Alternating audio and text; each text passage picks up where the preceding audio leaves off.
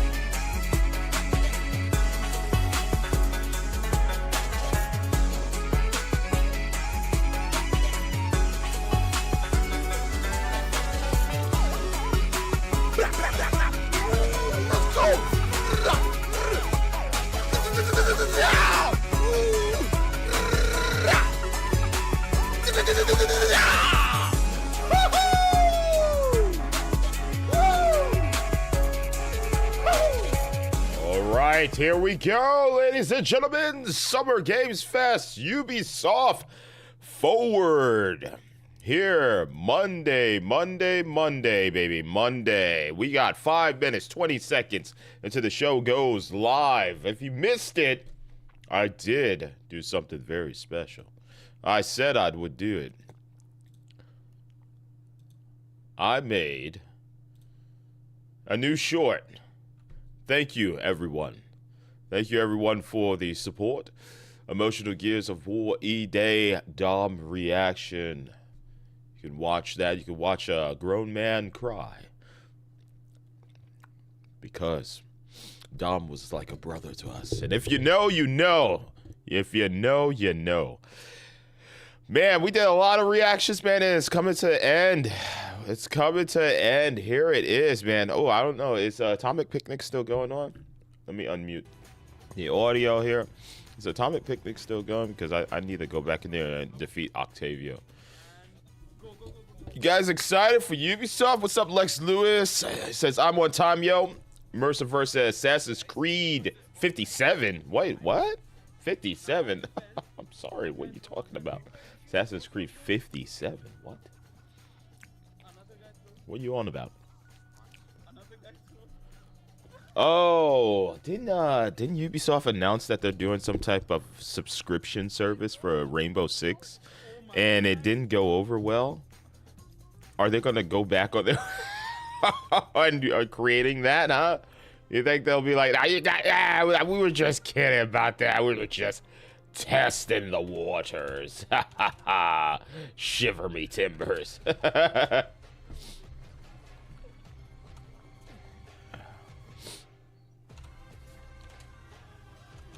Oh, yeah, look at that. Wow. Mirage on the iOS. Wait, is it full priced? Oh, my phone's over there. It's charging. Is it full price? It's pretty cool, man. Look at that. Look at that. Look at the power of the mobile phone.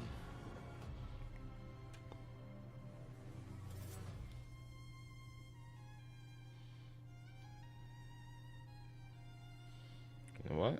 I might have to look that up. Hold on. Let me search real quick.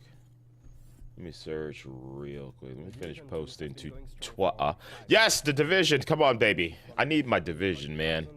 I need this. I need this, man. Please. The first season of year 6 is starting tomorrow, and with it, we are unlocking level 40 and the entire endgame for all Division 2 Oh. players. Show later today to hear more about the user updates. Now, let's take a look at what's coming with season 1. No, wait. No, I want the new Division. No, no, no. I want the new one. I don't play the old one. What do you believe, Agent? What's the truth? What is the truth? Everything is a lie. Oh, my bad. Are we on 58 now? Mercer. There hasn't been that many Assassin's Creed. Shut your mouth.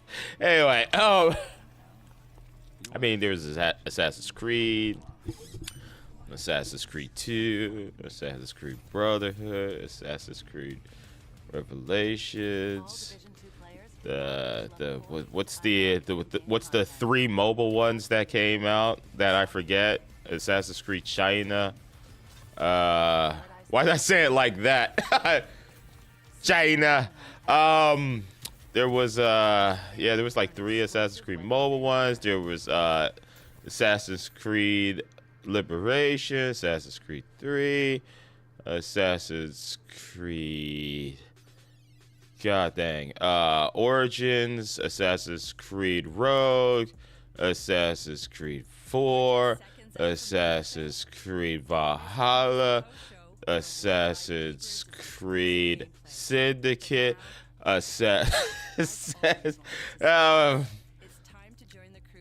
there's Assassin's Creed the movie with Michael Fassbender, which was not good. There's Assassin's Creed. Did I say Origins? No, Odyssey. There's Assassin's Creed Odyssey. Okay, we're skipping that part. There's a lot of Assassin's Creeds, but there is not 58 Assassin's Creeds. There's not.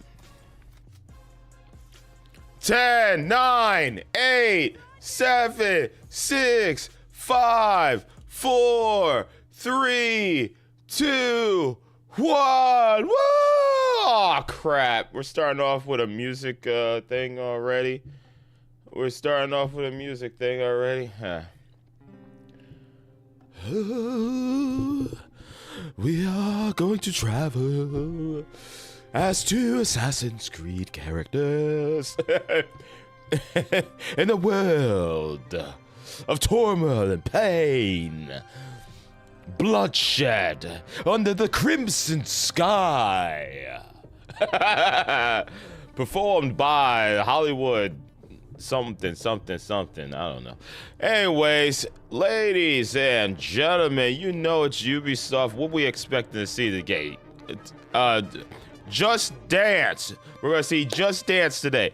We are going to see Assassin's Creed Shadows, most likely. Most definitely. It's a high probability. Might see some gameplay. We're going to see Star Wars Outlaws. We're going to see maybe some Tom Clancy's The Division update for the new one. We're going to probably see some For Honor content. What else we're going to see? Maybe some Raving Rabbids. And the creme de la creme would be Beyond Good and Evil 2. That would be it. We'll see if Yves Guillemot has anything to present to us as far as, whoa, what's this? Is this? Oh, I thought it was Beyond Good and Evil for a second. No, but it is Star Wars, ladies and gentlemen. Star Wars. And people have seemed to turn around on this game completely. The more trailers they show of it, more people seem to be like, oh, you know what? It actually looks pretty good. You know, compared to the way the Fable main protagonist looks, I mean, whew, man. The main protagonist for Star Wars Outlaws is like a 10. Anyways.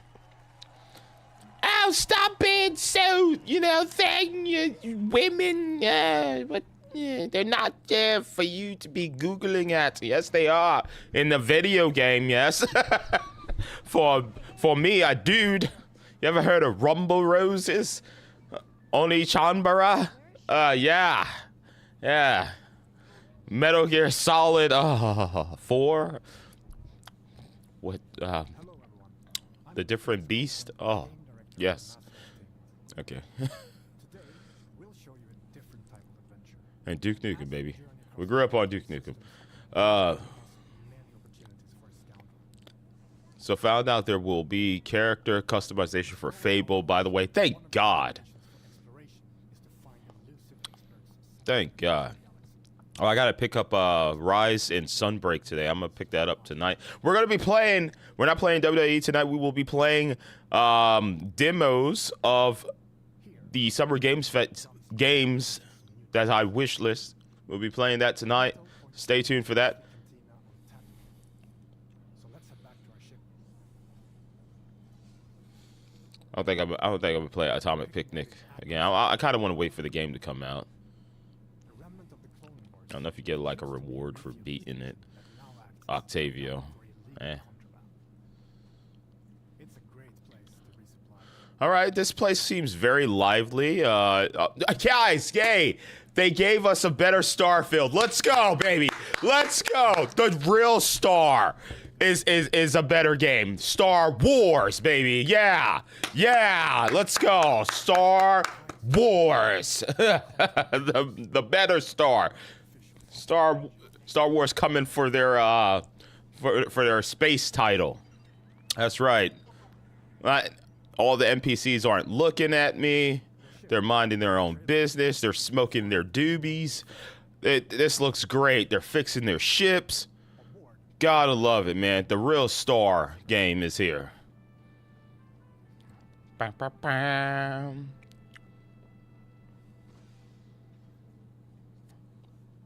Look at that hair physics.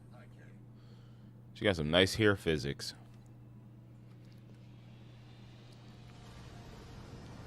Oh, yeah. Please tell me. Oh, look at that Starfield. Look at that. Look at that. Look how quick that was. Oh, my God. If we could land on the planet, it's over. It's over. Look at this. Immediately got out the freaking shuttle there. And, oh, wow. Immediate combat. Let's go. Whoa! A drift! A space drift! Holy spit! All right, lock on. Do we have a lock on missile? Oh, this looks cool, man. Oh my God, this looks cool. He zoomed in. Was like, was that an enemy? Oh! Do a barrel roll. Oh my God, let's go. Lock on. Fire missiles. Boom! Oh, then look at it spin! Look at it spin and blow up! And you can tell Gorak he owes K-Bass a ship. In space, Yo! Defend the ship from space pirates and syndicates with it. Mercer says, I'm predicting Metal Gear Solid Snake Eater remake will be censored. Doubt Konami will have the balls to have those female characters' designs given the current climate. Nah, they'll do it. They don't care. Konami's a Japanese company, right? No, they don't care. It's the American companies. Tatooine space, edge of the galaxy. the tattoo system is in the clutches. The hot If America forces their hand, like, nah, we need to censor that. Nah, we can't have that. Then I'm just gonna import the Japanese version. The fact it's beating Starfield is sad. Rip Bethesda. Oh, Bethesda will be fine. They got Fallout. Fallout's popular again. Oh my God! Please tell me. Are we landing on a planet? Yo, where's the cutscene? Stop playing. We are not landing on a planet. Get the fuck out of here! Are you joking? We get to fly onto the planet? Shut up. Shut up. 2024, we have landing on planet tech. Now, I did do a cutscene to land in the base, but we got to fly all the way into the planet. Get out of here, bro. Stop playing. Stop playing. Let's crank this up a little bit. including working your way in with the hot cartel. Are you joking? Under their control. I get to fly off the planet and onto the planet? Are you joking? Look at all the... Trail of our expert gunslinger. The best Did I just see some Jawas? Bruh, like, oh my God. we learn of a pirate who's deadly with the blaster. there's a lot of population going on here, man. I love it.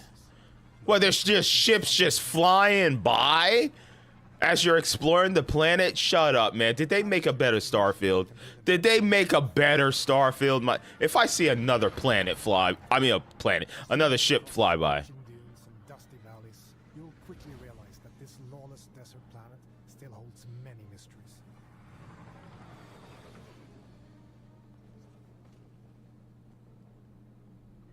We've reached our destination. We need to locate our storehouse and find our way into this heavy. All right, we got to scope it out. Triggering the alarm. The voice lines are still the original voice actors, so I doubt they will censor anything. Okay, for Metal Gear, all right. Bethesda absolutely demolished it, man. That's how Starfield should have been. Yep. Shoot, man, I'm telling you.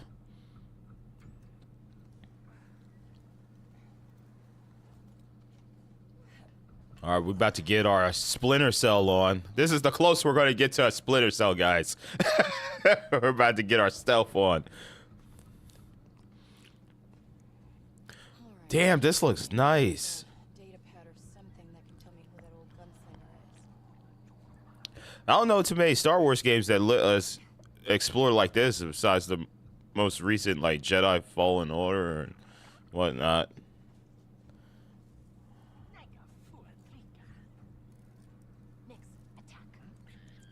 Huh? I choose you, Nix. Shoryuken. Oh, we getting a little, they got unlocked frames. We got a little bit of screen tearing. Got to turn that V-Sync on, but they say, nah. Oh, look at it. It got a little sensor. Uh-oh, there's two of them. There's two of them. Oh, that person heard the thing fall over. Stun gun. Awesome. Wait.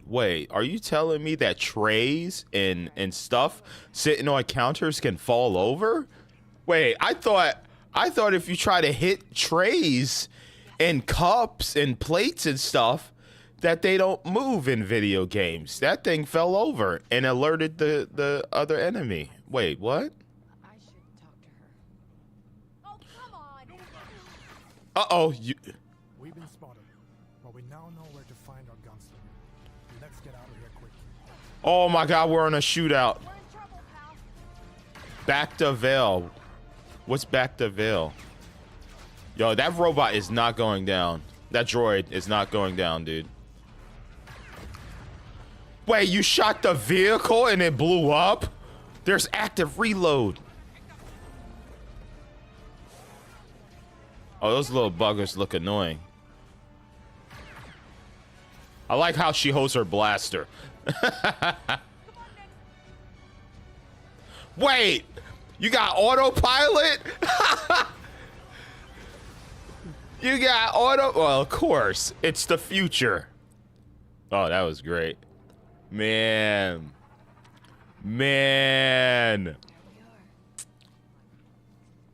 It's nighttime now. I wonder what we could do at night. You again. If you're still looking for Haas, I haven't seen him. Actually, I'm here for you. I heard you're the best shot on the planet. Oh, and you want to be second best. Now is not a good time. The Huts are coming, and I need to get ready. Get your blaster out. What we have just shown you is the beginning. of It's one of high the many noon. adventures you can go on in Star Wars Outlaws. Whether Oh you my God, they got Red Dead Deadeye.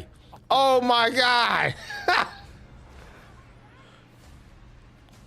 or become an unstoppable thief.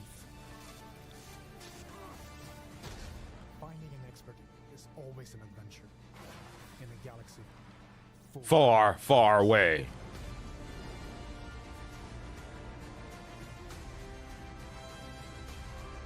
Wow. We should get moving.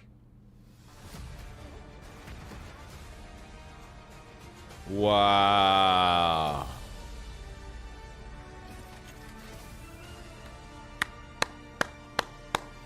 Wow. Damn. Damn. That looked very good. Surviving in the workers' district in Canto Bight. Seeing the rich get richer while pulling off small. Yeah, what type of pants are those? Are we bringing back Jinkos? After crossing one of the galaxy's elite, you end up hunted. Man, that high frame rate, man. The freaking ship drifted. That was, man, it like skirt. Increase your chances of survival. You'll need Immediately turned around. It was so fast. From a skilled pirate turned sheriff gunslinger to a sabacc high roller who has perfected sleight of hand, or even a group of scrap hoarding Jawas that can fit off-market parts to your starship. Nice. Follow rumors whispered between locals, or a tip-off from a cantina bartender that will lead you to their location. You know what? Why am I not surprised? It is Ubisoft. Ubisoft knows how to make great, lively, open world games.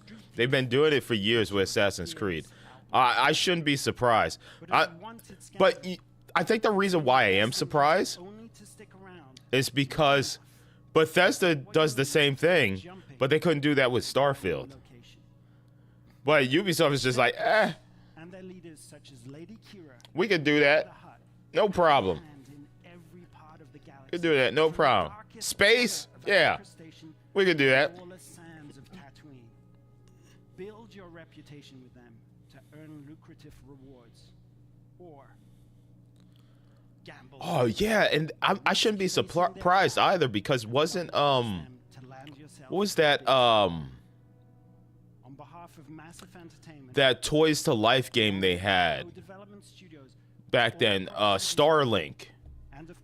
Starlink. I shouldn't be surprised that they know how to do like flight combat and stuff like that. Because Starlink was awesome. That was a good Star Fox game if you had the Switch version, because I had Fox McCloud. And I have the ship. It's still sitting over there, displayed. Galaxy is full of opportunity.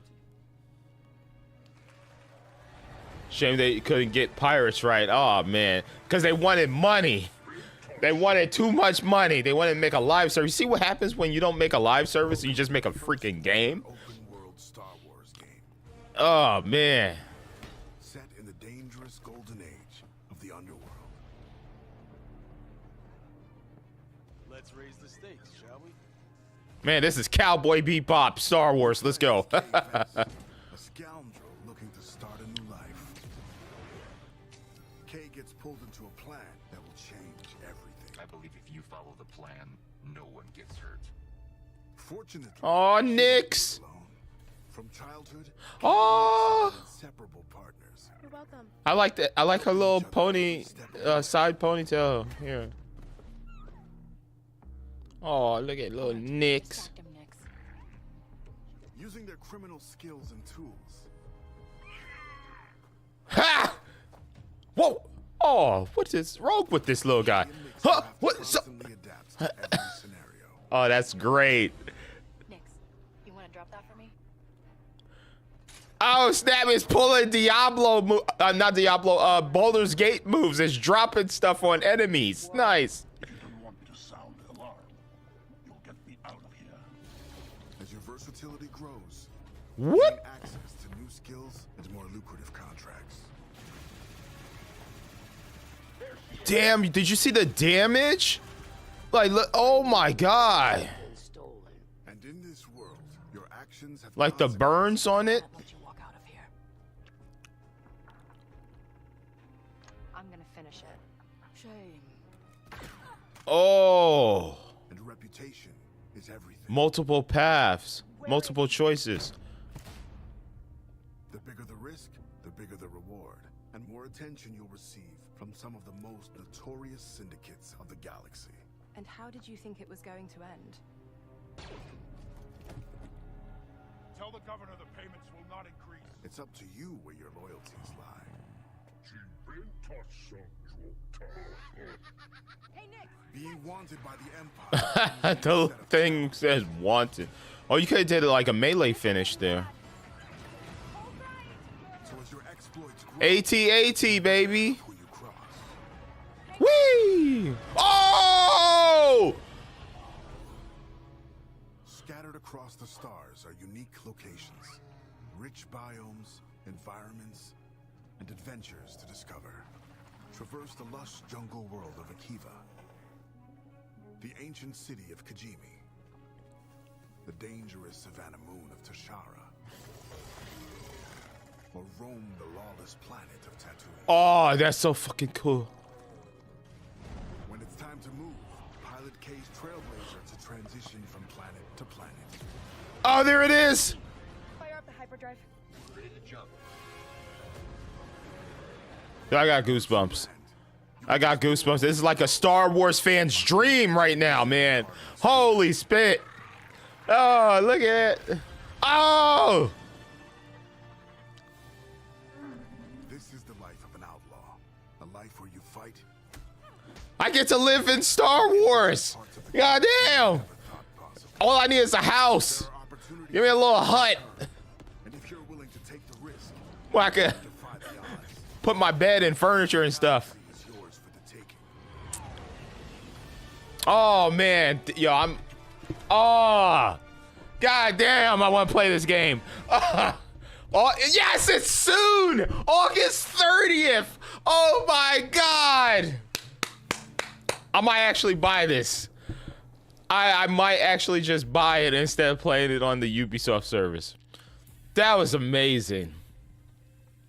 You get to watch as the ships are just you're traversing the planet and the ships are just flying through, and if you get into a confrontation, they start shooting at you and shit. Dude, oh my God, bro.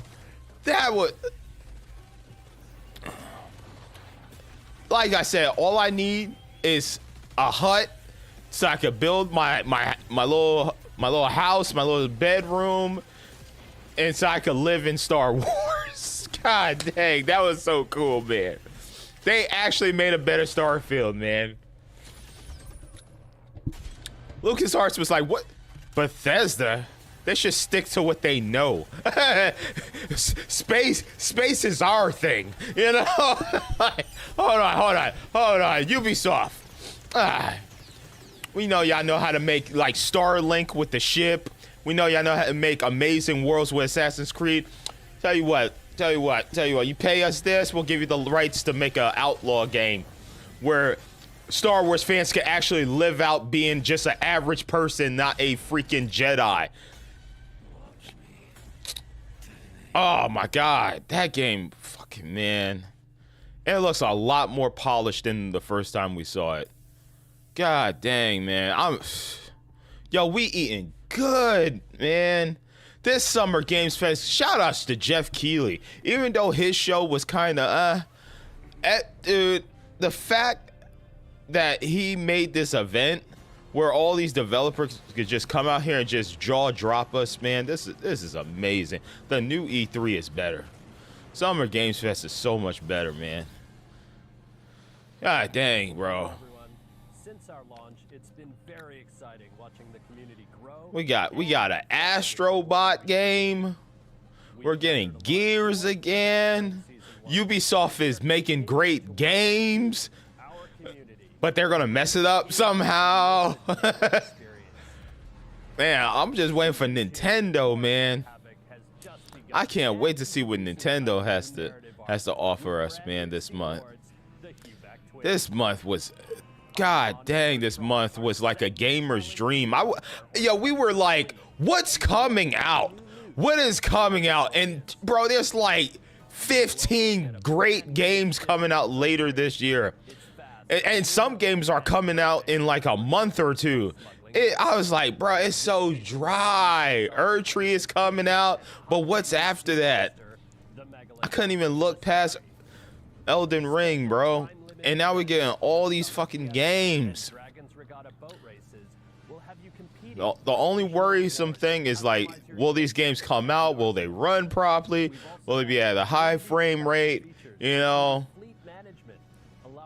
Is there gonna be jank? If these games come out like Avowed, and freaking Star Wars. These games come out and they just work. Damn, man. Just when you thought last year was the best year for video games, we're just, man, it just keeps going, man. Every year is just great. I'm so happy. I'm just so happy. Besides the layoffs this year that happened, I'm happy.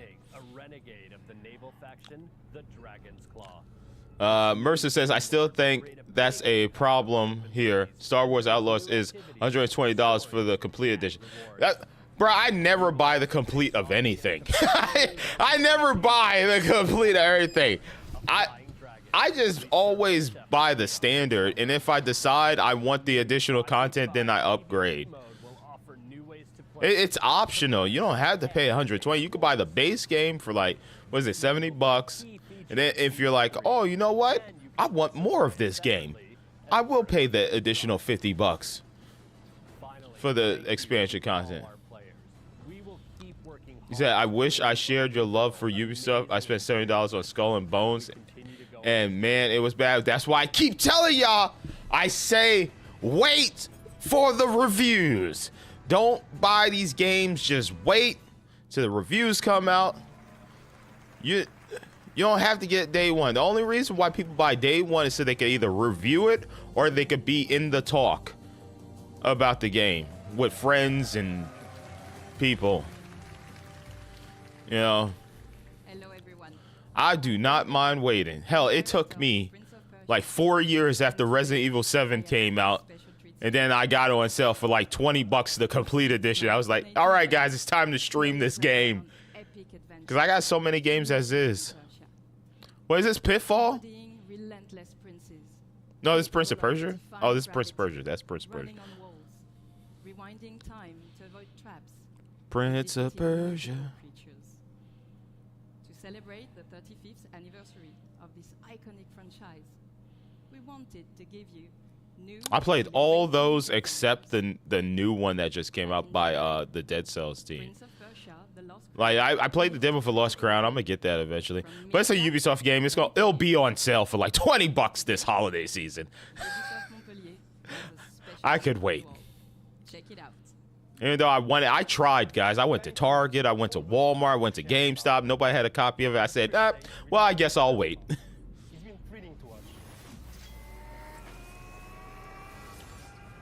A Ubisoft original.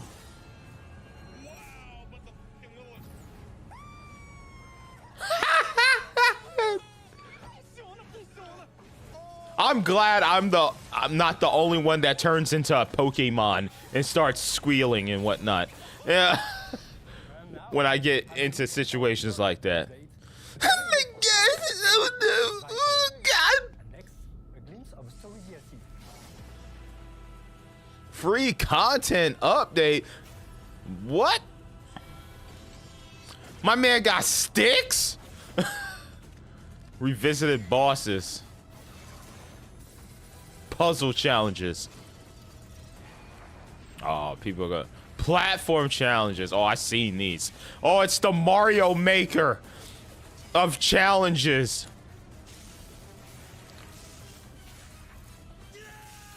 For free. Wow. I guess Ubisoft is like, yo, we messed up with the whole Rainbow Six thing the other day. We gotta do right by the games. Let's just make this content free, huh? Hell, God of War made their roguelike content free, right? Didn't they? Rayman! Oh, they have toys in their chest box. There's Prince of Persia, Rayman. Evil Empire to bring their amazing independent spirit to the franchise. The Rogue Prince of I'm seeing a lot of people rocking just the simple black and white style. It happened on the OTK Game Fest where Asmund just wearing black and white. Bro, everybody's just switching to black and white colors now, man. Because it's smart, man. I have a closet full of black t-shirts and white t-shirts. That's all I wear. I used to wear my Animal Crossing and my my Mortal Kombat shirts. Now I just wear. Look, he's wearing just a white T-shirt, man. You see? Simplicity is back, baby. F Gucci, Louis Vuitton, Louis Vuitton. Yo, yeah, I just wear a black T-shirt, some shorts, got my Nikes or my Fubus on or my Pumas. The only thing named brand is like my sneakers. Everything else is like, well, these are Walmart T-shirts, and then I got fresh, clean thread black tees. I love fresh, clean threads because they're true to fit. But everybody's just rocking black and white. I like seeing it, man. Simple colors, man.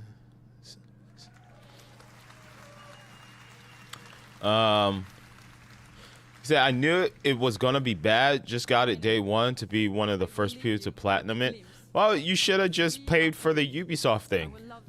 It was like $15. You could have saved yourself a whole, what, $60 or so, or $55. Excuse me. I don't know if there's tax on digital. I think there is tax on digital. I never do stuff like that. Usually, I almost never buy games on release. Well, if you learn and you live, man.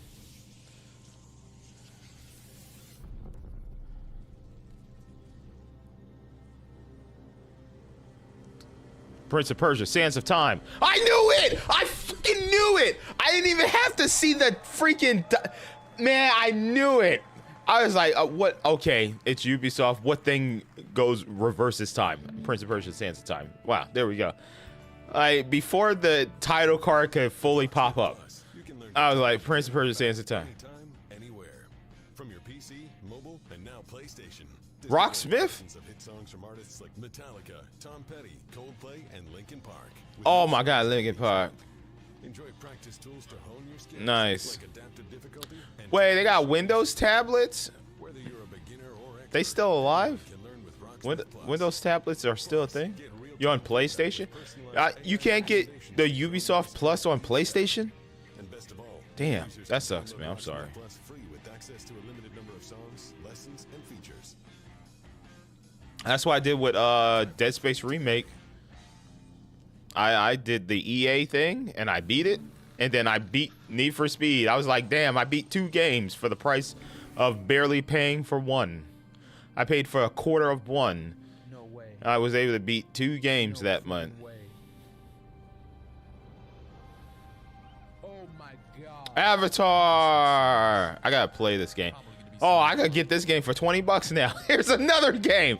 I'm glad I waited. I heard it was good. Up, Max! Max! What's up, dudes? What's going on, dudes? Max here. Yo, dudes! Welcome back. That's how Max always starts his streams. As soon as the intro finishes playing, he's like, yo! What's up, dudes?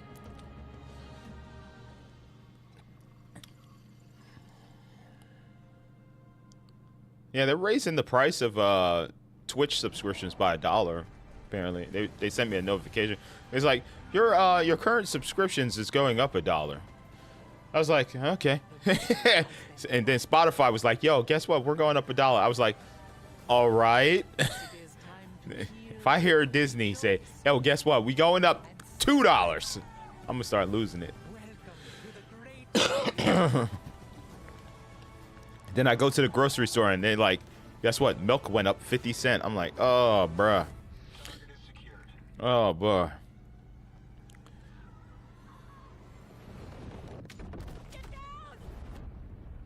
They tried to break us. Wait, is this DLC content? Oh my God! If it's free, Ubisoft is going. They're killing it.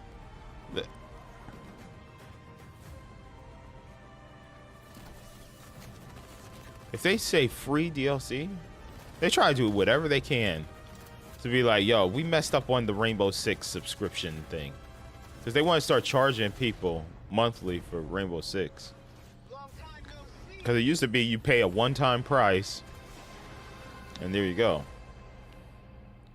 Oh, season pass. Okay, I don't mind that. That's optional. I ain't gotta buy it if I don't want it.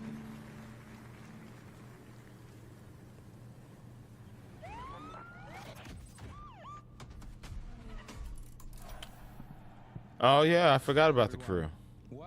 How was the latest crew? I didn't play it.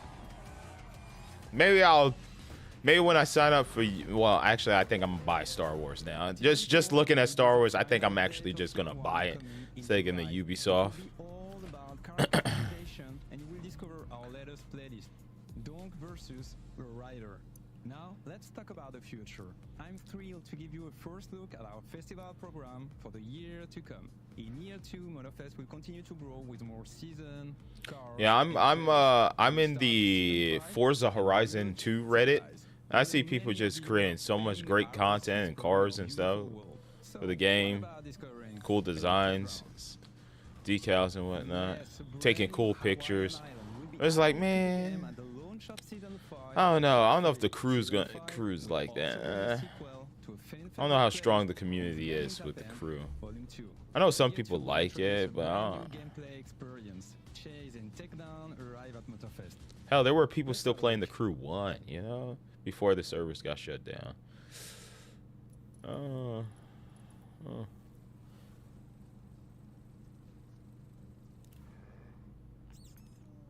Ooh, Doberman. We're driven by the chase. Always on the lookout. And once our target is in sight. No, is that a rock wallet? Yeah, that looks like a rock wallet, right? It's not a Doberman. Dobermans are a little bit taller, right?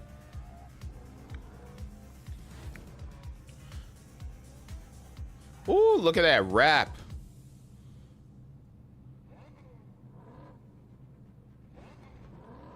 Chase Squad. Oh, that's the police.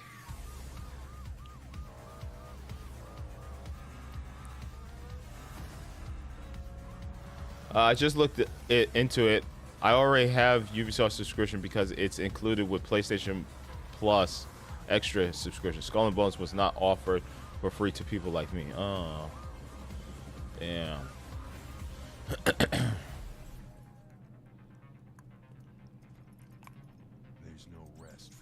No, that's not a rock wallet. That is a Doberman. Oh, see, now I need to look this up. Okay, now I need to look this up because I'm getting confused now. Doberman dog. Yeah, that's a Doberman. It got its ears clipped. I don't like when people do that though. I like when my dog has the natural little flappy ears. By order of the Emperor, my fellow Romans. Oh my God! Phoenix Rising again.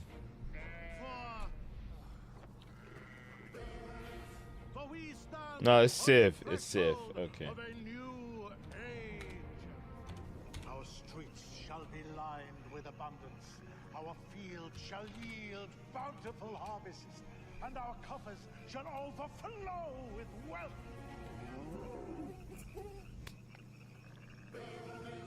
An era of prosperity. Yeah, rock wallets have more of a fuller face. Heralded by the arrival of a new governor.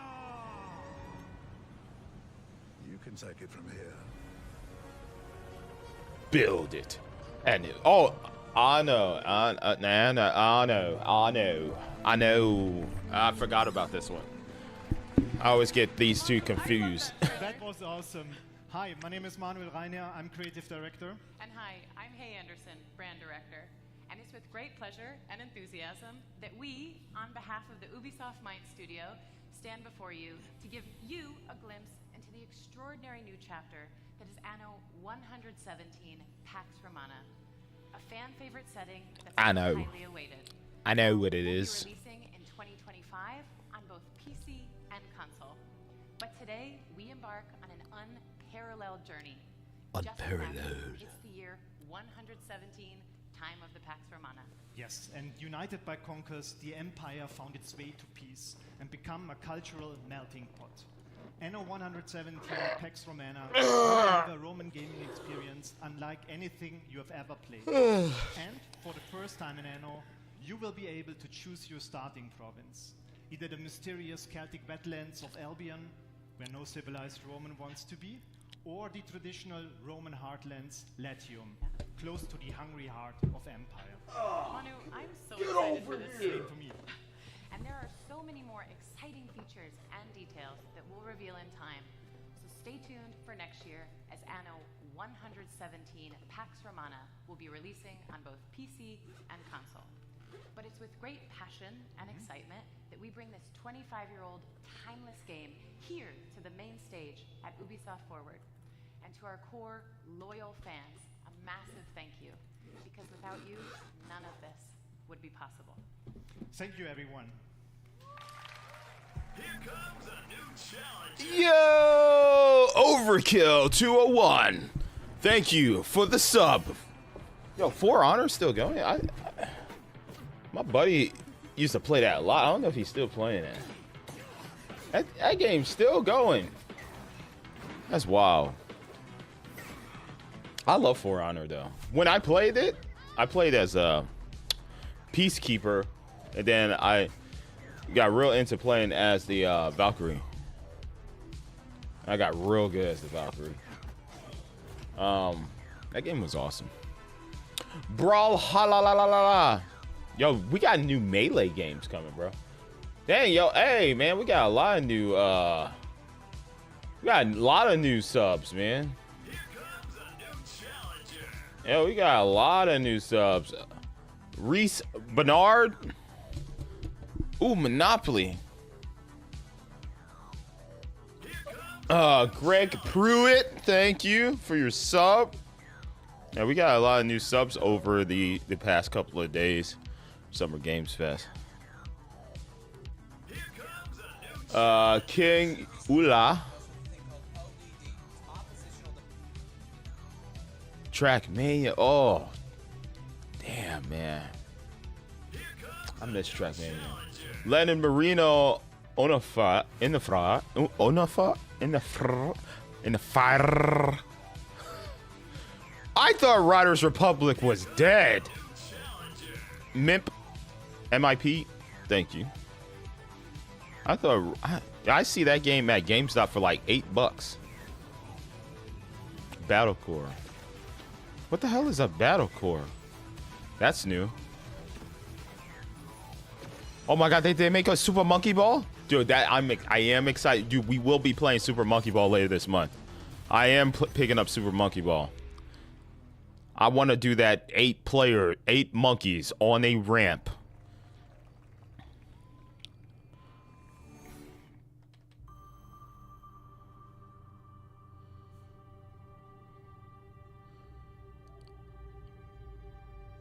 Oh, we got a musical thing, musical performance. Drums. Oh wait, is this that Star Wars game? Is it coming back? Yeah, I remember there was this Star Wars game where they had like they were doing like a ritual and they were banging on the drums and they summoned the character at the end of the trailer. That thing was awesome, but then it got canceled. Oh, it's performed by Tycho Project. Okay.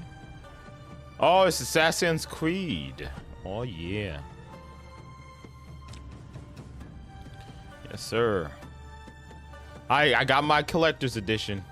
And I told you guys I do the thing that I used to do back in the days. Whenever I had a big purchase to make at GameStop, I would go in there every now and then with some change. I just drop it on my Assassin's Creed by the time, or my collector's edition of whatever game. By the time it comes out, it's already paid off, or I owe like 5% left or something like that. So yeah, I've just been slowly paying off my collector's edition. Every time I pass by GameStop, I'm just like, see, I got $10 on me. Boom, drop $10 on my collector's edition. I think I'm around like $80 or $90 now, paid off. And I think what is it like? Is it like $180 or something like that? I don't know. Wait, I had my wallet. I have my receipt. I think it's like $180. Yeah, $180 or it's like $280. I forget. I'm slowly getting paid off. People are like, if you're an Assassin's Creed fan, you're popping off for this game right now, man. I'm seeing a lot of people in the community just like losing their mind over this game. There are people that's like, oh, it's not accurate to history and stuff, and then there's the Assassin's Creed fans that love Assassin's Creed games that are just like, man, this looks like a great game. I can't wait for it to come out. I'm telling you, Ubisoft need to stop trying to be correct with history and whatnot and just make a great game. I don't really care for the history of it. I just want to play a great game. I'm finally getting Assassins with Assassin Samurais.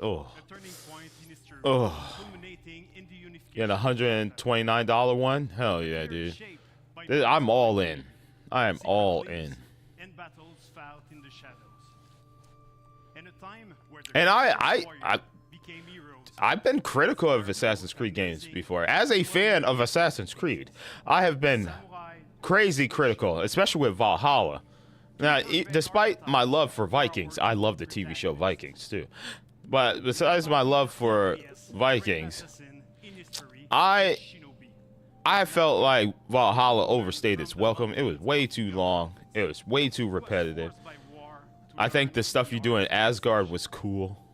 There was some good side content, like, but yeah, it was just too long. I think it should have ended. I think it should have ended after Focus. After we defeated that one chick, the short-haired chick, I forget her name.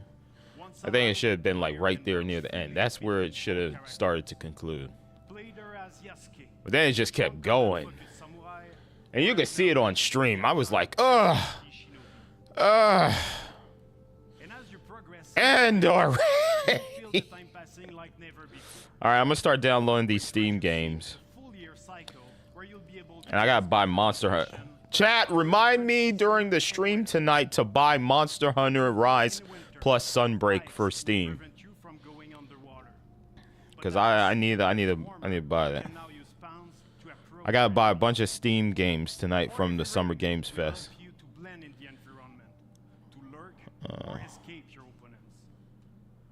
You can also use your surroundings to your favor. At night, extinguish lanterns and destroy brazier to vanish in the shadows. My God, this game look. Yo, look at the branches sway, bro. That's how the branches look. Hey, Mercer, thank you for telling me about the camera, by the way. That's how the branches look when we have strong winds over here. They be swaying. Dude, I have 339 games on my Steam wish list. This is over the years. I've been using Steam for years.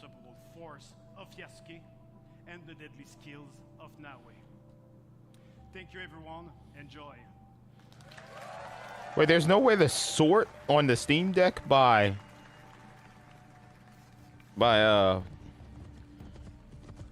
added.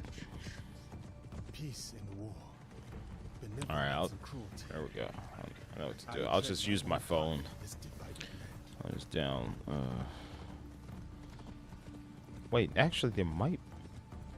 Maybe it does order it by added, but I just have to scroll all the way to the bottom.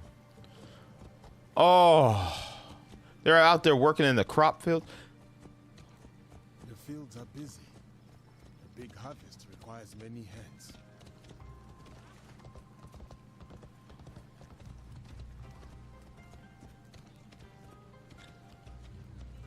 I'm going to have to watch this again so I hear what you can do.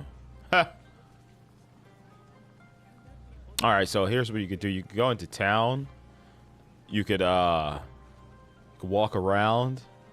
You could accept a mission, most likely. You go do said mission, which might require eavesdropping or taking out a target. It is kind of low. The hell, I could barely hear it too. Man, look at. Yeah, you see them bowing for him, like. We got Shiba Inu.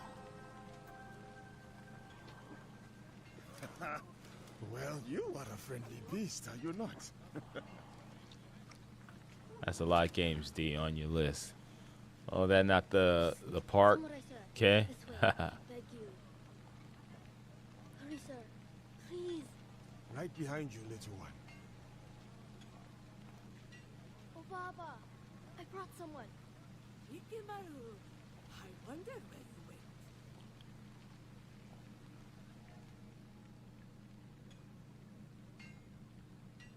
Ah, a samurai. One that does not hail from these lands. I am a stranger, yes. I'm talking about when the guy was explaining things. Oh. I have enough to fear from the men of Kochiyama. They abuse their power, taxing us again and again, leaving us only scraps. I bet they are in the market now, along the main road. A stranger might make good merit, ridding a village of a threat like these men. Is that so? Then I shall see it done. For this life, if not the next.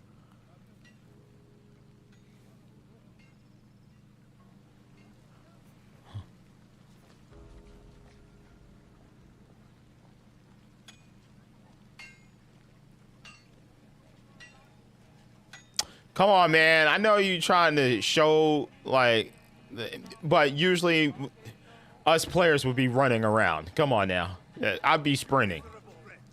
More division among the people here. More corruption.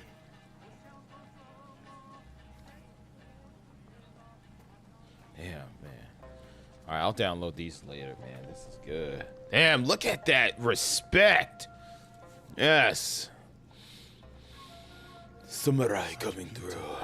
Shadowed by suffering. How come some aren't bowing? How come they're not bowing? What is happening here? Oh, damn, she going in on that bow. I like that there's different forms of bowing. Fujoko? Keep walking. Oh, here we go. Here we go. Show me the parry system. Okay, that was unparry. Oh, the fruits. Oh! Damn! You get those fruits at a discount now, at least. Good parry. Ooh, ooh, ooh, ooh! I don't like the stop motion parrying, though. Hopefully you could turn that off. That's too For Honor-ish for me.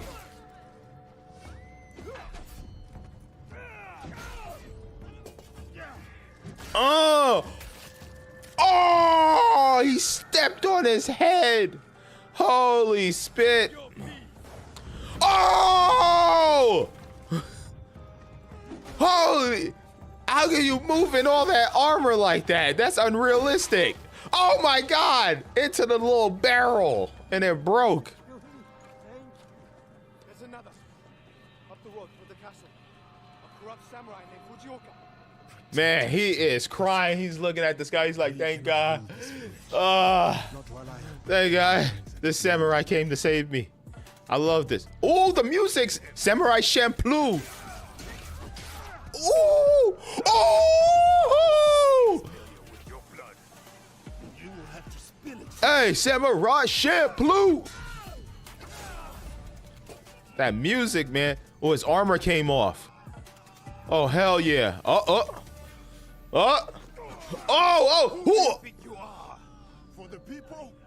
You could talk trash? Oh my God, let's go.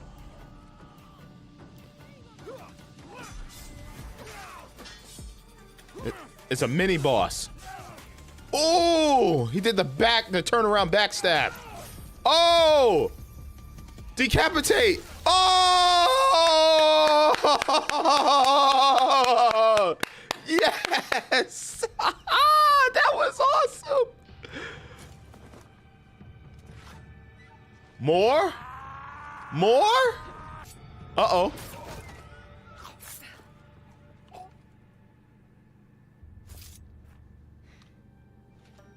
going to handle that. Too slow. What did you find? The samurai has been stealing from the villagers. He has been starving the people here for some time. So now we know. Damn, he tall, man. God dang. Fukujama Castle. Yeah, that or she's super short. Before we send our allies to look for him, he'll be difficult to find. I wonder what her combat's gonna be looking like, because his combat was fucking like, he had good defense, he had good, you know, guard break. He's there. Who will take the lead? We can sneak in. Or charge through the front gate. Not my style. Oh, dude, if it's daylight, I'm going in. I'm going in as him. Nighttime, I'll sneak in. But be careful in there. Don't worry, I won't be alone. It'll be me and the shadows. Dude, the dialogue is good too. To serve the light. The dialogue, dude, the voiceovers are really I'll good. go straight for the daimyo. When fighting a snake, why wrestle the body when you can slice I actually walk around in these games. Nah, bro, I don't do that. That's too realistic. You're like one of those people that plays MMOs and you just walk everywhere. Damn, bro. Oh, it's nighttime. It's nighttime. So she waits till nighttime. So all her missions were probably at night. Okay. Dude, what the hell? She straight up Spider-Man'd her. Spider-Man that enemy. Oh no, oh no. Oh no, no. Is he gonna kill her? Oh, she's crawling, bro. You're mine now, snake. Can she whistle? What the hell? I walk around like that. Y'all weird. Y'all looking for that realism, man. Oh!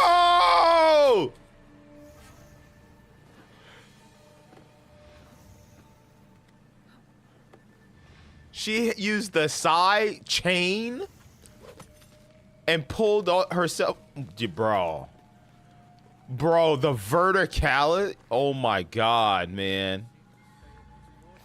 The sickle to chain.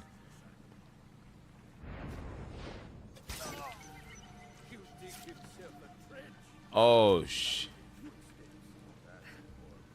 I like the feel of the areas. Wow. As a streamer, I have to fucking finish these games so I can get to the next one. I don't have time to just walk around. Grab her. Don't kill her. Don't kill her. You want to stay alive? You stay in here.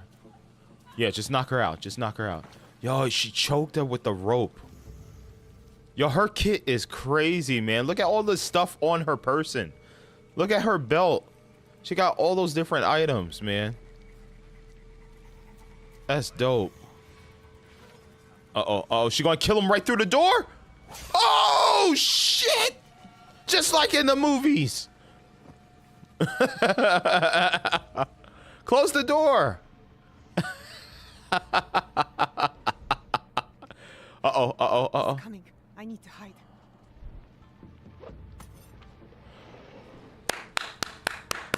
Holy spit, we're doing some Tenchu stealth, baby. It's Tenchu, man.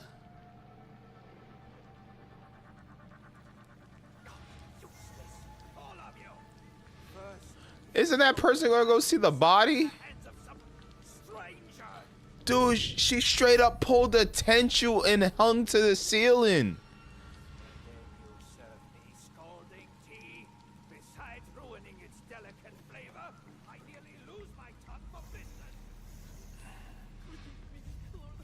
Oh, this blood. The samurai Yasuke took out. Good riddance. Oh, he did that? The other guy? I mean, the other character? A daimyo like that deserves a slower death than the one I'm about to give him. No way. Oh my God, let's go.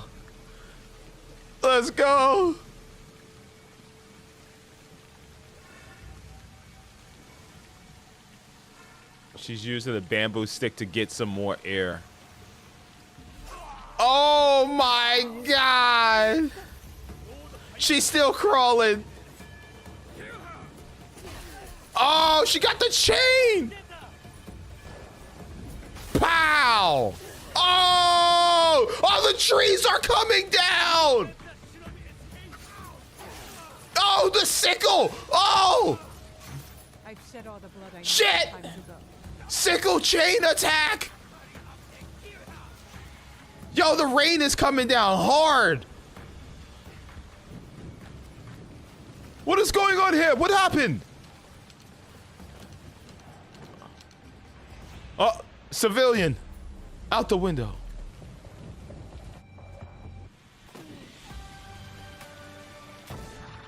Oh, man, more. I want more.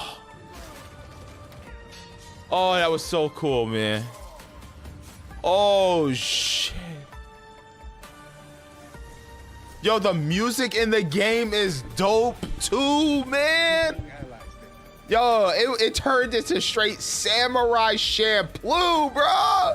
If you never watched that anime, you gotta watch it, bro. Gene is my favorite, man. Oh, that's my boy. Yeah, man. Ubisoft, man. Ubisoft, good job, man. Dude, I'm getting Star Wars and I'm getting this, bro. I'm getting both of these games. God dang. Yo, let's go, Ubisoft. God dang, bro. Let's freaking go, man. Damn.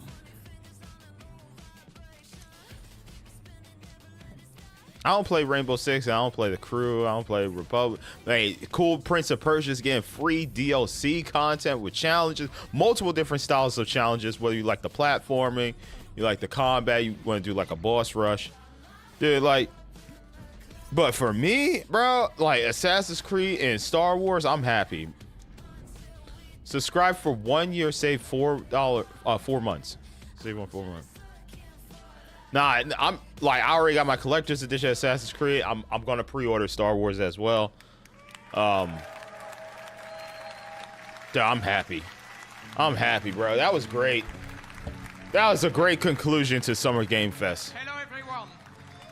Eves. It's a pleasure for all of us to be here to celebrate. That was great, dude. The fucking combat in that game is sick. The movement they did back in the days on Tenchu. You could cling to the ceiling. That was one of my favorite things. To make noise, cling to the ceiling, wait for somebody to come by, and then kill them. Oh my god. Then she brought out the sickle with the chain, and it destroyed the bamboo trees in the environment. Oh man, that shit was so cool. And we can't wait for you to get your hands on the amazing games you have seen today. Dude, Yosuke, his combat was, it was so meaty, bro. It was so meaty. Then they did the stance. They engaged. They started talking shit to each other, and then they went back to their stance. That was so fucking cool, man. Oh, man. That was great. Yo, we didn't see a Just Dance. Is this a first? Is this a first? We didn't see a Just Dance? Bro, that's crazy. That's crazy, man. Don't go anywhere. Don't go anywhere. Stay tuned for the Ubisoft Forward post show for deeper looks at Assassin's Creed Shadows. We're staying. No, I ain't going to work. Fuck work. I'm not going to work. Presented by Intel. I ain't going to work. We staying here. We gonna watch this, man. We gonna watch this. I don't give a damn. My bills are caught up. I'm good. Oh my god, bro. We are here today to share details of Man, that's the kind of gameplay I want, bro. That was amazing, bro. And the way it was nighttime, it was like clear sky, and it's like the sky was crying with all the death that we were committing, and it progressively started. The rain started with all the murder that was happening. That was impactful, man. That was fucking impactful. I love it. all of which is affected by dynamic seasons and weather system. The wildlife is now more than Oh, the man. game ecosystem and biome. Let me update the title. Shadows, a lot of the game wildlife will That was great. Guys, hit the like button. And the player will even see puppies, mostly in the springtime. The goal is to have a more natural behaviors and awareness systems.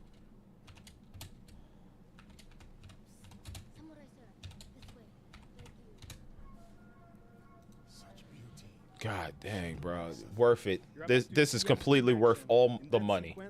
This is worth all the money. Look how so lively the environment is. They're bowing. You get in combat, you start tearing them up, their armor starts to break apart. Let's see some combat now.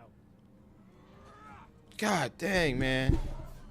The notion of dynamism was also applied to our props that are, for most of them, breakable. Look at those physics. I'm telling you, Ubisoft know how to do what they do, man. They know how to do what they mother effing do, man. And they do it right. Break enemies' armor. It's also a good tactic to remove armor first because it reduces the time to deal with your opponents. So do we do that by doing consistent heavies? Under the enemy, it represents the armor, and once it's broken, it's a lot easier to land hits and inflict damage. Oh, okay. Okay. Attacking and defending charge up your adrenaline meter. Once it's full, you can spend all those resources to push back or knock down or inflict damage. Oh. And even put the enemy vulnerable. Okay, we have two other skills though. Is the posture system. You can hold your attack and posture at any moment inside a combo. Those attacks inflict massive damage and can also branch into execution. Wow. Of course, if you use those attacks, you expose yourself. So the key is to really master the timing and learning enemy behavior. In the end, your competency can give you an edge over your stats. So can you not parry when you're in that stance? You're just completely open? Have two weapons at the same time, so they can freely switch between both of them. You can see here, Yasuke has the classic katana, and he's using one of his unique moves, the sheeted attack.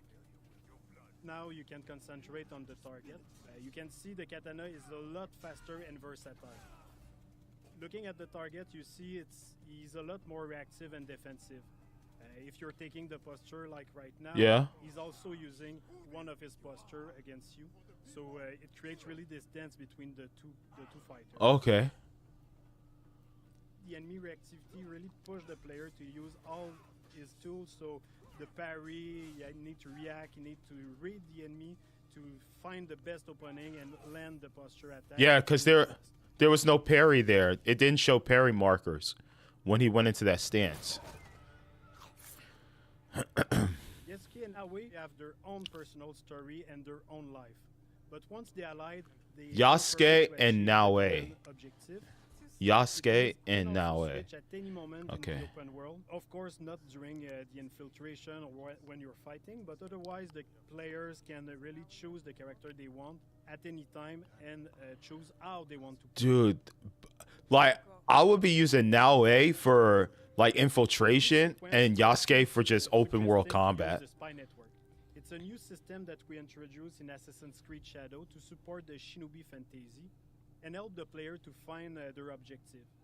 So you can send your spy to scout areas and spot your targets or the quest objective you have. Okay, you have 3 scouts. That's pretty cool. Cutscene where you can pick the one who answer or ask questions. At the end, you can also pick the character you want to continue with.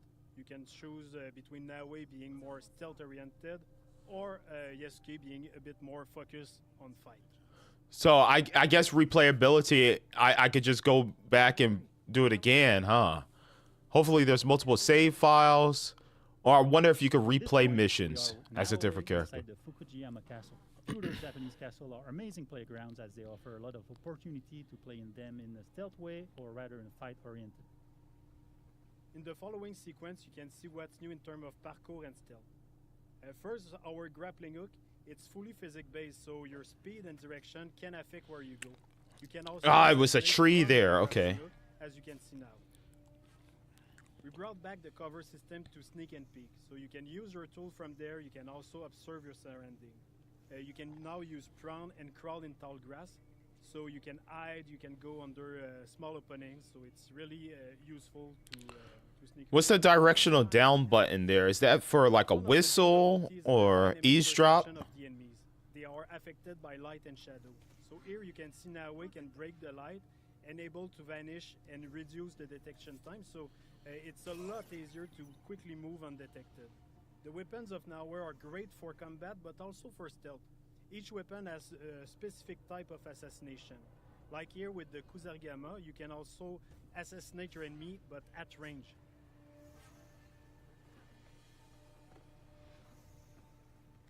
With Nawe, you'll feel like a shinobi with all the new animation we added to make her a lot more agile and faster when doing parkour and everything she does basically. Wow. Nawe is an agile, self-focused shinobi Yeah. who will use noise, light, and shadows to evade detection as enemies respond to their changing surroundings. Nawe is currently making her way to reach her target. She's going through some elite samurai houses, and as she progresses, the player will see and discover other iconic areas of the castle, such as the daimyo quarter. The grappling hook can be also used to grab enemy, which is very useful to move them quickly and dispose of them in the better spot. It's much more efficient than just carrying dead body, for example. It's giving the player the option to decide if they want to kill or not. We have a couple of Oh, is it? So like Ghost of Tsushima or Until Tsushima. they are wake up by other people. Like you saw with the Kusarigama, the katana also have special assassination. You can stab people through shoji door and stay mostly silent. Yes. So depending on the weapon you have, you have a different assassination opportunity. Really? Okay. So it's not weapon specific. I need to hide. In interior, they are placed to hide. Oh, but tenchu, man. You can use to grapple on the ceiling. It's really useful to not being spot, of course, but to also wait for an opportunity to assassinate. This is why we never get a new tenchu. We're definitely not getting a new tenchu because of this. Here we saw a sudden weather state change that triggered a thunderstorm. The noise and the rain and the wind cover your footsteps and also your action. That's cool. In winter, the old pan will be frozen, so you can't use the same tactics. I got to use the thunder to drown the noises of combat and whatnot. Another cool shinobi trick you can see is Nawe using the breathing stick. With that, you can stay hidden underwater and wait for the perfect opportunity to assassinate or just sneak around. If you're detected, you can choose to escape to return to your stealth loop or go straight in combat. There was a small opportunity to assassinate. A versatile weapon that can use the cycle in one hand and the weighted chain in the other, allowing some range and melee fight depending on your attacks. Yeah, but she's in a stance, which means she's open for attacks. The player decided to escape after many guards joined the fight. Even if Nawe can be very deadly, she doesn't have a strong armor like Yasuke, so it's a lot more risky when you fight multiple enemies at the same time. Anyway, in this case, she already achieved her objective. She killed the daimyo, so all is fine. No way. Infiltration at night with Nawe. Chain assassination, yeah. Of taking Yasuke and breaking through the front door. Day, night, Oh. even season can affect the challenges on your. That's so cool. Thanks for watching. We hope that. Damn, that's amazing. Assassin's Creed Shadows will be launching on November 15th. We can't wait for you to play. That's amazing. Damn, dude. This looks like an amazing, complete experience, man. Yup, I already got my collector's edition, bro. They're going in my cabinet with my other assassins. Look at that. This is what I'm getting, guys. Hell yeah. I wonder if they're going to be available after today, man. If you want this, you better get it now. 40 centimeter. Damn.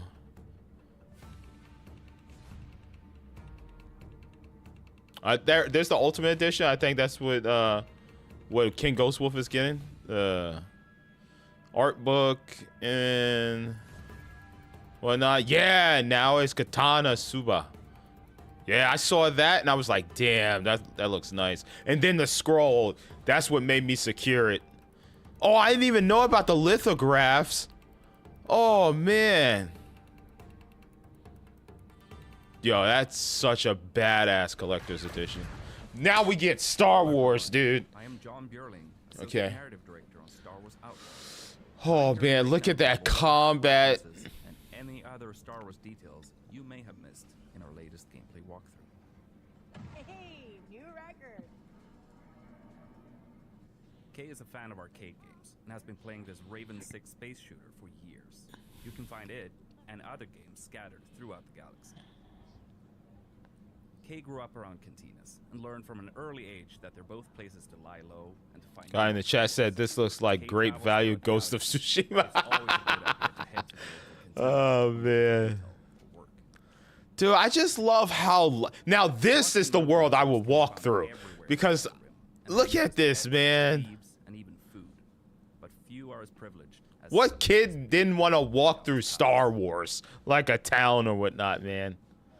Oh, man. I just want to take it in, man.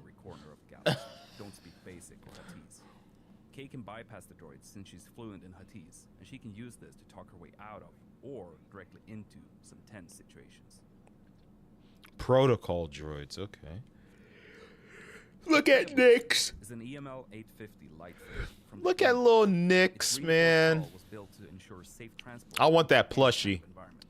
I want that plushie. I'm sorry, Mew, but I need that plushie The ship is a rare of prototype Nyx. from a bygone era that had a life of its own before ending up in Kay's hands. I got Grogu. I got Grogu over there too, man.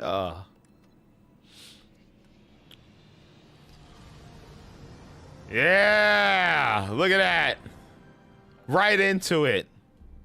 No load screens or anything, man. Just right into it. Akiva. Normally, the Empire doesn't have a presence there, but like with many other remote worlds, they carry Pirates. operational audits with support. Look at all the information up here. Look at that. Look at that. You see that? Look at that. We got Junkros fighter, DF-11 Scourge, another Junkros fighter. Remains of a comet called Kinro. Legend has it that We're using a several bulk Jedi got freighter. together and used the Force to tear it apart, but most people think that's just a myth. Traveling in the Outer Rim is dangerous, and spacers, smugglers, and syndicate freighters are all at risk of being attacked by pirates.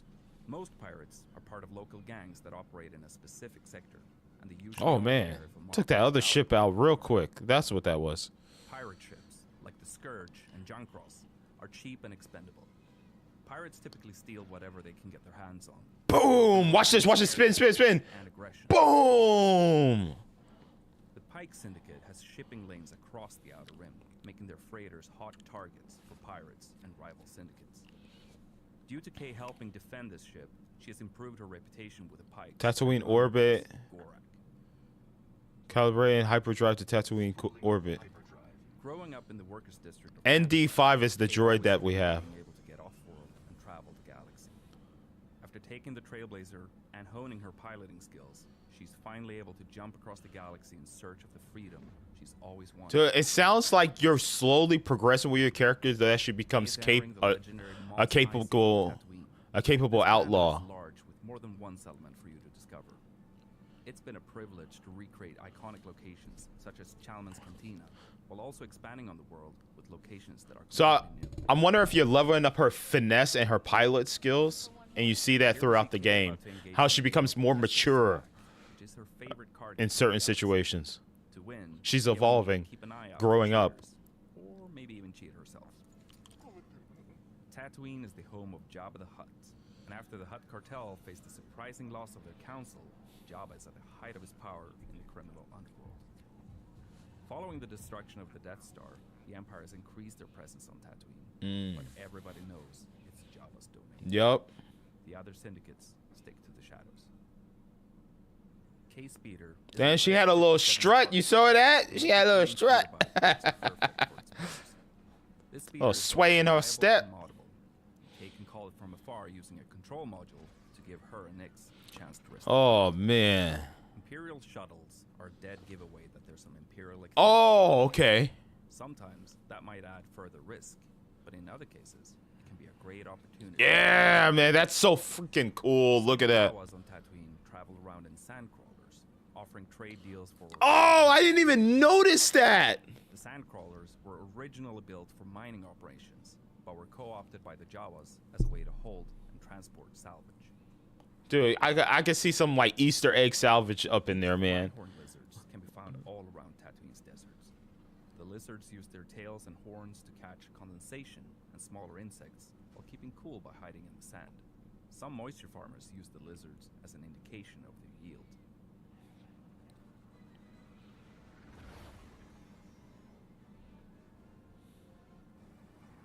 The huts are present outside the main cities too, and have established compounds all over Tatooine. Depending on your reputation level, you can walk right in or be turned away from Syndicate territory. So your interactions with these locations and the syndicates within will change throughout the game.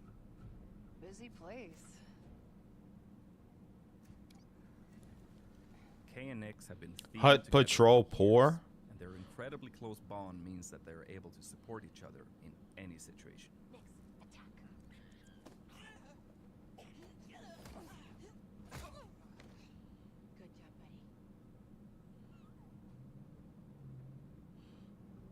Seeing a lot of things to interact with in the environment there. There's also some explosives.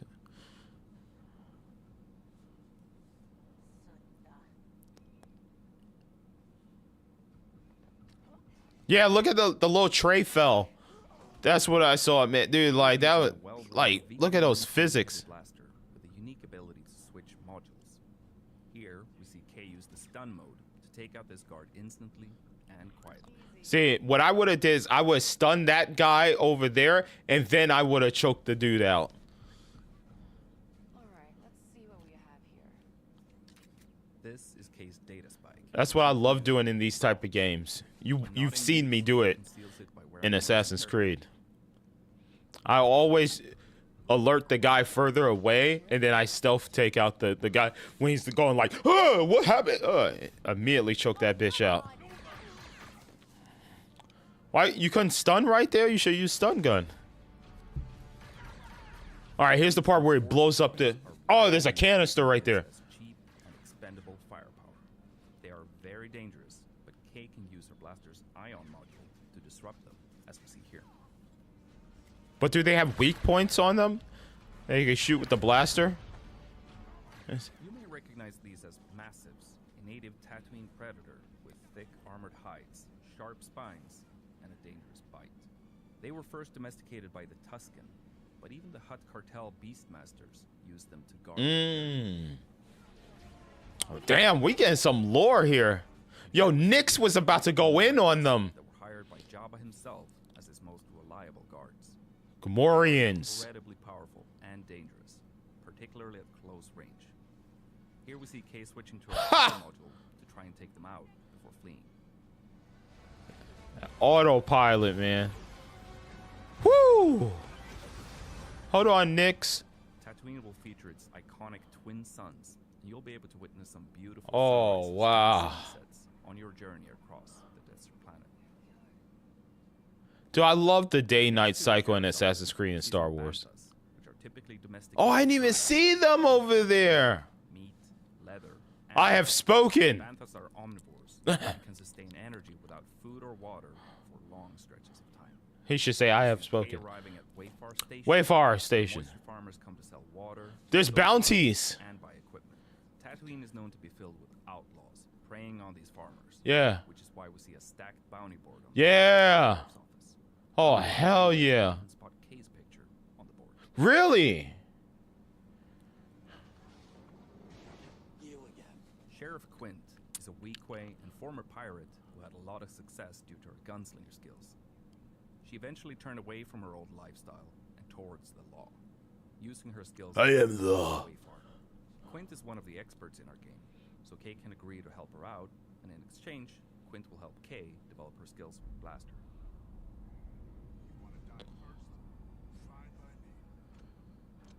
Deadeye. Damn. This is another look at Tushara, the new Savannah Moon created in collaboration between Massive Entertainment and Lucasfilm Games. Wow, okay. Strong winds on the moon wear down the naturally occurring amberine. This can create ramps for Kain planet of Akiva, which has been fully realized visually for the first time. Akiva has a very interesting history. Damn. That's something we were excited to explore with Kay and Nix.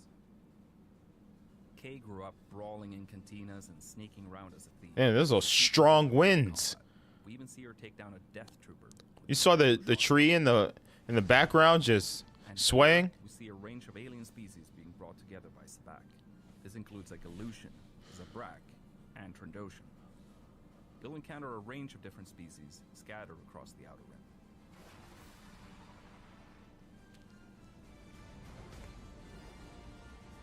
Oh, dude, I've been getting goosebumps every time I see the Star Wars trailer. Broadcast live from her hometown of Cantobite. Nix loves following the race on the holo projector. These are Aglis flyers, native to Tushara. They have a habit of stealing anything they can get their hands on, hoarding the items in remote nests. The Tusharans use wind fishing nets to capture them for their meat. In addition to Kay's blaster, she'll learn to use some other weapons when she needs some additional firepower, such as this Imperial Z6 rotary blaster cannon. And finally, here we see a Rancor, a reptilian species that originally hailed from the planet Dathomir. As fans will know, Rancors are extremely dangerous, so they present quite a threat to someone like Kay. And that's some of the things that you may have missed in our latest. Damn. Yeah, I missed a lot. Hard at work crafting this galactic scoundrel adventure. Damn. And we're excited for players to experience the Outer Rim as Kay and her companion Nix on August 30th. That was. Take a risk. The galaxy is full. God, yeah, this is the. You know how you guys say you want to walk through Assassin's Creed? I want to walk through Star Wars Outlaws. There is so much to interact with in the environment.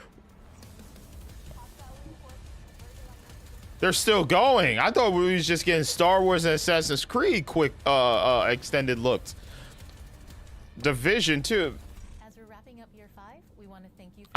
I reinstalled Division 2 not too long ago, coincidentally enough. Because I was thinking about going back to it, and then I ended up playing Titanfall 2 instead. As well as almost 2,000 bug fixes. These major changes laid the foundation. Wow, dude. Wow, dude. Assassin's Creed and Star Wars 2. I think we're going to have 2 Ubisoft games on my Game of the Year list. That's crazy, man. Is Ubisoft back? It's like they said, you know what? We messed up when we added the monthly subscription to Rainbow Six that we're planning on doing. Maybe gamers don't like live services. You know, maybe we should stop trying to monetize the users. How about we just make some great games? You know, let's just do that. You know, we made Prince of Persia. That was a great game. Should we add free DLC? Oh, people like that. Oh, wow. And now more people will buy Prince of Persia, maybe. I don't know, because, wow. Huh. Maybe people will come back to Prince of Persia. Huh. Man. Hell, I saw Assassin's Creed Shadows. We saw it the first time. I said, I'm buying that collector's edition. It did not take long. Die-hard fans like me are going to show up, man. Hell yeah. My collector's edition costs at like 4 copies of Assassin's Creed, right? So, yeah, there you go. I'll support you, Ubisoft. I got you. You do good, I support you. And right now, Assassin's Creed looks like a top tier game, bro. So does Star Wars. But I don't think Star Wars has a collector's edition. Wait, does Star Wars have a collector's edition? Hold on. I need to check. Why is my camera having trouble focusing a lot? But will we be able to finish Assassin's Creed Shout in less than 180 hours? Because Valhalla was too fucking long. The thing about Valhalla, though, is that it was repetitive. You kept doing the same stuff over and over. As long as the content is varied in Shadows, I don't mind doing 180 hours worth of content. I just got tired of going into villages, stealing their loot, and leaving. I got tired of burning huts in Valhalla. It just got very repetitive. You're doing the same shit. Raid this village, steal their loot. Raid this village, steal their loot. It just got so annoying. And you had to do it to level up, man. It's just, if the content is varied, like, okay, go to this village, eavesdrop, cool. Go to this village, eavesdrop, then assassinate someone, cool. Yeah, like, go to this village at night, take out this political person, sure. Yeah, stop these guys from killing civilians in the village, sure. Just give me variety. I just don't like doing the same shit over and over again. And then, like, the little kid came up to us. He was like, hey, Mr. Samurai guy, could you help us? And then the lady gives us a mission. And it's like, that's cool shit, man. I just got tired of raiding the same damn villages over and over again in Valhalla, just so I could level up. Thanks for watching. No, thank you, Ubisoft. That was great. I give that a 9 out of 10. I mean, there wasn't much in, like, new announcements, but, I mean, can you be mad at free content for an already phenomenal game in Prince of Persia: The Lost Crown? I mean, you're getting challenges similar to, like, Paper Mario. You're getting, like, platforming challenges. You're getting boss raid modes, stuff like that. The crew is getting seasonal content. Same thing with Siege. Siege is the thing about Siege, though. From what I heard, they announced that they're going to do like a monthly subscription to play Siege or something like that. I don't know what that's all about. I don't play Siege, but that sucks if they're going to start charging people to play Siege. Hopefully they went back on that. But I'm here for Assassin's Creed and Star Wars, man. And what I saw of Assassin's Creed, your two characters, you have two characters to choose from. Yasuke is more of a defensive tank, and Naoi is she's very agile, quick. I'm gonna be using her to be doing all my stealth stuff. I'm wondering if it depends. Like, if I play as Yasuke, am I still infiltrating the base? I'm just gonna say base. Am I infiltrating at night, or is that happening during the day? Because it seems like when you switch to her, it immediately transitioned to nighttime. So I'm wondering if all her missions are going to be like nighttime. I don't know. I don't know if time changes, or maybe they're both doing stealth missions at night, or maybe this mission you can only infiltrate at night. And I think Yasuke is, if you want to play a harder difficulty, because he's more of a I'm rushing through the gate. And that's when it turns into like a Souls thing, because I'm sure there's going to be guys in there that are like Souls-like enemies that are going to have like amazing defense, precise attacks and stuff like that you have to counter. So if you want a harder, more difficult playstyle, you would probably want to keep choosing Yasuke. Naoi is like my speed. I grew up playing the Tenchu games and Splinter Cell and whatnot, so she's more of a stealth approach. That part where she cling to the ceiling, I immediately thought of Tenchu. That I not too many games do that, where you cling to the ceiling. Oh man, I love that. But I'm definitely going back and forth. And then I don't know if you can replay missions as either or character. So I'm probably going to run through it one time and then replay the game and do the other path playing as Yasuke or Naoi. That's cool. And then her kit is amazing. She has so much. She has the sickle chain and whatnot. She has little projectiles, smoke bomb, all different types of stuff. He has different weapons in his kit too. We didn't really get to see everything else he has, but there's a lot of verticality to playing as Naoi.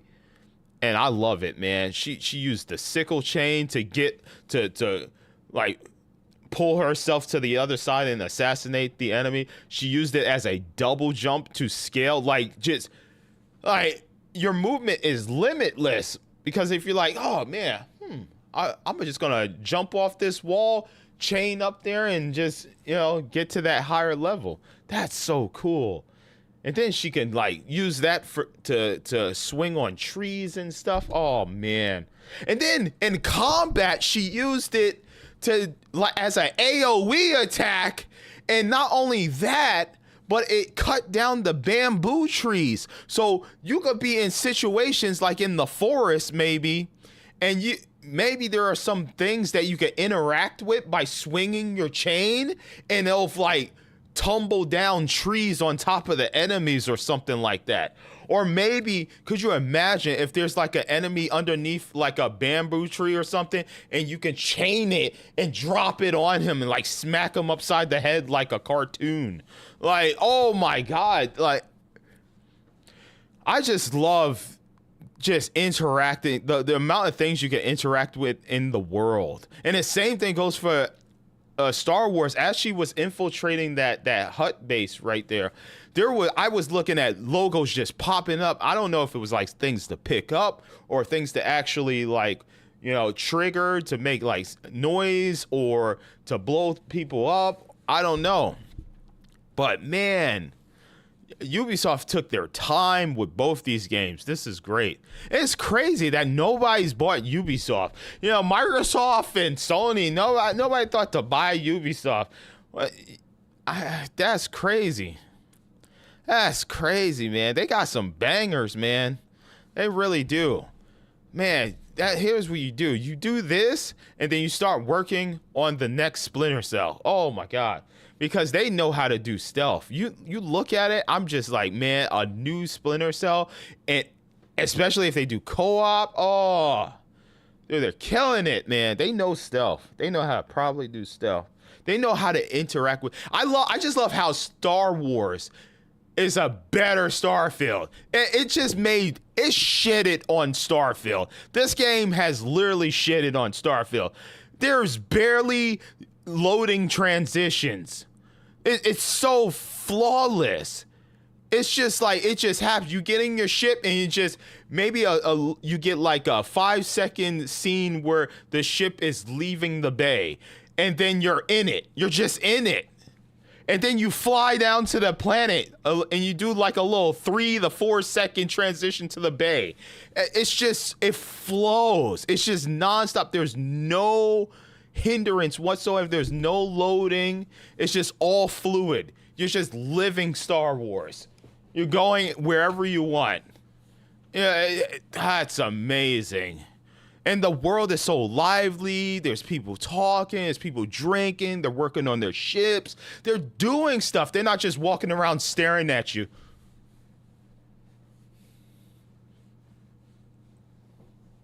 No, they're doing their own thing. And then in Assassin's Creed, for instance, because he's a samurai, they're over there like, oh, samurai. And they're bowing. And there was one lady, she was going in. I don't know if she had sciatica or what, but she was like, she didn't look old. She was like, ugh. She was like, my back, but I must bow for the samurai. Dude, like, that's why I love Ubisoft. For moments like this, when they do they thing, man. They put so much love and care into their games that I feel like me paying for the collector's edition is worth it. Because the quality is there. When you look at a Ubisoft game like these, it's there, the detail. Like, even as he was breaking down everything as we're watching Star Wars, there were so many things that he was breaking down, like the different creatures, the environment, the new areas that they worked with LucasArts to create. He was just going into detail. Like, there were things I don't know about Star Wars that I'm sure when I watch somebody react to this, they're going to be like, oh, let me explain what this is in the Star Wars universe. Because I'm a Star Wars fan, but there are people out there that are extreme Star Wars fans that's going to be looking at this game like, oh my God. Or there might be some people that's like, oh, they kind of messed up right there. That doesn't make any sense. But I can't wait to watch those reactions, man. Dude, the amount of love and care Ubisoft has put into Star Wars and Assassin's Creed is just ridiculous. And I feel like Star Wars Outlaws was announced like not too long ago, and this looks already like a complete overblown massive experience. And it's coming out soon. It's coming out in 2 months. So I'm just like, what? Because I'm sure they had to pay LucasArts, right? They had to pay Disney a substantial amount of money. Was it to the extent that they had to pay for Sony had to pay for Marvel Insomniac? Was it Insomniac? Did they? Oh man, it's just. God, you can make fucking great games, man. This feels like a quality product. There are some games that are charging $70 and then they put too much money in the investment of these games and they come out and they run at like 30 FPS. They need like a huge day one patch. I feel like I'm looking at these games right here and I'm like, I don't know how much they paid to make them, but it's like Spider-Man. It feels like a quality product, man. It feels like it just feels like it's going to be a complete experience. If it comes out and we don't have a bunch of patches and stuff, and even if there is patch, maybe it's maybe like a quick texture patch and it's not huge or anything like that.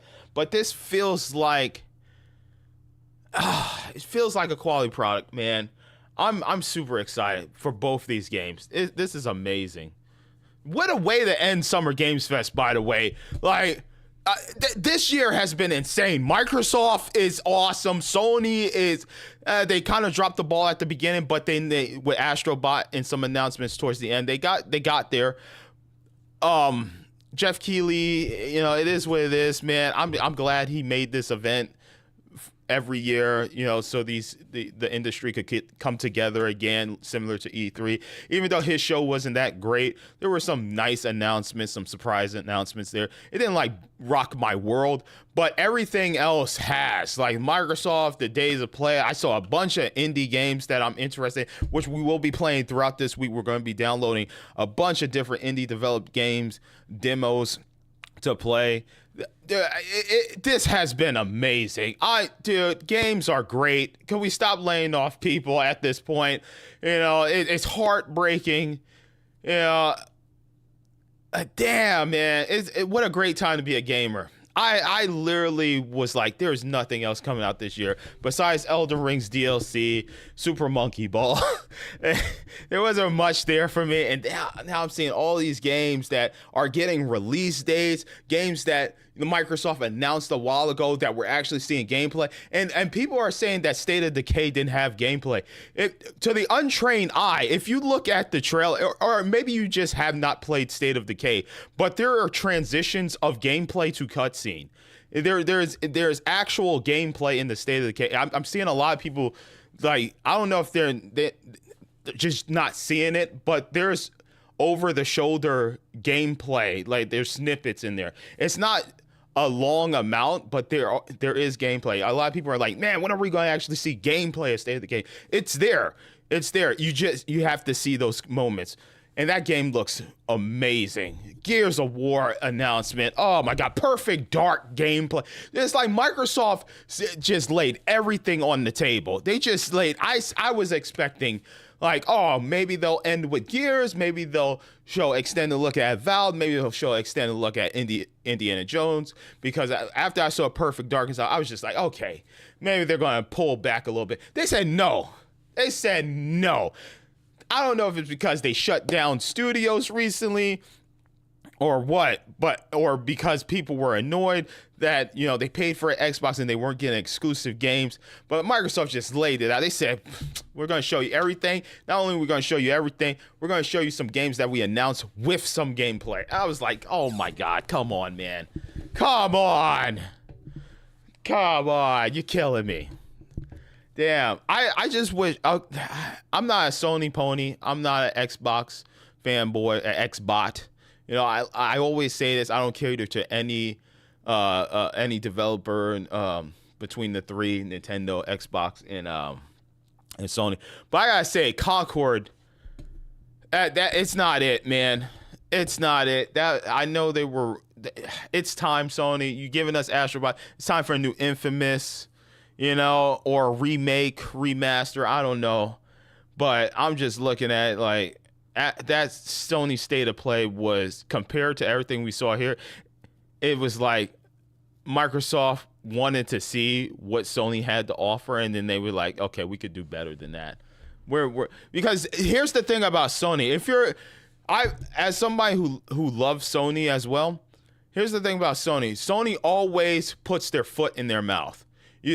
Because when they start leading and stuff, when the PS4 came out and they crushed Microsoft, they got on their high horse. And it's the same thing happening with the PS5. They're just like, Microsoft, now they're going to put their games on our platform and Nintendo's platform. You know, gamers love the PlayStation 5 over the Xbox. We're selling 10 to their 3 units. You know, we're doing good. And they get lax, and then they slip up, and this always happens. It happened with the PS3. They just drop in, fumble the ball, and then Microsoft picks it up and runs with it. You know, and they touch down. That's exactly what happened. Sony got too comfortable because they're kicking Microsoft's ass. They got too lax, and then Microsoft said, no, we're not done. You thought we were out of the game? No, we're still in there. We have new exclusives. We gave you it's exactly what I said before. We'll give you our old shit and we'll bring some new shit. We'll use the money from the Sony fans for buying our old shit, and we're going to fund our new projects. And exactly what I said last year is happening. Sony PlayStation fanboys that just play PlayStation are buying Sea of Thieves and whatnot, and now it's funding these projects. For Microsoft, it's happened. Exactly what I said was going to happen. Because what happened? Those Microsoft games came to PlayStation, and they became the top 20 games digitally downloaded on PlayStation. And Microsoft is just taking that money and saying, all right, you guys ready to make Perfect Dark now? Yeah, Sony's paying for these games now. They're paying to have these games on their platform, and they're also funding the new development of these other games. I don't know. I told you guys not to worry about Microsoft. I literally said that when I did that video about Hi-Fi Rush and whatnot might be coming to PlayStation. I literally have the video here on YouTube. You can watch it, and I say these exact things. They're going to use the Sony fans to pay for future projects, and look at the quick turnaround on Perfect Dark and Indiana Jones. Look how fast we're getting gameplay. Indiana Jones, a snippet of gameplay, but look at the production quality of the cinematics, the gameplay that we are seeing. Look how fast the turnaround is happening. Look at that. Now, what's Sony gonna do? What are they going to do? Are they going to put God of War? They put it on PC. Are they going to put Sly Cooper on PlayStation? Or what are they going to do? Microsoft is making money off of Sony, Nintendo, and now they have Call of Duty come to Game Pass, which might get more people to try out Game Pass. It's like, why were people worried about Microsoft? I was worried that they were going to shut down more studios after the Tango Gameworks and Arcade, but I'm seeing the vision. Like, I'm with Microsoft. I'm not with them as a fanboy, but I trust them enough to see things through, to see how things go, and it's working. It's working. I don't know if there's going to be a digital future. That's a whole nother story. That's a whole nother topic for discussion. But I'm trusting Microsoft and Phil Spencer, Matt Booty, Sarah Bonds. I'm trusting that they could steer Microsoft back on the right path. And what happened yesterday, what I saw from gamers around the world as they reacted, because I love watching people's reaction to like Gears of War and stuff like that. I'm seeing people say, this is the best fucking Xbox showcase in years. People are giving it 10 out of 10. They're doing the alphabet A to F. It's maxing out on like 40% A's and then 30% B's. Just watch fellow content creators react to it. Watch the polls, the community polls people are doing, whether it's Twitter, YouTube and stuff, based off of the Microsoft showcase. And people are like, whoa, this was fucking amazing. There's no need. for you to sell your Xbox because they're giving Sony and Nintendo some old ass retired games that we don't play anymore. Sea of Thieves is still popular, but now, it's on PlayStation. I shouldn't say like that game is not old and retired. It is old. It's not retired. Sea of Thieves is still very popular. But I'm just saying, these are games that already made their money, and now they're going to make even more money on other platforms to help fund more Microsoft projects. It's just, I mean, it's like Microsoft is playing 3D chess, but some people aren't intelligent enough to see what's happening. Microsoft's on a whole nother level. You should have never traded your Xbox. You should have never said, oh, it's the end of Xbox, because you didn't wait and see. And now there's grown-ass men and women crying because we're seeing Gears of War. Because if you're a fan of Gears, you bet it's brothers, it's two brothers. He's been there with you since the beginning. It's like being on the battlefield, like in the military with your brother, and then something happens to him, and then you have to tell his family that you have to tell your family, because they're all a family, that we lost a brother today. We lost a brother. We lost somebody who's been there with us thick and through since the beginning. And Dom was with us thick and through since the beginning. We've been through everything. The Lamnet, everything. General Rom. We did all this shit, man. Dom has been with me. He's been my bud. He's been my Luigi since the beginning of Gears. And then something happens to Dom. He makes the ultimate sacrifice for his family, for everyone to survive and keep going. And that's why we got emotional from that trailer, because we're seeing a ghost from our past. We're seeing our brother in arms. Sure, it's a video game, but some of us get emotionally attached to these characters. And Dom, seeing him lifting Marcus from death, about to fall off, and then Mad World plays. There wasn't a dry eye. I mean, except for what's his name? I'm not even gonna put him on blast. There is one huge content creator that was just, he looked at that scene and was just like, okay, cool. They announced it. But the majority of Gears of War fans were emotional that day, because you brought us Mad World, you brought us Dom back. It was beautiful, man. Microsoft fucking killed it. Everybody killed it. It was great. I think Summer Games Fest, hosted by Jeff Keighley, sure, it didn't like knock my socks off, but it was decent. It wasn't too ad heavy. We had like the Dolby Atmos thing that popped up. It wasn't like a whole bunch of mobile games thrown in our face and stuff like that. It was decent.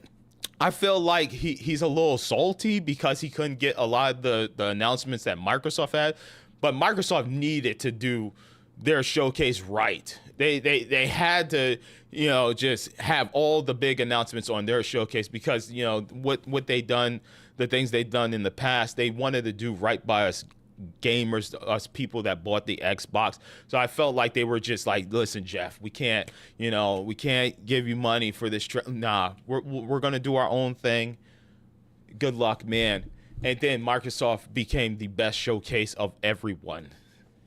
They just became the best showcase of everyone. It was just nonstop great announcements, games that were announced in the past that we actually got to see gameplay for. Some of these games got release dates. Some of them are coming out soon. It's just, it was a great showcase by Microsoft. So worry not, fear not, Xbox fanboys and girls. Microsoft's not going anywhere. They didn't lie to us. They said, Sarah Bond said on the interview after everybody got butthurt because the games were coming to PlayStation and Nintendo, and then they shut down Tango Gameworks. They said, listen, we're not going anywhere. We're not going anywhere. And I believe them. The only thing I don't like is the xCloud talk and whatnot, the cloud gaming. I don't care for that. But I did believe her when she said, we're not going anywhere. And this shows that they're still here to make video games. Yes, there's a new digital console. They're trying to just face the facts. Consoles are PCs now. It for people that said, I don't want to own a PC because it's too complicated. You got to keep updating. You got to download your games. What is a console nowadays? Unless it's Nintendo. What is an Xbox and Xbox Series and a PS5? They're a PC. You have to download your games. You have to do updates. You still get updates every now and then. It is literally a PC, but you don't have to deal with Windows. It's like the Steam Deck. You just go straight to the main UI and you boot up your game. But you have to download your game. Even if you buy a physical game. You buy a physical game. Say it's not like Peggle 2 or something like that, but it's like, Dishonored or Assassin's Creed or, God of War. You put that disc in, it ain't playing right away. This ain't the GameCube. This ain't PS2. This ain't Xbox. You have to install your freaking games, man. You have to install them. You have to install them. What's this? Oh, man. Mercer said, read the chat, bro. What happened, bro? Oh, man. I'm sorry. I went off on a tangent. When I go off on a tangent, I go off on a tangent. I don't like to be interrupted by looking at chat. But here, I'll catch up to what you guys are saying. Let's see. Where did we leave off? Said Switch is RP, Elder Ring. But what would be okay. All right, King Ghost said, I'll be taking time for that game. He's referring to Assassin's Creed. Merciverse said, yeah, the length isn't the issue if the game is fun like Elden Ring. Dude, yes, exactly, man. That was the problem with Valhalla. It just wasn't a variety of content. Landon says, I wonder if this Assassin's Creed game have all the annoying RPG elements in it. We will find out. We will definitely find out. It looks like there was a lot of instant kill assassinations in there. Ken Ghostwell said it was sad that you switched between two simultaneously.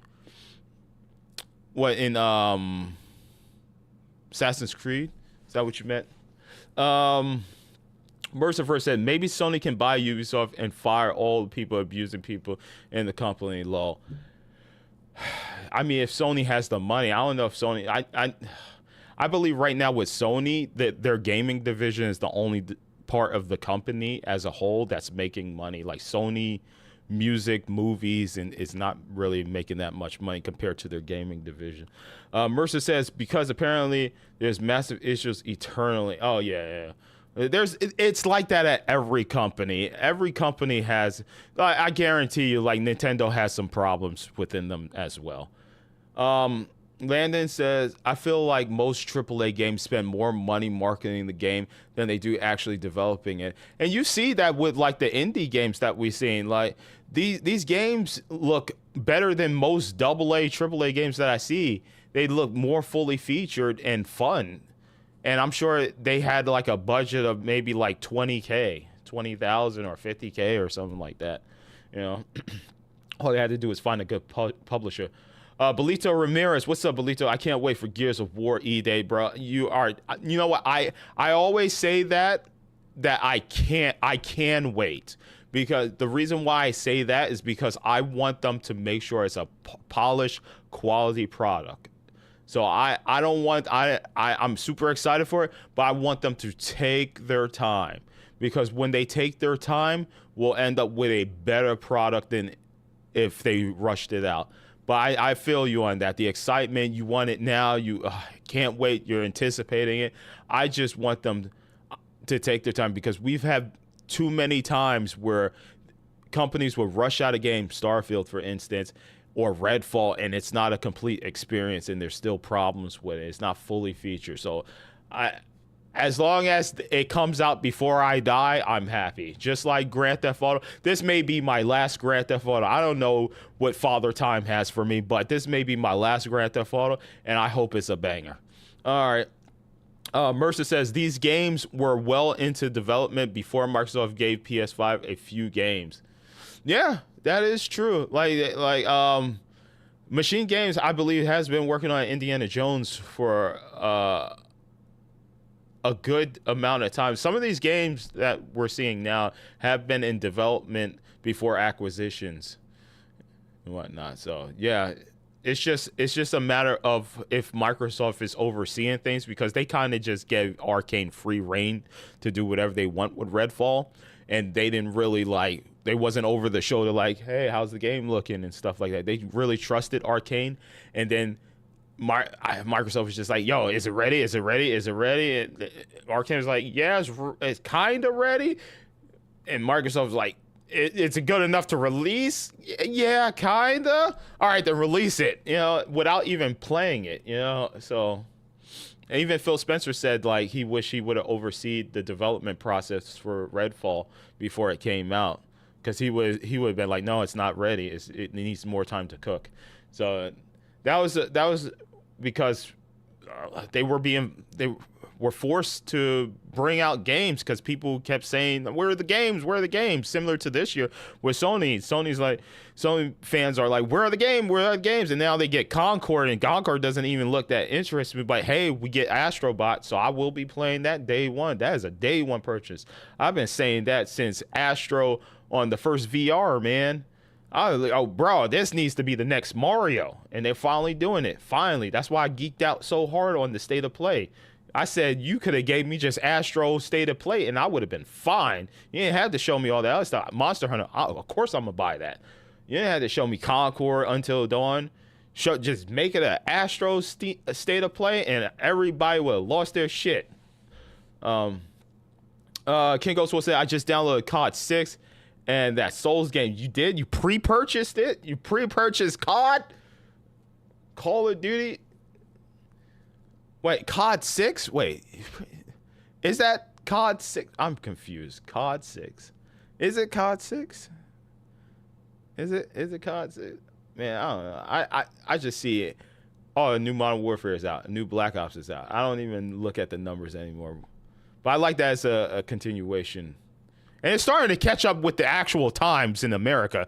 Like there are events that's happening in the games that is like, it's, I've lived this, and like the events that are happening. I'm like, oh yeah, I was there. I was in New York. I was in school in Queens. Oh yeah, this happened, And it's happening. The Call of Duty games are catching up with modern times. Ryujin XL Region. I see that name and I think of like the emulator Ryujin, or is it Raijin? Raijin XL. No, bro. There's a difference between Microsoft failing and Xbox failing. Microsoft was never failing at all, but Xbox itself was failing. No, when I'm referring to Microsoft, I'm talking about the game division. You're reading too deep into what I'm saying. I'm not talking about Microsoft as the entity, and then their subdivision Xbox. When I say Microsoft, I mean games. Just like when I talked about Sony earlier, about how, the Sony part of Sony PlayStation, like the actual Sony audio and movie department of Sony, they're not really profiting much. Their game division. So you're a new viewer, so I guess I should preface when I say Microsoft, I mean Xbox Microsoft, not Microsoft PC division, Windows division. No, I'm not talking about that. Because Xbox had to borrow money from Microsoft. Microsoft had to borrow money from Microsoft in order to purchase and do the Blizzard Activision deal. They had to borrow from Big Daddy Microsoft. Yeah, so I'm sorry. There's just I should have prefaced it by saying Xbox Microsoft, not Microsoft. But I understand what you're saying. Yeah. It was just my words got lost in translation. We're both having, going back and forth and two different things. I actually am talking about Xbox though. But yeah. Microsoft as the entity, the Microsoft, not Xbox Microsoft. Microsoft is they have so much money. They're good. the gaming part of Microsoft that's having trouble. Because now Microsoft, what I heard from podcasts that I listened to, like after that acquisition of Blizzard Activision, is when Microsoft, the corporation, wanted to see a return on their investment, because they invested in Xbox gaming division for that acquisition by giving them the almost $69 billion. So now that's why some studios like Arcane and Tango Gameworks had to be shut down, because they're trying to cut costs in certain areas.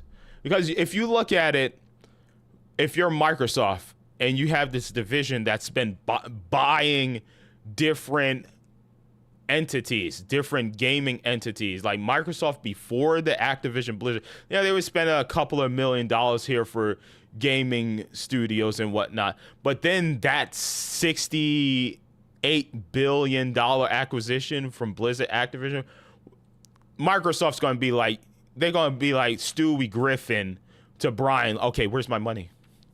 You don't have my money yet? Where's my money? What's my return on my investment? That's what it is. So yeah, Microsoft itself, the company, they're doing excellent. They're good. Windows is on everything. They're in your phones, the computers you use, the technology you use. They're good. It's the gaming division, Xbox, that's having some tough times. All right. Did I scroll up? Yeah, I scrolled up a little bit. Let's see. Mercer says, I don't see Microsoft as a console seller a decade from now. Pretty confident that they go the route of Sega and cease making consoles, but remain a big gaming publisher. Yeah, same. I could see it too, but I don't see myself owning a PS6 or Xbox, whatever they're gonna call it, Xbox 720 or whatever. I think this is it for consoles for me, because like I'm someone who loves to preserve video games, and if all the data isn't on a disc, which for a lot of Xbox games, because they didn't go the Sony route with the Blu-ray disc, they're still using this like weird format. Preservation is non-existent for future Xbox titles. Like a lot of my games I have to download anyways. I like the Series X mainly because it supports 4 generations of Xbox. It supports a small portion of original Xbox games that I could put in, and it downloads from the disc. They support a decent amount of 360 games. They support Xbox One games, as long as it's not a Kinect game. And then, of course, you can play modernized games. And another reason why I bought the Xbox Series is because I got it for like $400 last Black Friday, because GameStop has some crazy sales. Rygen XL says, you don't need a Xbox, just get a PC, PS5, and Switch. You can play every game. To a certain extent. There are certain games, what I've noticed, because I was actually doing Game Pass PC before I got my Xbox Series, there were certain games that were day and date on Xbox console, like it released on Xbox console versus PC, Xbox, or Steam.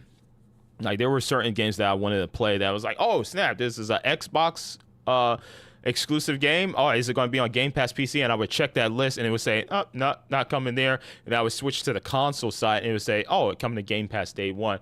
So that's another reason why I got my Xbox Series, because I was like, oh man, kind of want to play these games.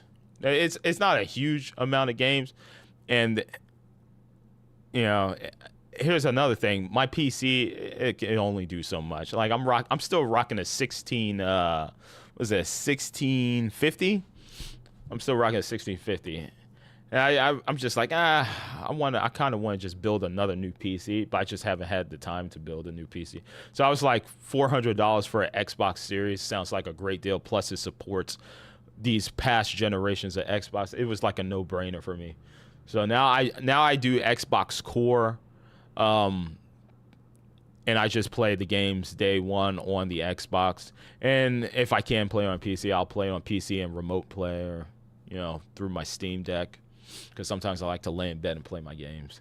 But you can just buy these games. Sometimes they're a day and date with Steam You know, Xbox exclusive. They're console exclusive. Nowadays, I just see Xbox console exclusive. You know, because like they usually port it over the PC same day and day. So, you know, it's just a game you can't play on PlayStation, you know, sometimes. So, just like similar to Helldivers. Helldivers 2 is a game that's console PlayStation exclusive. It didn't come to Xbox, but you can play it on PC. So they just don't say that. That's the thing. They just don't say when they say exclusive, they just say exclusive. But then you're like, wait, it's in Steam. Wait, it's in Epic. Wait, it's in Good Old Games, GOG. Yeah, they don't say console exclusive. That's the thing. Yeah, it's not coming to Xbox. No, it's Helldivers. It's on PlayStation, but it's not only on PlayStation. It's also on PC. He said, "Does he not read chat?" No, Raijin. When I go off on a tangent, I talk, man. I just talk, and I catch up on comments later, and then we'll revisit. Merciverse, yeah, Microsoft did have I'm not Asmongold. I'm not staring at my chat, reading your comments. I'm looking directly into the camera. I'm looking at what I'm talking about, and I'm just talking. And then I do like what most podcasters do. Like, I'll talk about the topic, and then I'll say, all right, time to read your questions. You know, that's what I do. When he says, bro, yeah, he says, bro, read your chat, dog. Like I just explained. Let's see. Roger said Micro don't really get a big percentage from PlayStation when they share it. I think it's 70-30 split. No matter what it is, it's revenue coming in. No matter what it is, it's revenue coming in. Merciverse says also Hi-Fi Rush apparently didn't make much money on PS5. Like I said, it's money coming in. Like you guys, whenever you watch my videos or my streams, that I get a small percentage because of your view, you liking the video, putting it in algorithm. I get a small percentage, and over time it increases, and I've actually used that money to buy new hardware. Like this arm, this right here, this was YouTube. You guys paid for the arm. You guys helped pay for the microphone here. Like, it doesn't matter. You'd be surprised if you're an investor, right? And because I have a stock portfolio. And my model and what was instilled into me, because my dad, that's all he does is stock trading, my biological father. You buy low, you sell high. There are certain companies that I will probably never sell my stock. Like I have stock in Amazon and I have stock in Tesla. And I bought it when it was at somewhat its lowest, and it has increased dramatically. But here's the thing. I buy low, right? I invest, right? I invest in a company, right? And then they start profiting. It starts to increase. So the money that I invested starts to go up slowly over time. It starts to increase over time. And I'm getting, like, if I wanted to, I could just take the money out and it'll be a small percentage. And or I could wait for it to increase, take it out. I'll get even more return on my investment. Microsoft is just investing in Sony and Nintendo because they can. And over time, the more people that buy the games, the more of the revenue coming in. It might be bit by bit, but they're eventually going to get revenue. They're getting consistent flow of money. You want to invest in something so that you can constantly have a flow of money coming in. And that's what Microsoft is doing. They're put Sea of Thieves there. It's going to sell what it sells the first month, but it's also going to sell probably the second month. Then it's going to sell the third month. Then it's probably going to sell to more users the fourth month. And then over time, it's just constant flow of money coming in. It's just coming in. It's not a huge amount, But if you add up all those months, you're going to see, oh, yeah, we're actually making money. We're making decent money. So that's all it is. It's just an investment. You don't invest in something to see immediate revenue. You don't do that. You wait, let it simmer, just like a video game. When a game is in development, you let it simmer, and then you're like, ooh, okay, it's cooking. It's cooking. We're cooking now. It's looking good. You know? So that's all it is, man. Over time, the more copies they sell, just like with Mario Kart 8 Deluxe, it constantly sells every month. It's like the highest selling thing on the Circana sales from Japan every month. It's like top 5 all the time. Nintendo is just printing money. They're like, we made this game years ago, and it's just constant money coming in. We don't do anything. It just sits there. That's what Microsoft is doing. They're like, we made these games. It's just sitting there, and we're going to get money. There we go. Raijin said, that's on every system, even Nintendo, though. Into the Spider-Verse, both movies made over $1 billion. He says, my bad, bro. No, it's all good, bro. It's all good.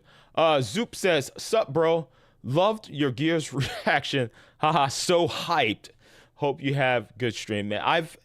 Every showcase has been great. Like, even the indie space, I've wish list. I think we did the count. I did like over 70 wish list games. Oh, and some of these I'm not going to pick up right away. I might get them on like a Steam sale, Steam summer sale, winter sale. But there's a lot of great indie games out there. Mercer says, yo, I see myself in the Ubisoft stream chat. Yeah. Nice. Again. Yeah. Dude, that was, man. That was great, man. What a great time to be a gamer, man. I mean, despite the negativity with the layoffs and stuff, I feel like the announcements for games, just like if you don't follow the industry, you don't know about the layoffs. If you're somebody who's just like seeing an ad on TV for the next Assassin's Creed or something, or you're a Gears fan and you're browsing the interwebs and you see an ad, or on YouTube or TikTok, or if you're searching MSN for your news and you see, oh, Gears of War E-Day, oh, I love Gears.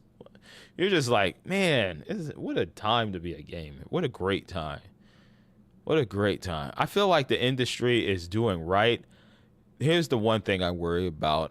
I worry about the time invested and the money invested in these games, and them saying, oh, we didn't sell as much as we wanted. And then they're just like, time to sell the studio, or we're just going to go back to trying to make a live service. I hope these games do well. I just hope. Did you hear that Astro Bot's physical release comes with a poster? What? Pretty cool. Looking forward to playing it. Oh, then I got a pre-order at GameStop. I just got a pre-order. I got a pre-order at GameStop, man. I got a pre-order Astro. I got a pre-order Super Monkey Ball because I did not pre-order that yet. And I might pre-order Star Wars. I might see if Star Wars got a pre-order bonus. I might do it through Steam, though. I think I might just do that. I'm going to see what the PC specs is for recommended. Because, I don't know. I think it's... for preservation reasons, I want my Xbox games to have games that don't require a download or a network to talk to if I decide to play a game like 15, 20 years from now, if I live that long, you know. And, you know, there are some games here, like The Division, that I bought for like $2 at GameStop or $3 or something. I just bought just to have the box art. But I know eventually that server is going down. Back for Blood, I mean, if you don't already own the update that allows you to play offline, you know, that disc is pretty much useless. It's just something to look at on your bookshelf. But Yeah, they already said Star Wars Outlaws is not going to be on the disc. Maybe it'll be on it for PlayStation. I don't know. I was just like, I'll just get on Steam. I don't mind. I don't mind. I don't mind it.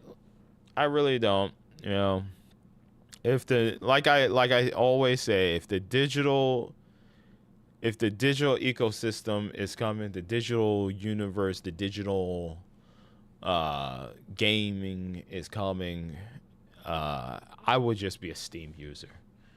Why would I want to buy a? I hope. Here's the thing. I hope Sony doesn't decide to create. Oh, we're gonna create our own PlayStation Store for PC. Didn't work out for Rockstar. It's not working out for Ubisoft and Epic and whatnot. You know, like, we're gonna create our own store. No, the only stores that I see is Steam and GOG. I tolerate Epic. I don't like Epic, but they give me free games. You know, so speaking of, I need to find out what the next free game is and post that to the community tab. But yeah, Epic's okay. I don't like their UI, and I don't like their achievement sound. It's very obnoxious. I hate that sound when it pops up. You know, but yeah, over the years, I've been getting free games from Epic, and that library has been growing.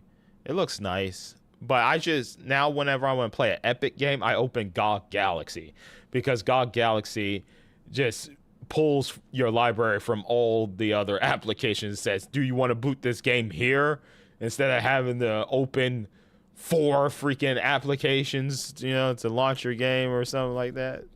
I exaggerate, but you know what I mean.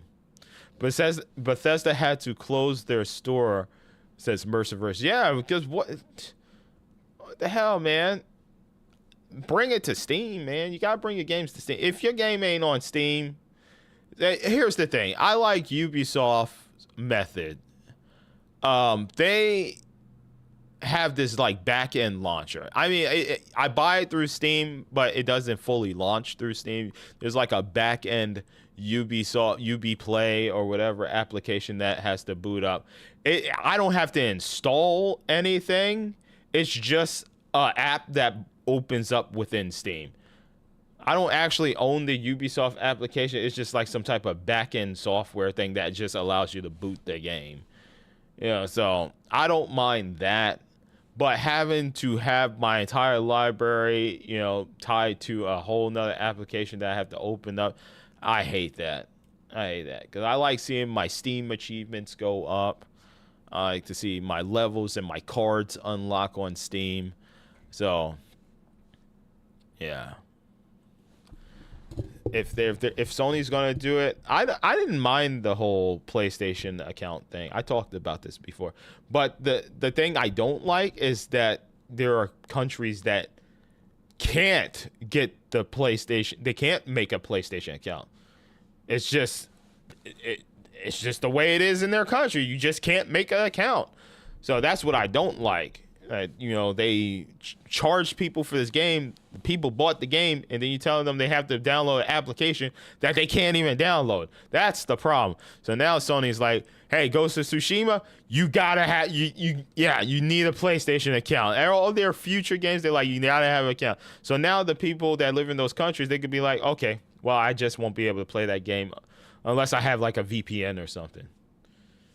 And by the way, I'm not sponsored by Surfshark, but hey, man, Surfshark is like the best VPN. I'm not gonna lie, man. Surfshark is probably one of the best VPNs I ever used. So I think I got a code from like the Angry Joe show when I got into Surfshark. It's not bad. It's a pretty solid one. You could use that on multiple devices, and your family members could use it. You know, like I like my dad. I could just give him my Surfshark. You know, he could VPN stuff. All right, we're gonna finish up here.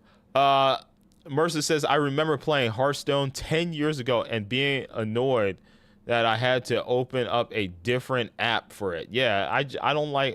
I like that Blizzard finally, you know, put Diablo on Steam. And that's great. Now we don't have to go. I don't have to go through the Blizzard.net Battle.net thing. You know, Overwatch is there on Steam. That was cool seeing all my achievements pop up, you know, for the years that I played Overwatch. Just everything popping up in one day. That was pretty cool. But yeah, I just like the Here's the thing about Steam. I've had it for years, since I was a young lad. And I have a huge library. And Steam, they always have sales. Everything, dude, I swear to God, they're consistent.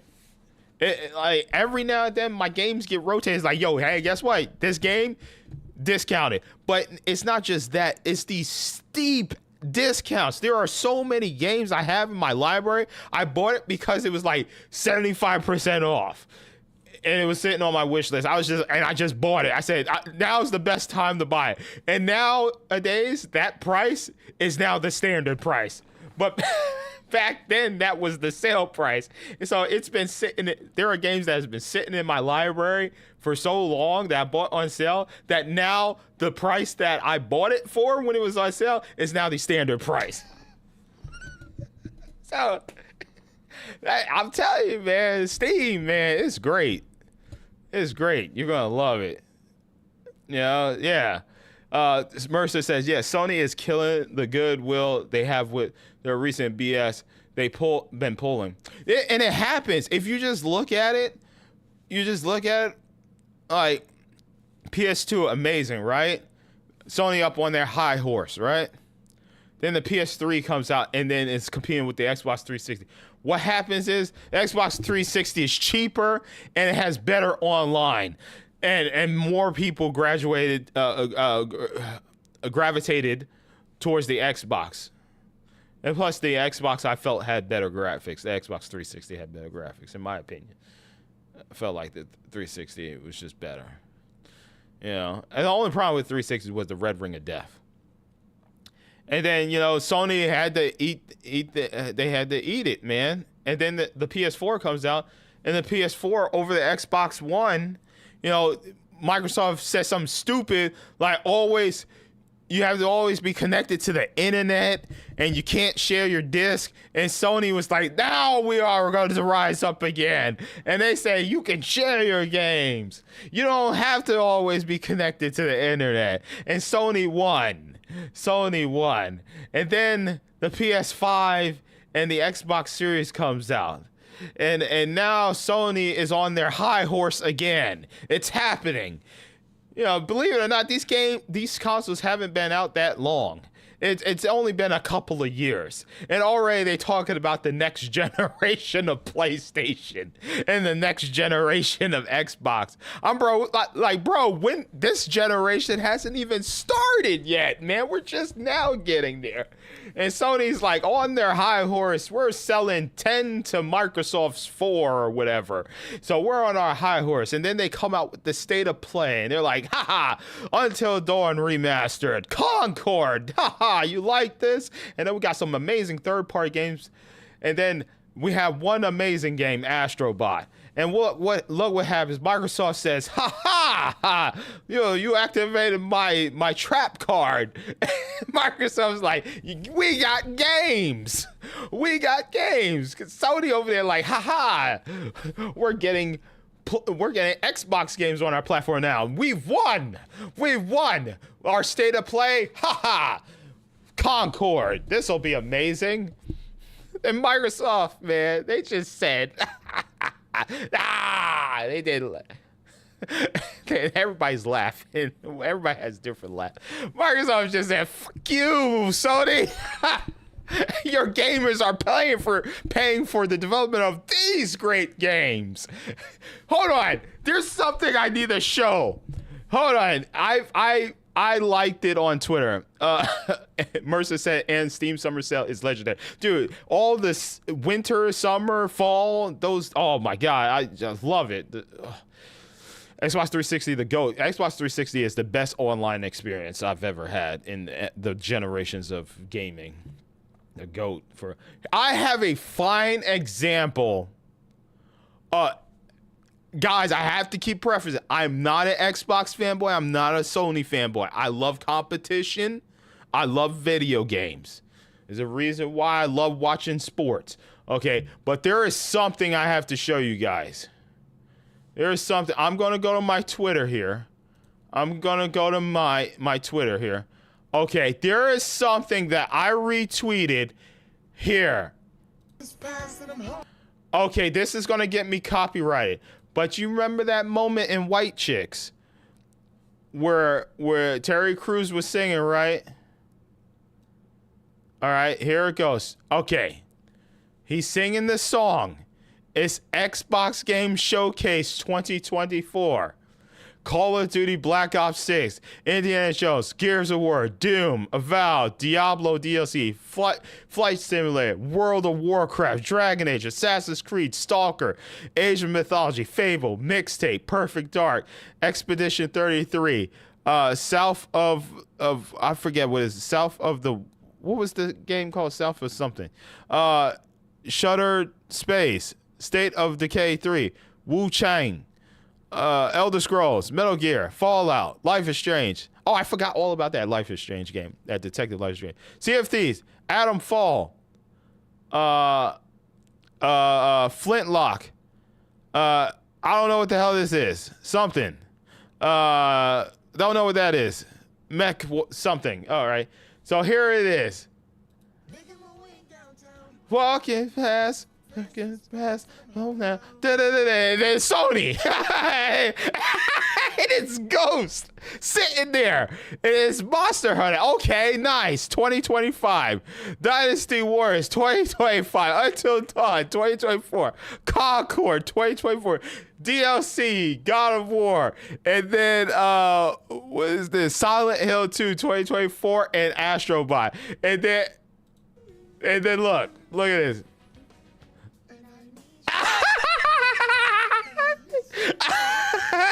And now I wonder if I could fall into the sky. Oh my God, that shit was great. I saw this on Twitter. And I gotta say that wow.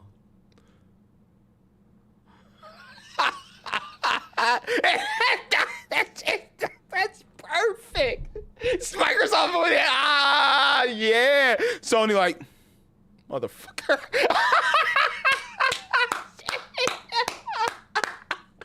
That cold dead stare. Yo, how many games was it? It was 12, 24. What is it? 30 games. 30 games, right?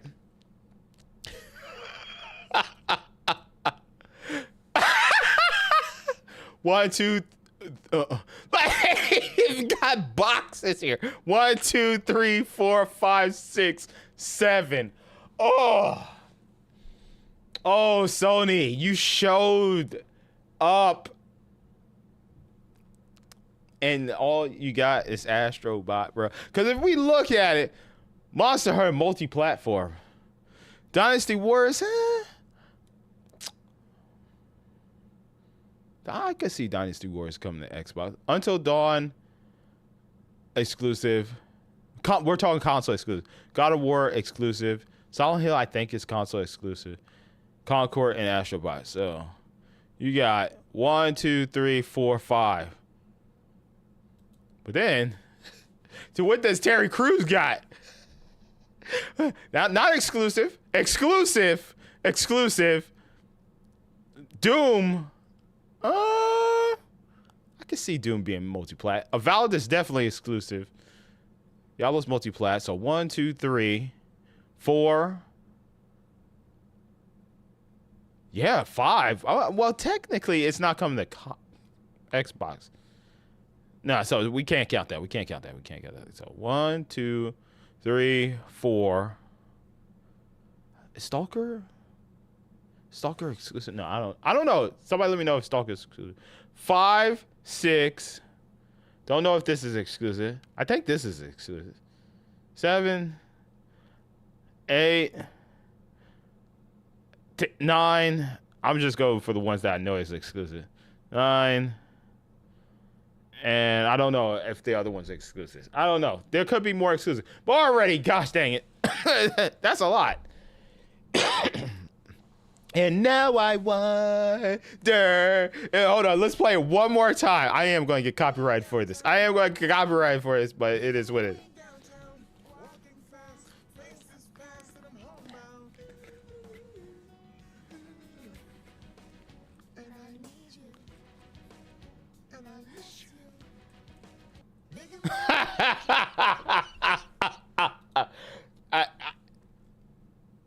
It happens. It happens all the time. Nick Tech the GOAT. Oh, you saw that in my feed? Oh, dude. 76 is multi-plat. Oh, 76 is multi-plat. Okay. Yeah, I don't know, but damn, son. Damn, bro. Bro.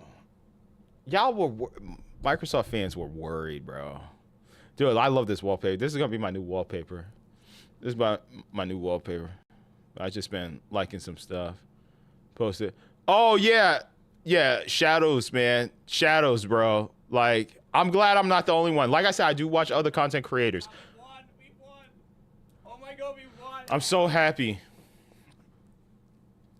I'm so happy I'm not the only one.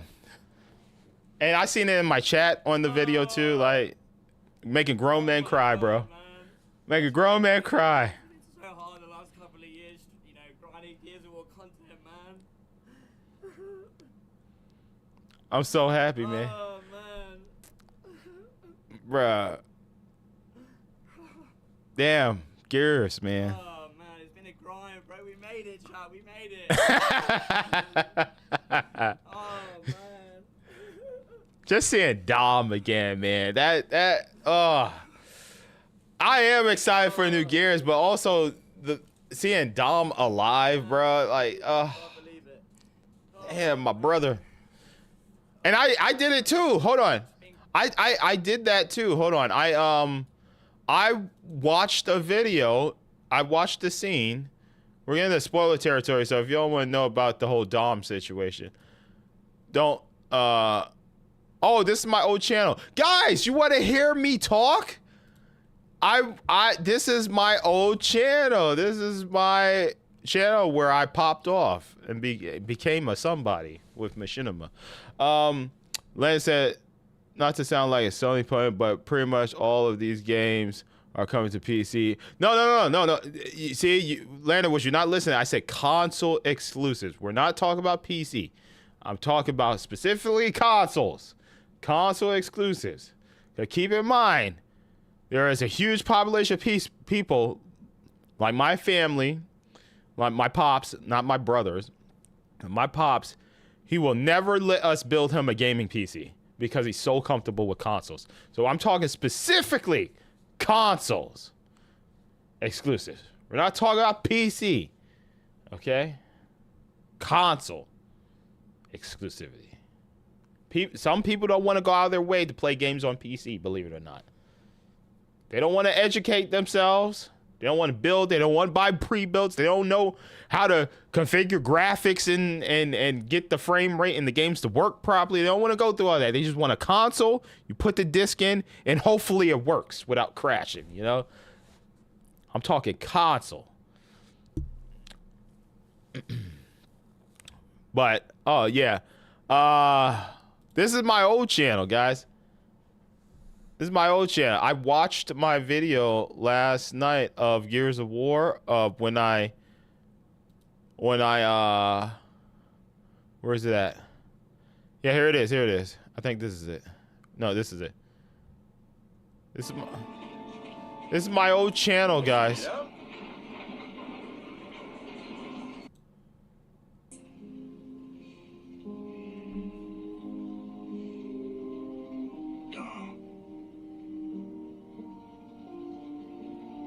You want to hear my reaction? You want to hear my reaction, guys? This was when it launched 12 years ago. 12 years ago, man. This is where this was my reaction, guys. 12 years ago.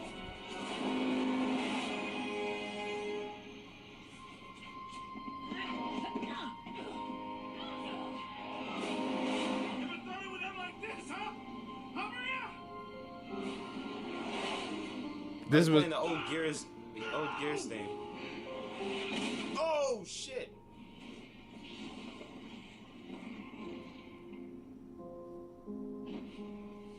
This was before I had a camera.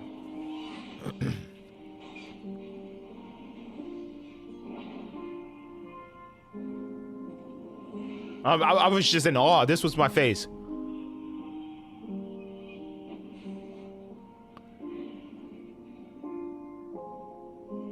That was my face.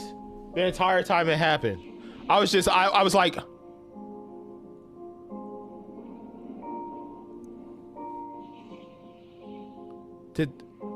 Did Dom just? Oh, he's gonna walk out of this fire like the Terminator or something, right? I was just like, what? I was like, oh no, Dom's gonna walk out of the fire like a badass. Yeah, young Brandon, this was me. It's my old YouTube channel. He's gone! He's gone! There's nothing you can do! Stop it! Off me! God damn it! Let me get him out of there! I was like, and I was like, oh. Oh, he's actually dead. It's okay. I was like, they killed off Dom. I was like, I needed a break, man. I stopped the video after that. I stopped the video. I needed to walk away. I walked outside. I put my hands on my hips. I was like, Dom's dead. They killed Dom. Dom died. I had to take a moment. I didn't say nothing. Normally I was like, so after that, I didn't say nothing. I turned off because I was using a camera to record my gameplay because I didn't have a Habog at the time. I turned off my camera. I walked outside, and I was like, oh, they killed Dom. Dom died. I was like, oh, fuck, man, I can't believe it.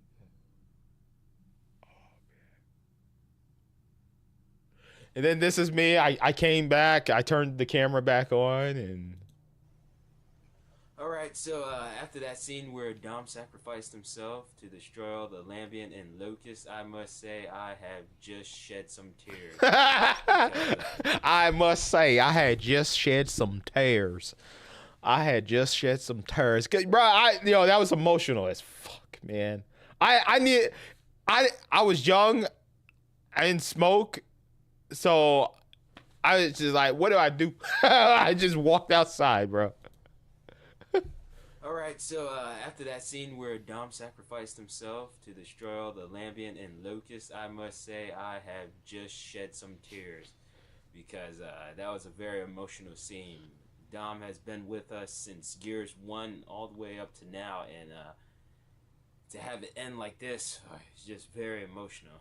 So without further ado, let's go ahead and continue with Gears 3 after Dom's sacrifice.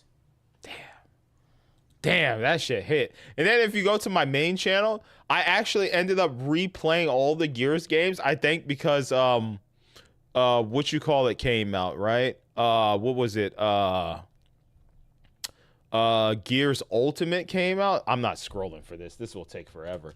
I'm gonna say Gears of War 2. And then this we ended up playing it 7 years ago. So that was when it originally launched 12 years ago. This is me playing that same scene again. Let me see if I can find it. What was it? What act was that, guys? Was that act? That was like Act 3, I think. Let me see. Act 3.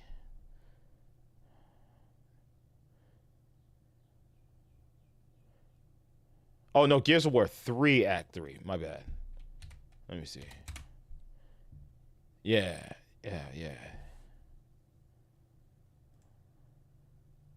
And this is me with the camera, man. And it still hit. It hit again. It hit again. So 5 years later, I ended up replaying Gears 3 again, man. And this is me with the camera. I had the little camera there. I'm gonna enhance this a little bit. And this was me knowing what was happening because we had played it like, what, 7 years before. Oh man, I look like a baby. I look like a baby. Man, look at my setup. It was so cool. I had Lollipop Chainsaw, Naruto, Tekken, Street Fighter Cross Tekken. Rocking my Diablo shirt.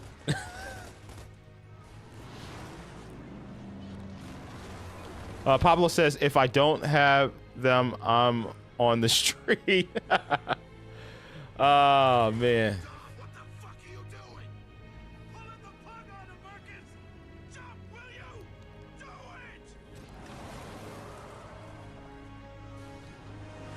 Yeah. Dude, I had the gunner glasses too, man. I love Gears, man. That's a game I could keep coming back to. Is that personal when companies want love? Want us to love our characters? Is that what you mean?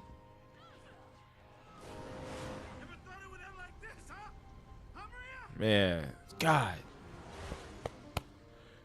man, Mad World, man. What a man. Damn. No, the feels again. 5 years later. 5 years later. I remember this moment like it was yesterday. Everybody was pretty much emotional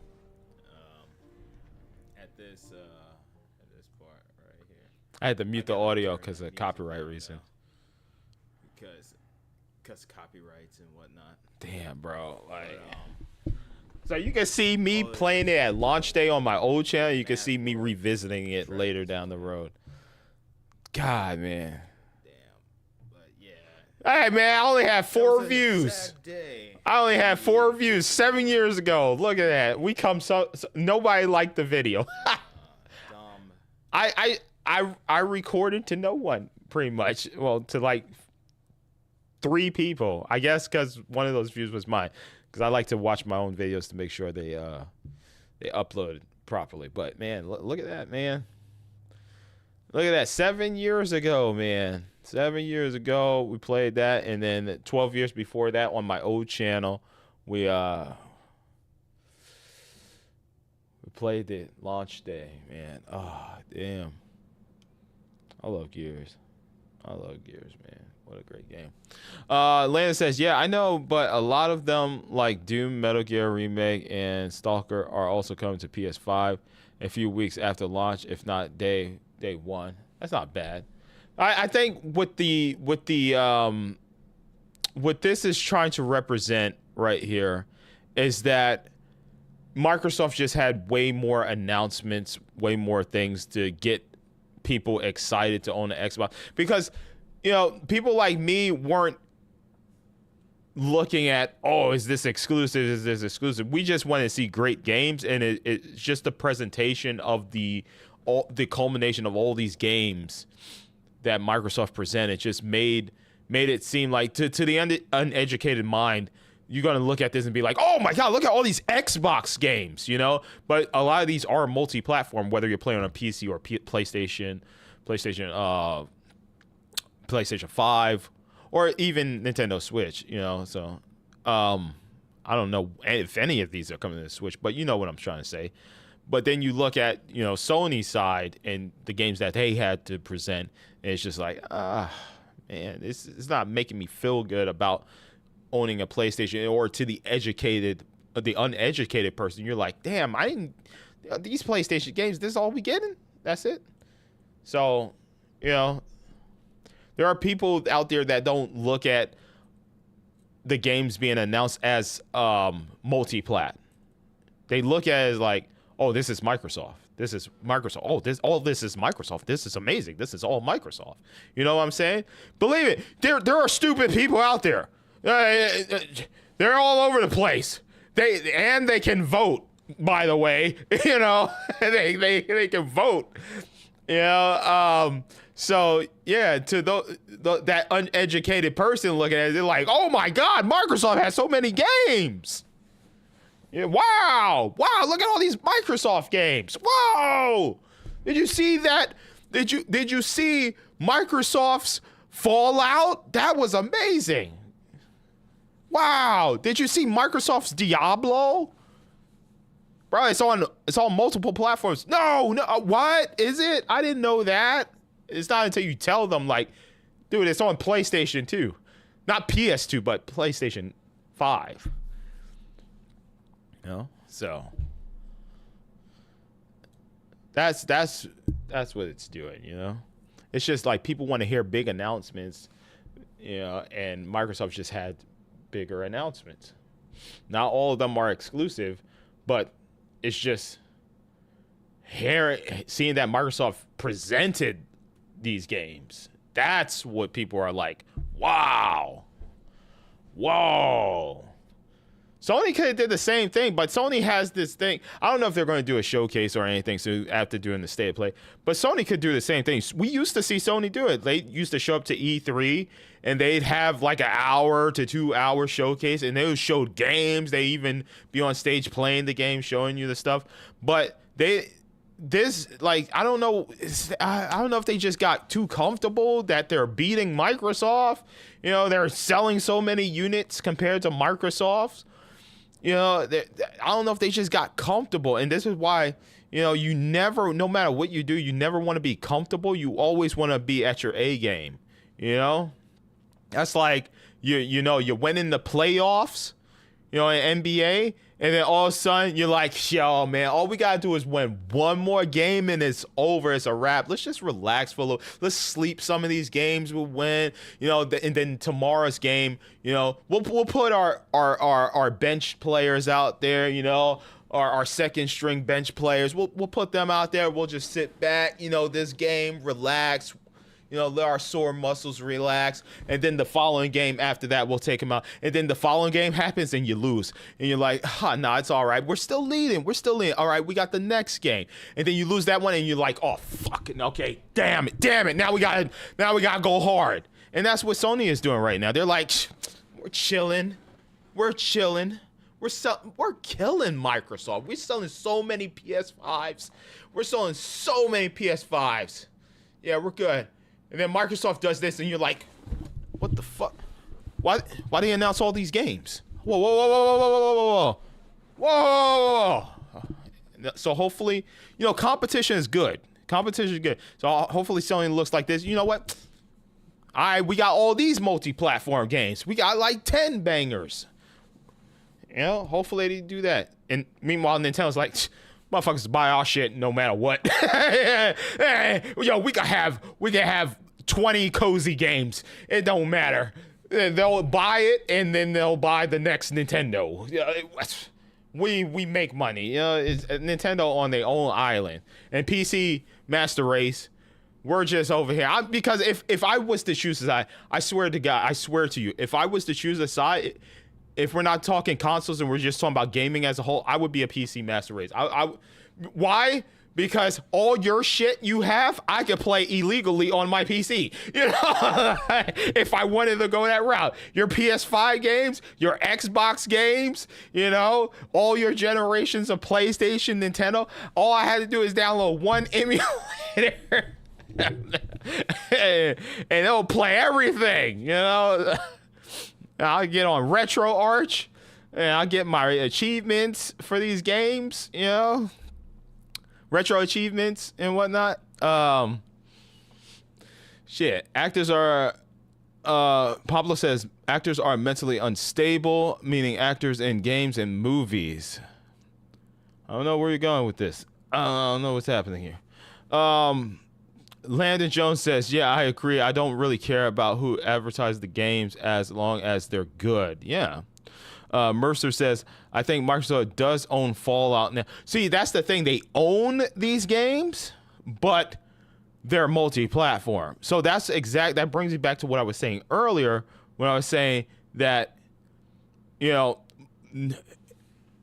Microsoft Xbox. Let me preface that before Raijin says that I'm talking about Microsoft, the company, and not the game division. I'm talking about Microsoft Xbox game division. Microsoft Xbox game division has their hand in all these pots, right? Because they own Fallout, they own Diablo. So whatever money they get from microtransactions or sales or anything like that, like when you buy the next season pass of Diablo or a Battle Pass or whatever, that's all, whether you're buying on PlayStation or PC, that's money coming back to Xbox. You know, that's coming back to them. You know, so that's totally fine. They could be like, hey, you know, we got Fallout could be multi-plat, but regardless, if a PlayStation user buys on PlayStation, that's money. We're getting a percentage of that money back. You know, it may not be a huge percentage, it may be a small percentage, but regardless, it's slow money, a slow return coming back on an investment. You know, and these games are already developed. Sea of Thieves already developed. They don't have to do much work. They don't have to do much upkeep on these games. Add new content here and there that probably won't cost them as much. And then over time, they're just seeing money drip back into their bank account. It doesn't matter how much money, but if you have your hand in so many baskets, you're just slowly bringing nonstop revenue back into your corporation. You know? Like, that's why I talked about investments and stocks and stuff earlier. That's why I made that reference.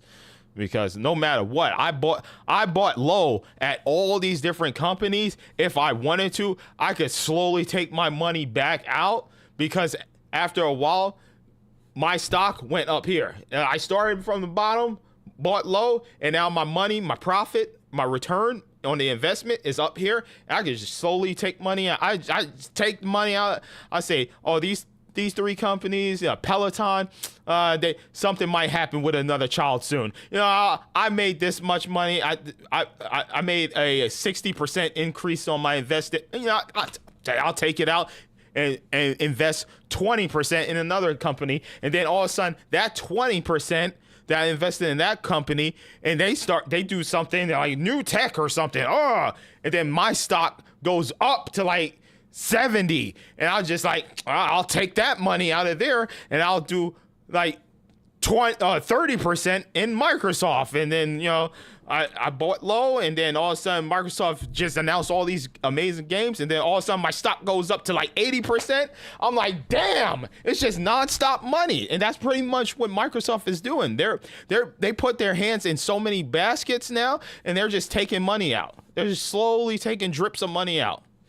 And these are already established games. Elder Scrolls Online, already established. They barely had to do anything. All they had to do was show up with a big bank, a big briefcase full of money, and said, we want to buy this. We want to buy your company. And they bought the company. And now, you know, they're going to slowly over time see investment, because people are going to buy microtransactions. They're going to buy the horse for $20 or whatever. I don't know what Elder Scrolls has. They're going to buy the horse armor for $20 or something like that. You know, and if multiple people keep buying the horse armor or new skins or sexy skins for their characters in Overwatch, like Widowmaker, like, oh, Widowmaker has a skin tight thong skin. That's money coming back in, you know? It's just slow revenue coming back. You know, it's Microsoft is thinking big, bro. They making moves, man.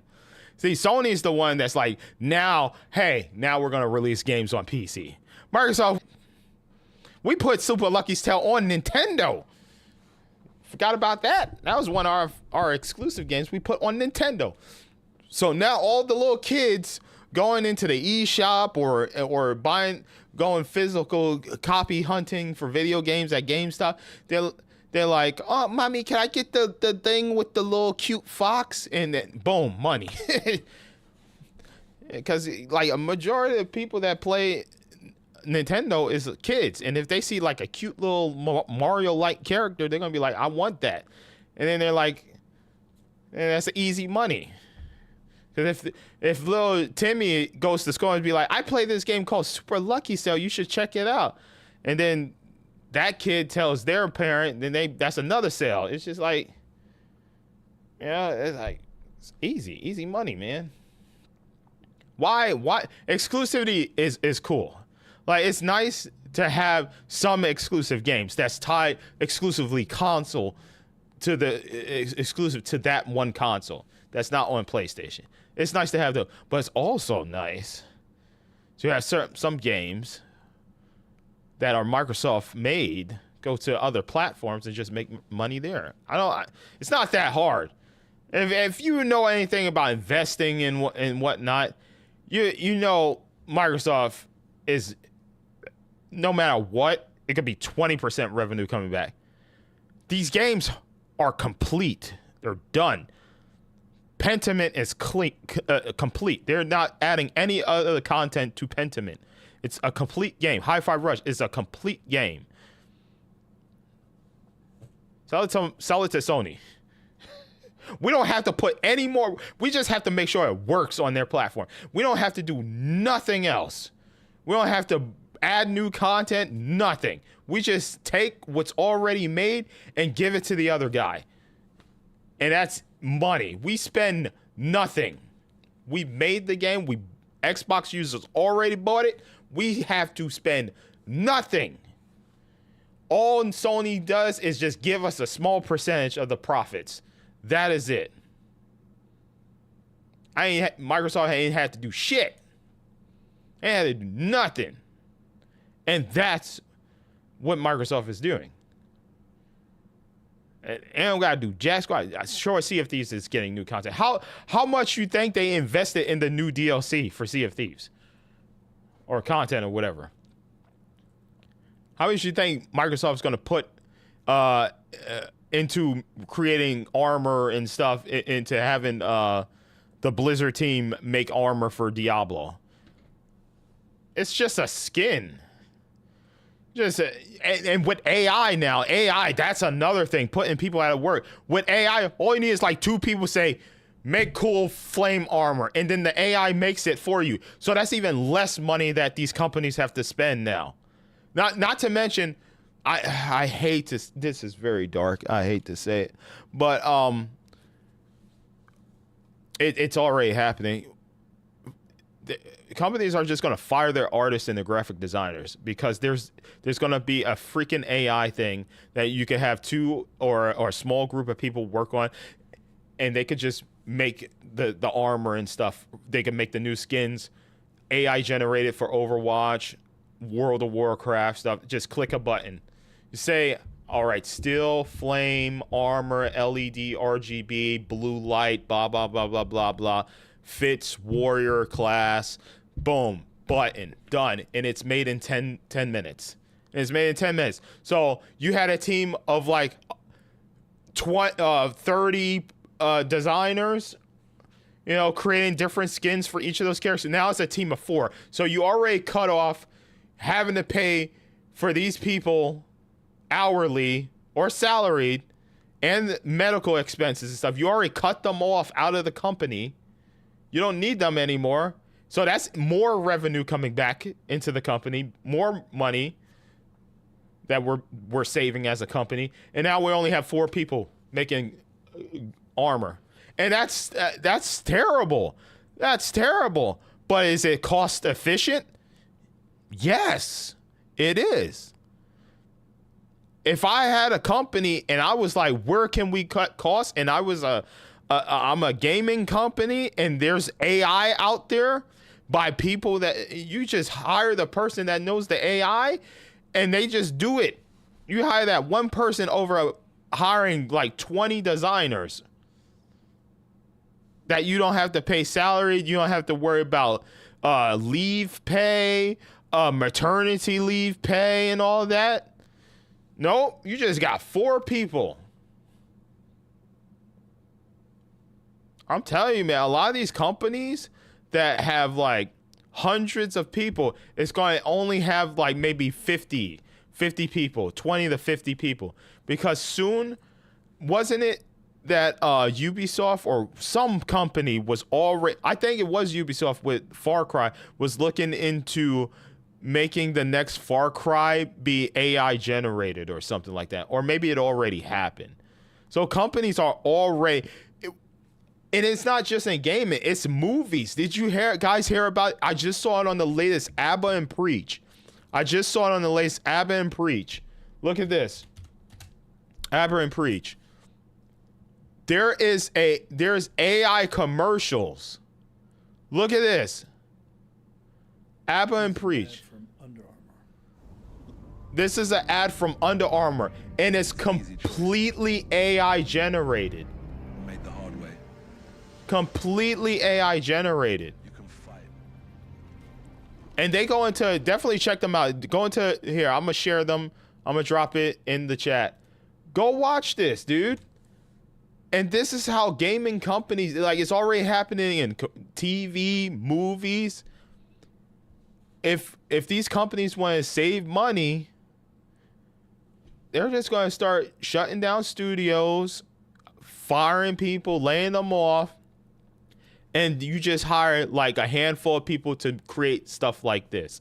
And I highly recommend ABBA and Preach. I love their content. Definitely check them out. But they even talk about it like you have to think logical. If you're the head of some company and an AI thing could do this in like 10 minutes, why should I have a plethora of people that I'm paying all these expenses to? Medical, leave, maternity, salaried, hourly. Like, when I could just have a robot, a computer AI thing, just make it in 10 minutes. You can fade. This is all AI. And look at this commercial. It's a Under Armour commercial. It's happy to forget you. Look at this.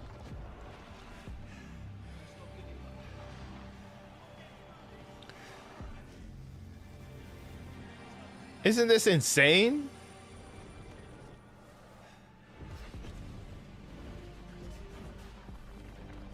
This looks like the next Creed, man. You could tell me this is the new Creed.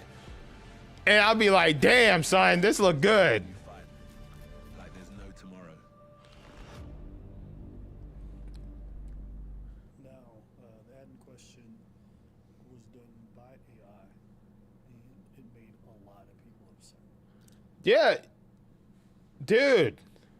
It's going to put people out of work. AI is the dark future. So what happens? Like this is gaming related too, man. What happens when people can't work and provide for their family? They're either going to be on the streets or shit is going to get real. And then Mercer says fucking hell.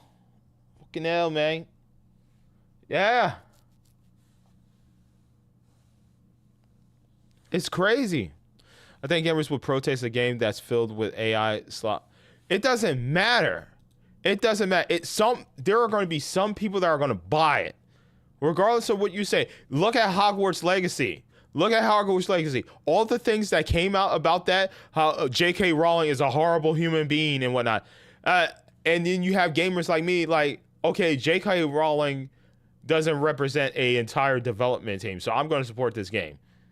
It's her, yes, it's her literature, it's her creation, her characters and whatnot, her world that she designed, but these people actually brought it to life in the video game, the developers that made Hogwarts. And what happened that year with Hogwarts Legacy? It became one of the, if not the best selling game of the year, despite all the controversy. So what do you think is going to happen if the next Mario, if Nintendo says, oh, the next Mario game is computer generated, AI generated? There's going to be people saying, no, don't do that. We want to support developers. But what's going to happen? You're going to have people like me, like, I want to play the new Mario game. This looks great. So it's going to put people out of work. I hate to say it. It's going to put people out of work, and then all hell is going to break loose. People, they're going to be back to living with their parents and whatnot. They're going to be working menial jobs, and possibly the food industry. You know, I know some people that like. Luckily enough, I got out of the Papa John's when I did. You know, but you can't working at Papa John's make enough to support an entire family. Like say if you have a traditional household, right? And you're the man of the house, right? And you're the only one working, and your wife is home. She's taking care of the house and whatnot, and you have 2 kids. McDonald's ain't going to pay for your electric bill and all that shit. Like, where you living, where you going to be able to pay for all that?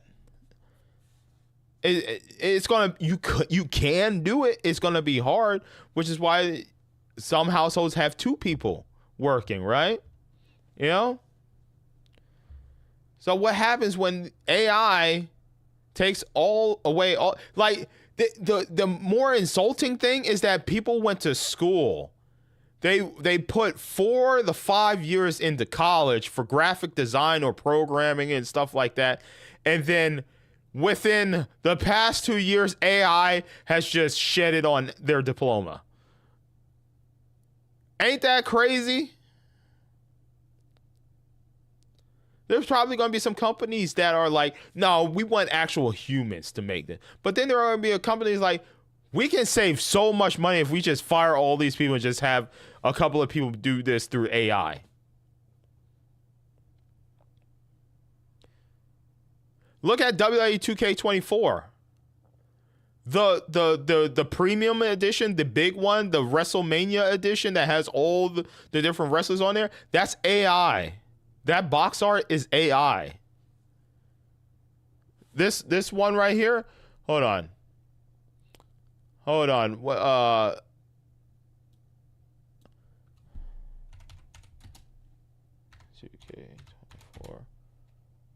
edition. This one right here. That one, that's AI. AI made that.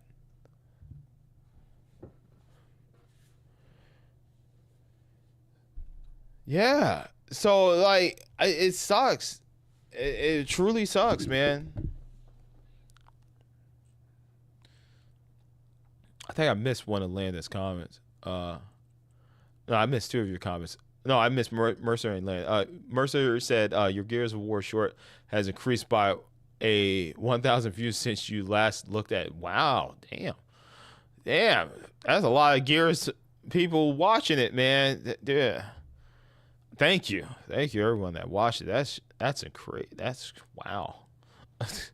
Man, it's like, man, if you do YouTube, do short form content, man. Short form content. It's all a gamble, man. It really is. Because I do these longer streams and whatnot, and they get like what 20, 30 views or so. If I just say I'm going to do TikTok or I'm going to do YouTube Shorts only, I guarantee you, if I just upload just only clips, it would get double to triple to quadruple what I get from long form videos or even short form videos. Like some of the videos that I do that's 20 minutes long. Like I don't do what the YouTube Shorts do. Because people are just scrolling through YouTube Shorts, watching clips.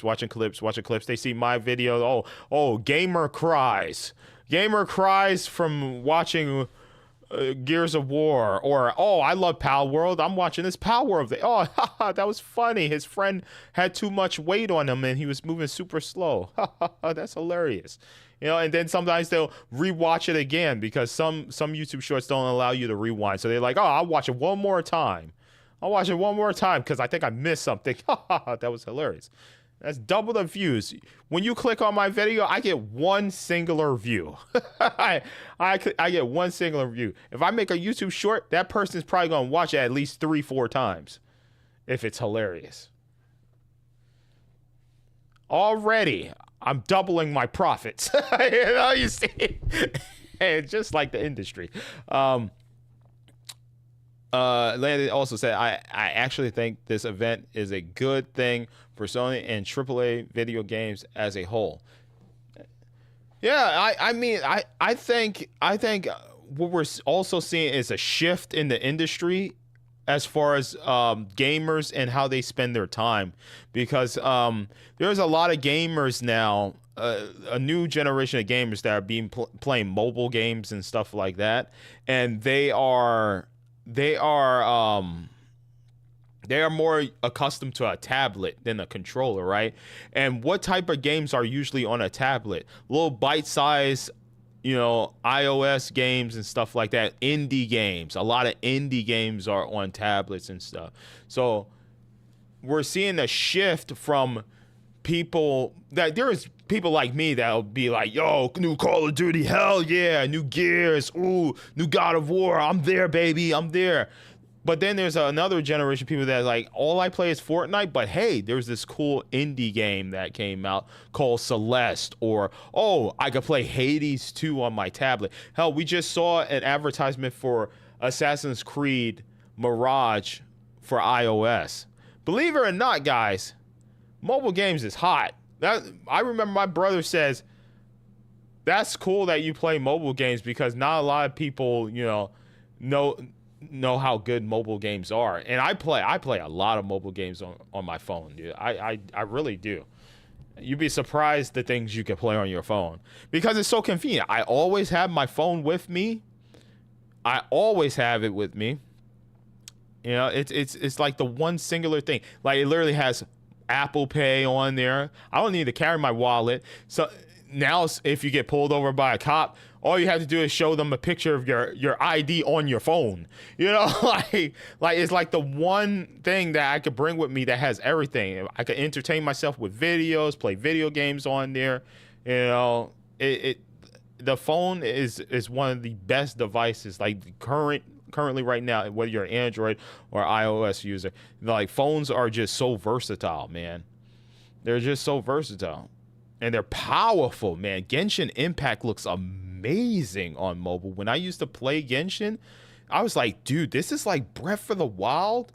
And I don't have to bring my Steam Deck, my Switch with me, my Nintendo Switch.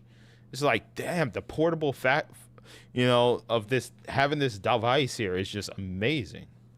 It's really cool. Let's see. Yeah, we talked about the protest thing. Mercer said Hogwarts Legacy problem for me was that it looked like an Unreal Engine tech game, which is a problem I have for a lot of games that use that engine. It did, but then when you actually play it, there's actually a game there to it, man. It's a pretty good action adventure RPG. If you didn't watch my stream, it's really fun. And if you're a Hogwarts fan or a Harry Potter fan of the movies or the books or whatnot, just walking through the school and seeing the different, pictures, anime, and people. It was like how I felt about Assassin's Creed and seeing Star Wars. It's just the world feels alive. It feels lived in. There's students walking to class. You could actually see them walking to class. You could see them having conversations. You could see them playing practical jokes on each other. It's just like, it felt like you were actually there in Hogwarts. It made your fantasy come true. Except the only thing is that it's not like a VR headset that you're putting on, you're like virtually there. You're living through your created character, but you're exploring through their eyes what it would be like to live in Hogwarts. And that was amazing. That was amazing.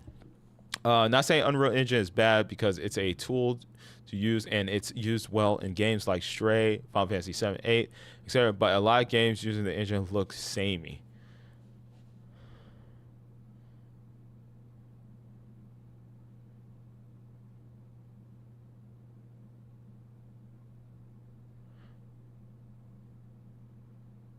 No, I think you could say that for just a lot of games in general that don't use Unreal. Like, I think there's a thing going on in the industry where a lot of developers, especially the big household names, are trying to make these games look more realistic. Whether you're talking about like Forspoken, God of War, Final Fantasy, like you said, Infamous, Second Son, there's a lot of games. We could even say the Order 1886, right? There's a lot of games nowadays that we get because of the hardware. They're trying to push it and make it look real. Oh, Hellblade, another one. That they're trying to show you how real they can make their game. And that's the problem with the industry. They're focused on how real to life we can make a game besides making a game. You know, sometimes they overlook how visually impressive they want their games to look. Like Godfall's a fine example. They want like, oh, we want this game to look amazing, like on the PS5, and then you actually play the game and it initially ran like shit. You know, so it's all about the quality of just getting the person to purchase the game. Like Stellar Blade is a fine example. The first thing, if you look at a box art of Stellar Blade, what are you going to see? You're going to see, oh, she is hot. She's skin tight, sexy. Okay, I'm interested. That's how they get you. You're window shopping. You see something and you're like, that looked good. I'm intrigued. Let me see more of what you got to offer. And then you see the combat and you're like, okay, I like that combat. Intriguing. I'm even more intrigued. And then you see the world design. You're like, wow, this would be great to explore. It's when you see somebody, if you're attracted to someone, what is the first thing you see about a person? You don't. I know a lot of women and some males are like, oh, it's the personality. To even get to the conversation or the personality, there is a certain attraction. There is a look. You look at that person, you're like, you are attractive. Whether it's you got a nice shape, you know, a man, your arms are well defined. Some women are into guys that, like me, that are like dad bods, or like, you know, thicker guys that not toned out. You know, it's just that certain personal, that look, that feature that gets you in. Like for me, when I look at a girl, she could be chubby or whatever. I said this on the other stream. She could be thick, like she could be fat. Okay, if she got a cute face, man, I'll be like, oh, I'm intrigued. Let's see what her personality is like. Then I'll introduce myself, conversate with her, look at her body language, see if she's interested, see making sure I'm not saying anything off rip that's like stupid or that's going to make me sound like an idiot. You know, I'm trying to move a certain way. That way I could develop a prolonged conversation with her. That way I could get to eventually know her, you know. Like I seen this, like there's one guy that I watch here on YouTube, Larry King. And there was this fine mamacita that came up in there. And he was making conversation with her. But the conversation with her was kind of stale. She was like, he's like making conversation with her and she was kind of giving back nothing. And it just like compared to his other videos that I watched, some women, you know, are willing to be like, you know, oh, I'm gonna talk with him. You know, maybe there's something she didn't like about him. Maybe there's a certain feature about him that she didn't like. She was a little off put by, you know, he has a camera when he's recording at the gas station. So, you know, maybe she's like, oh, what's this camera thing? And then he did ask her a question. He was like, oh, what do you do for work? And she was like, oh, I can't tell you on camera. So me assuming, I'm just going to make an assumption, like maybe she's a OnlyFans girl. I don't know. She's very attractive. And you're trying to say that you can't talk about it. So it's either you do OnlyFans or maybe you have some type of corporate job that, you know, that you don't want to you're out here presenting yourself. You know, she was wearing booty shorts, but maybe she works for an established company and she doesn't want people online to be like, oh, they have girls that just have their booty out like that, you know, working for this big corporation or something. So I don't know. Like off rip, she looked kind of like, you know, distant. She didn't want to, you know, talk too much. So it's just like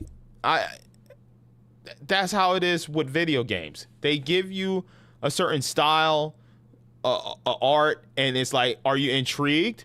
Do you care how many particles are coming out of this explosion? Do you like the way the character looks? Do you like the way the world looks? And then you know, a lot of these games start to look samey because everybody's like trying to chase that graphical aesthetic, you know, the realism. Like, look at Death Stranding. Look, this character looks amazingly real. Oh, wow. And then you play and it's like, oh, what the hell? This is not what I thought this was going to be. You know, yeah, it's just, there's a lot of people that just get, they like graphics, you know, they're graphic whores, you know. Oh, I gotta look amazing. Look how real it looks. I want the sweat to be dripping off my basketball player's scalp, you know. It's just like, I want it to look real to life. But you know what I want? I want fucking NBA Street. I want them to do somersaults, triple flips and whatnot and slam that ball into that hoop. That's what I want. I care less about how cool and polished the game looks, you know, as far as like how realistic. Well, I like polished games, but how real it looks, I don't care for that. I like when a game is just fun, you know. It could look real, but if it ain't fun, I'm like, what are we doing? What are we doing, man? Like, Forspoken looked great. Playing it was like meh. And then, like, the mission structures, you kept doing the same shit over and over again. I'll also use Liza P as an example. Great style to it, and it's made in real. Yeah, it's a beloved, you know, children's book character brought to life in a video game with a cool steampunk aesthetic to it. And it ran great. It played great. You know, there wasn't much wrong about it or bad about it. It was just a solid freaking game. You know, the parry timing window was a little bit rough, but I'm just saying, you know, there's a culmination of things. You know, like, yes, it has that realistic appeal to the character models and stuff, but it didn't take itself too seriously. It was like, okay, now this character is gonna be flipping all over the place. He's gonna be shooting stuff out of his arm. His sword turns into a flame sword. You know. Be right back. I gotta go bust a leak. Oh man, piss.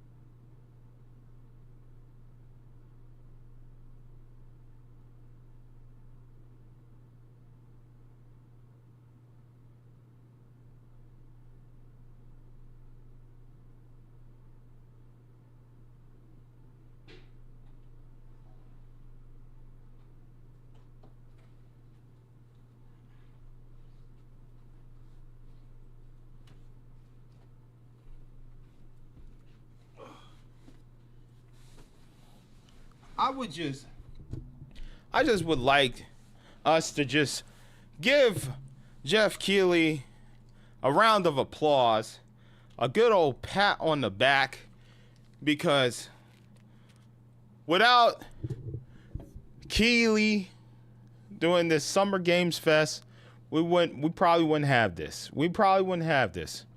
You know, who knows what would happen? You know, E3 was thinking about coming back. Who knows what it would have been like. But thanks to Jeff Keighley, you know, there is a time where the industry can come together and they can show what they got, man. And this was great. This was the best Summer Games Fest in quite some time. It was just like, I don't have many negatives, if any. I wish Sony would have showed up here, but they decided to do a state of play beforehand. It's all good. I wish Nintendo would have had theirs over the weekend, but they were going to probably do it later in the month. So I guess we could just call it Summer Games Fest month, you know, where, you know, we get our state of play, we get the Summer Games Fest shows, reveals, and then Nintendo drops their direct later this month. So it's just a month of game announcements. And there's going to be new announcements, I'm sure. There's going to be some developers post it on their YouTube channels, or maybe go into like IGN to do an interview, or GameSpot or Giant Bomb, doing these interviews and presenting their game exclusively on said show. So this was nice. This was very nice, man. I'm very happy with this year's Summer Games Fest. It has been awesome. I haven't scored any of the shows low, especially with the Summer Games Fest stuff that we saw here. I think I think I graded them on as a whole, so yeah, I gave the actual Summer Games Fest show a 7. I gave the Future of Play Wholesome Games, Latin American Games, a 7 as well. I gave the Xbox Showcase a 10 out of 10. And Ubisoft Forward, I'm going to give them a 9. I'm going to give them a 9 because, it's Ubisoft. They don't have much to show off. Beyond Good and Evil, I didn't expect that to be here. I just didn't expect it. A new Rayman thing, no.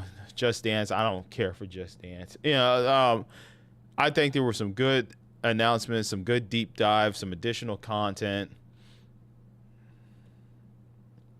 It is what it is. Mercer also says, yeah, I've been fortunate to have a video reach 50K views, but yeah, regular videos don't do as well as shorts for me. Yeah, shorts is where it's at, man. I would say try to do both. One fine example, and I kind of, which is one of the reasons why I do videos like this where I talk a lot.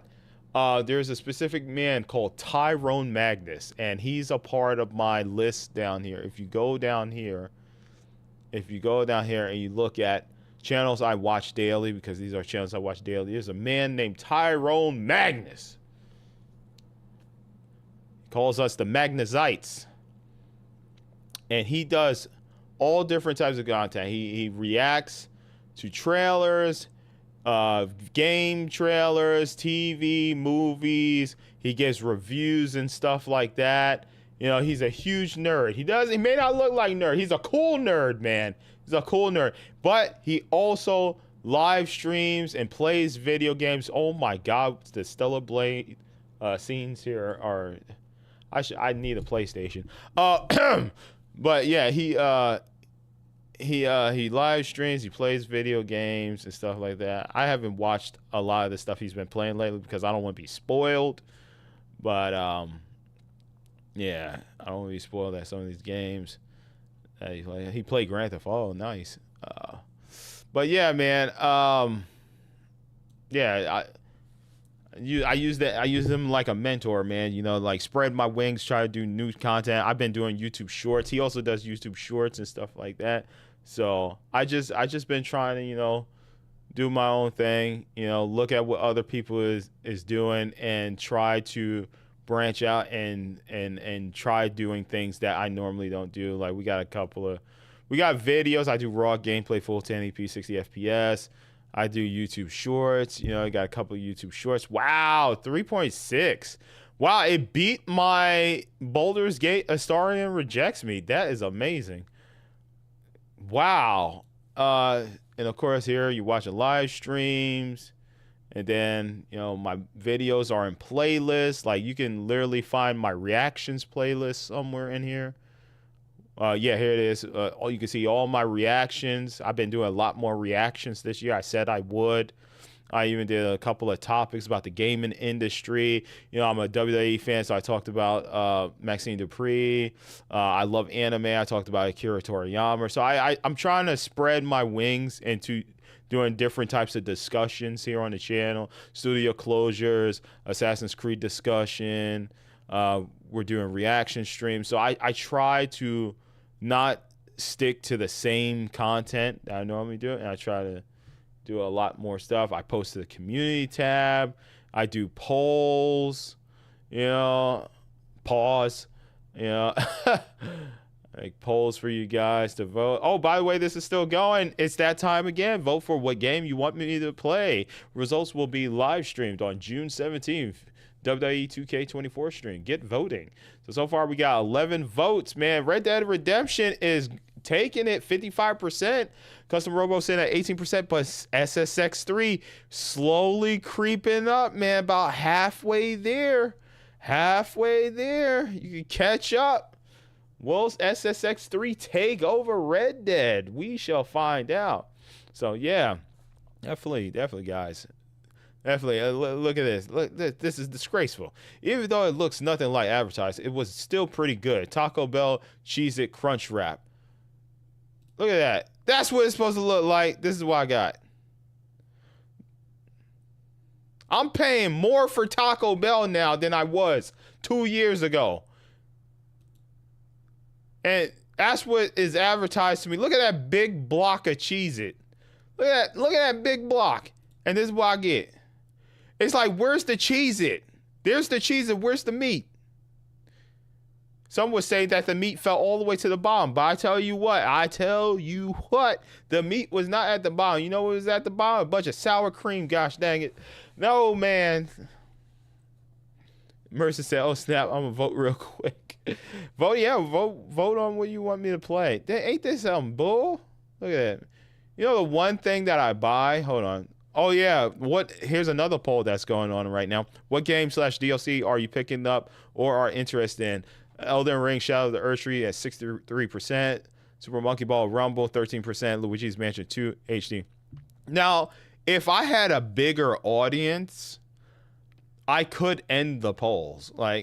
But I can't do that. There's no way to end the polls. You can do like a 24-hour poll and it'll end and it'll show you the results. But because I have a smaller audience here, I like to give you guys plenty of time. I wish YouTube would add a end poll feature. Or allow me to do a time frame. I would like this poll to end at least 2 weeks from now. Because my polls to end at least 2 weeks. So, yeah, just let me do that. Where is it? I'm looking for it. Hold on. There is something here. There is something here that I'm looking for. Because I had it not too long ago. So, we get screwed over on our fast food. You realize we're paying more for fast food than we was back in the days, or grocery shopping. Is that right? But the thing about the fast food restaurants is that they're giving us less and charging us more. Like you just saw with Taco Bell. That was very upsetting. Oh, man, I can't wait for the new season of The Bear. I binge watched The Bear. I finished Yellowstone. I'm caught up on Yellowstone. I'm going to start For Honor, which has Bryan Cranston. My mom said I should check that out. That's on Netflix. I'm going to start binge watching that.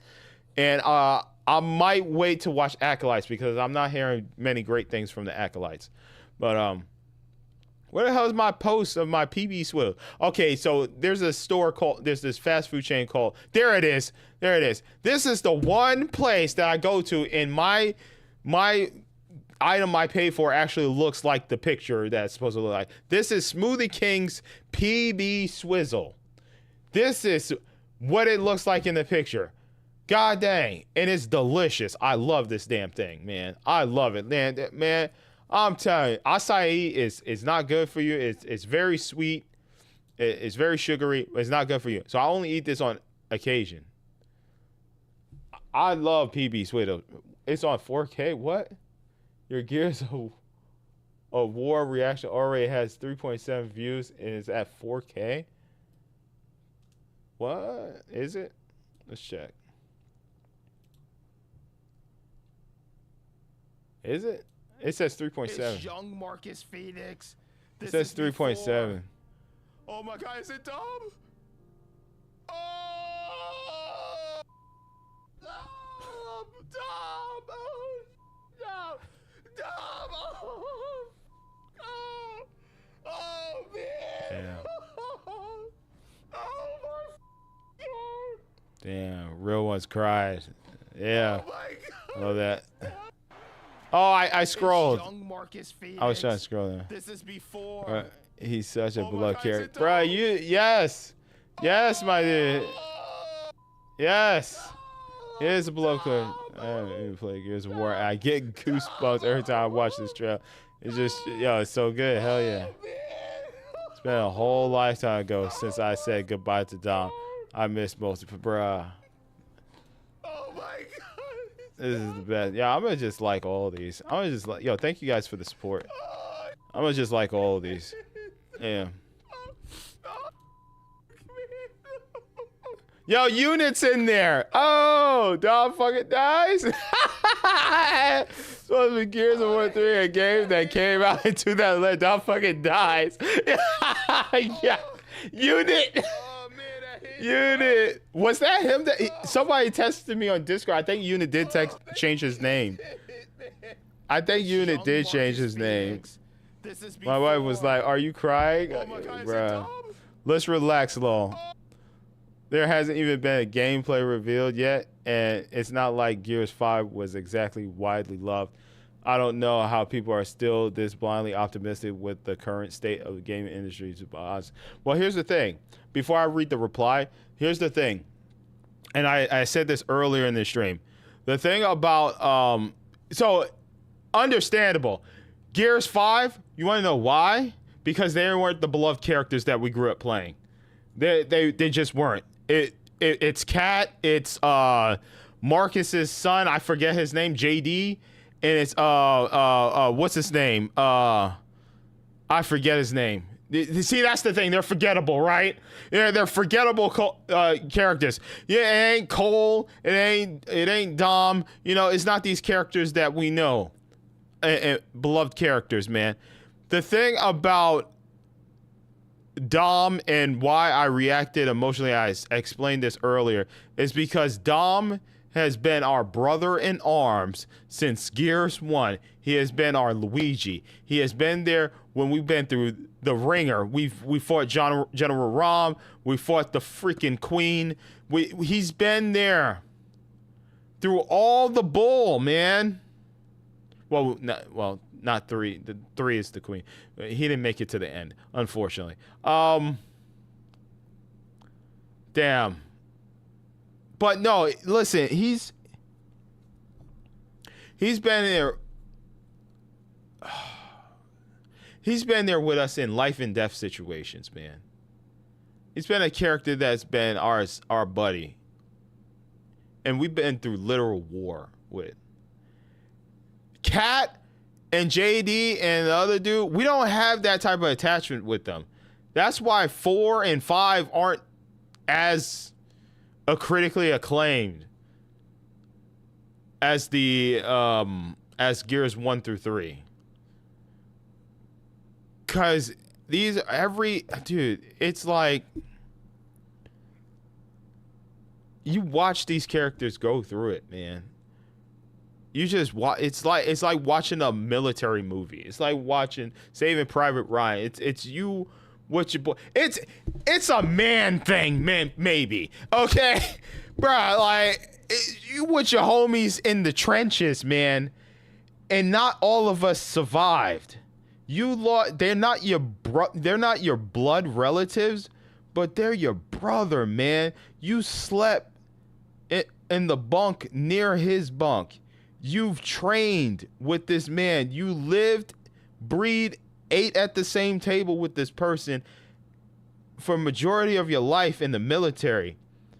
And then one fucked up situation happens where you have to go into a battle and your brother didn't make it. And that hurts. Because believe it or not, some guys go into the military because they don't have nothing else, right? And then they build these bonds, these relationships. And then it's time to fight. And luckily it doesn't happen as much as it used to. And then you lose your brother. And there's this thing called soldier eyes, man. You're so emotionally distraught. You come back to America, you come back to the States, you're not the same person anymore because you've seen way too much shit. There is so much fucked up shit.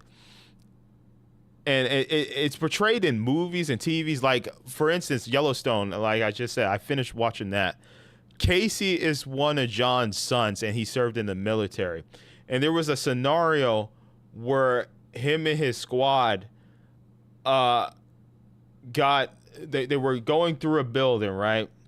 And it was this guy who had a gun, and he put his wife and daughter in front of him, and then he shot some of Casey's squad, and Casey had to make a decision, and he shot the kid and the mom to kill the guy, the father.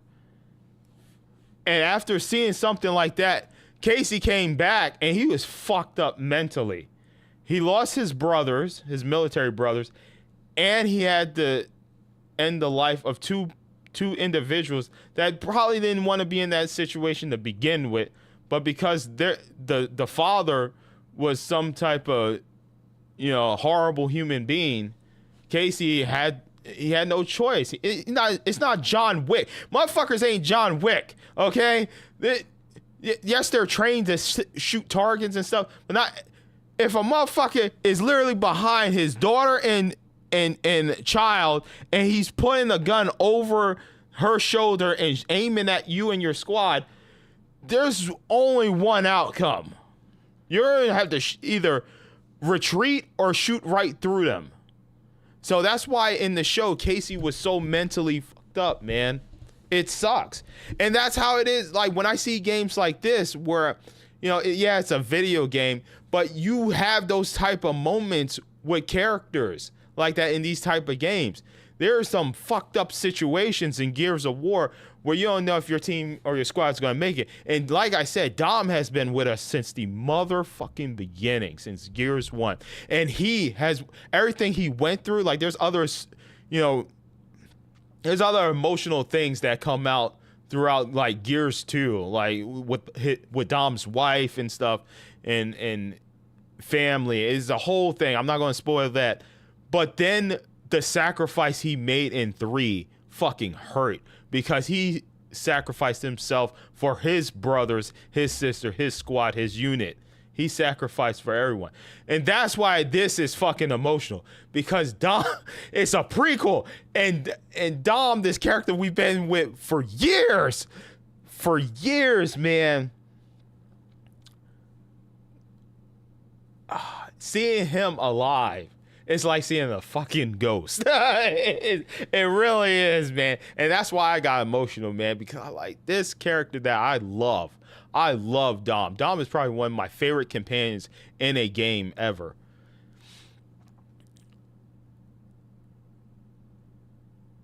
Ah, man. Him, dude. Oh, fuck, man. We get to play through another Gears with our brother. That is amazing, man. He's family, man. He's family. We're Vin Diesel. We're playing Vin Diesel. It's Marcus. It's like, that's an example.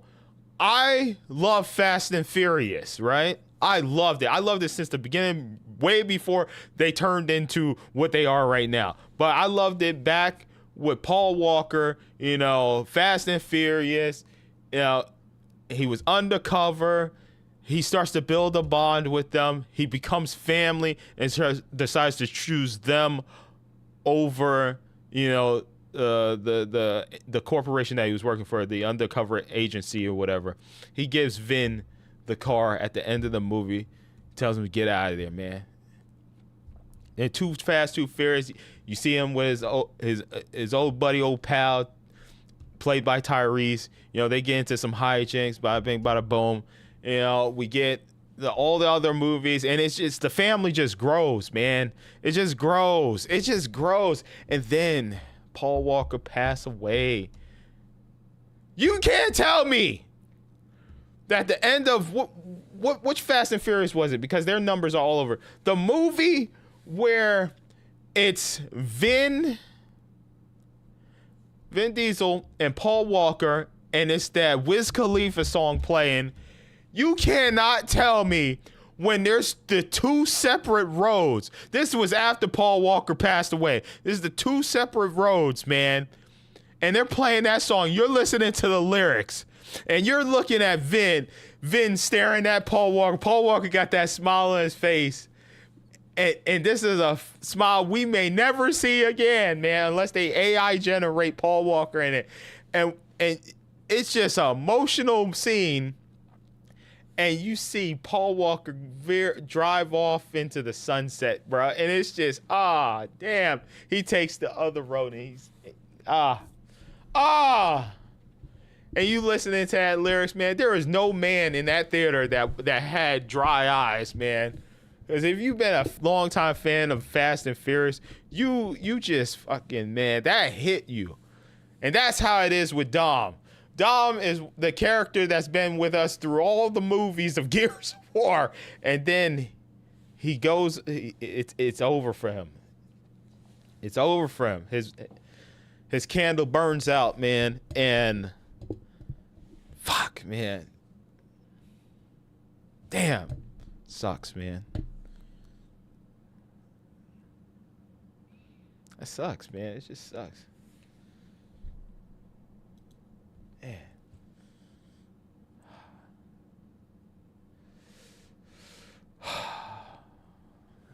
Damn. That hurts, man. So that's why Joshua. That's why we are showing up for Gears, because it's before that, man. It's before everything that effed up happened to them. It's the beginning of everything effed up happened to them. It's a prequel. So we don't have those moments with JD and Kat. Like, there isn't that. We haven't been with them long enough. Okay? I'm not going to care about someone I just met compared to someone I've known for years. You know? There isn't that emotional attachment. So I want to see the replies.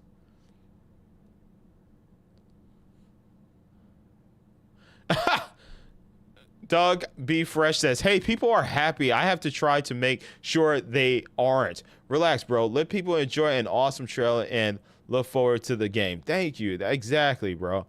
He said, Joshua responds, I can only get burned so many times before I lose faith. I've learned having zero expectation can be a good thing. But here's the thing. I don't think it's the expectations of the game. It's just the story. It's just the plot. See, with Gears right now, we're not seeing any gameplay. We don't know how it runs. But it's the story of, like, we know only what was told to us about E-Day. We're about to experience when shit goes straight to hell. The entire planet goes straight to hell. Okay? We're about to experience everything that we was told in literature, magazines, online, and in the game.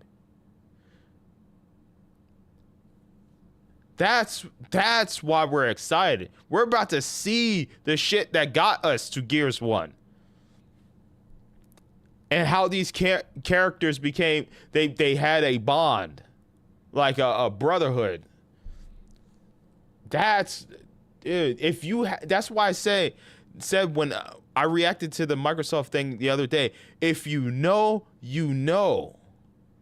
If you know, you know. If you know the story of Dom and Marcus during E-Day and all the other characters that we're going to possibly see in this playthrough, because I'm definitely buying this day one. That's a freaking given. I need to know if there's a collector's edition, because I think I have every special or collector's edition that ever came out for the Gears of War games. That's why people are excited.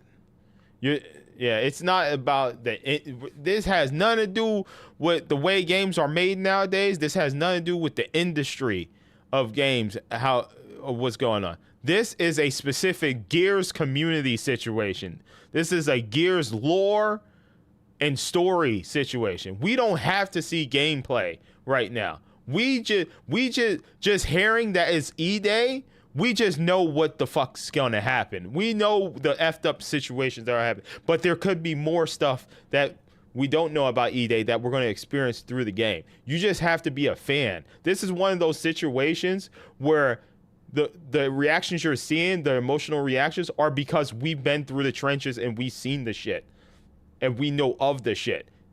A average person coming in that, you know, heard of Gears of War but never actually experienced it, don't know what this is about. You can't comprehend. It's just something that you're not gonna feel, and you're not gonna understand because you don't know. I would say play the games, and but even that, it was a specific time. It was like Halo to us. It's like whenever Bungie was like announcing a new Halo, you know, it was just, or back then when Call of Duty wasn't pumping out so many games, it was like, bro, you just knew like with the next Call of Duty that, oh, this shit's gonna get amazing. That's how it is with Black Ops. Like, we know the story of Black Ops and how crazy and fucked up it is, right? If you played Black Ops 1 and 2, right? Because shit gets crazy in 2. But, like, following the stories of these characters in Black Ops throughout the years and seeing how they developed and seeing the fucked up things that happened to them and seeing the betrayals and whatnot from beloved characters, like, I'm sure there are Call of Duty fans looking at that Call of Duty 6 trailer, Call of Duty Black Ops 6 trailer, like, oh shit. Now, because I didn't play every Call of Duty Black Ops, but I can't speak for that, so I don't have that emotional attachment to all the characters and the new characters that were introduced and stuff. I don't know, so I'm just going into it looking at it from like gameplay, graphical standpoint. But because I know Gears and I've been there and I've experienced the releases, the launches, and I've been there in the line at a midnight launch, experienced it with my fellow Gears fans, you know, just everybody exchanging Xbox Live gamer tags or PSN game. Well, not PSN. Well, there were other games there, you know, like, hey, I got a PlayStation 2. You want to play some PlayStation games? I got Killzone, you know, you exchanging gamer tags, or you exchanging whatever, you know, friend code or whatever the hell. But it was like, it was a fucking moment, and you had to be there. You just had to live in that time and be there in the times back then where it was like meetups at GameStop. It's like, you know, everybody rocking their tattoos and, you know, coming there with their Gears of War paraphernalia, you know, like the hats and stuff. It was just like you felt like you was a part of a community or a cult, you know, like it just felt really cool, man. It was awesome. And that's just not that type of stuff is a bygone era, because midnight launches don't really happen unless it's like a Pokemon or Call of Duty game anymore. Gears, it might happen, but the majority of gamers now are like, I used to say this too, like in the Xbox One era, I was only pre-ordering games digitally because I'm just like, why the hell would I drive to GameStop? You know, why would I go to GameStop at midnight when I could just download it at home? That's what it became. That was my little, you know, transition to digital only games. But those times like going to Borderlands midnights, Pokemon, Tekken, like with them setting up the GameStop, setting up the monitors in the GameStop and let us play the new Tekken 5. Those were amazing moments, man. And there are days that I wish I could go back to before, you know, the digital future that's upon us.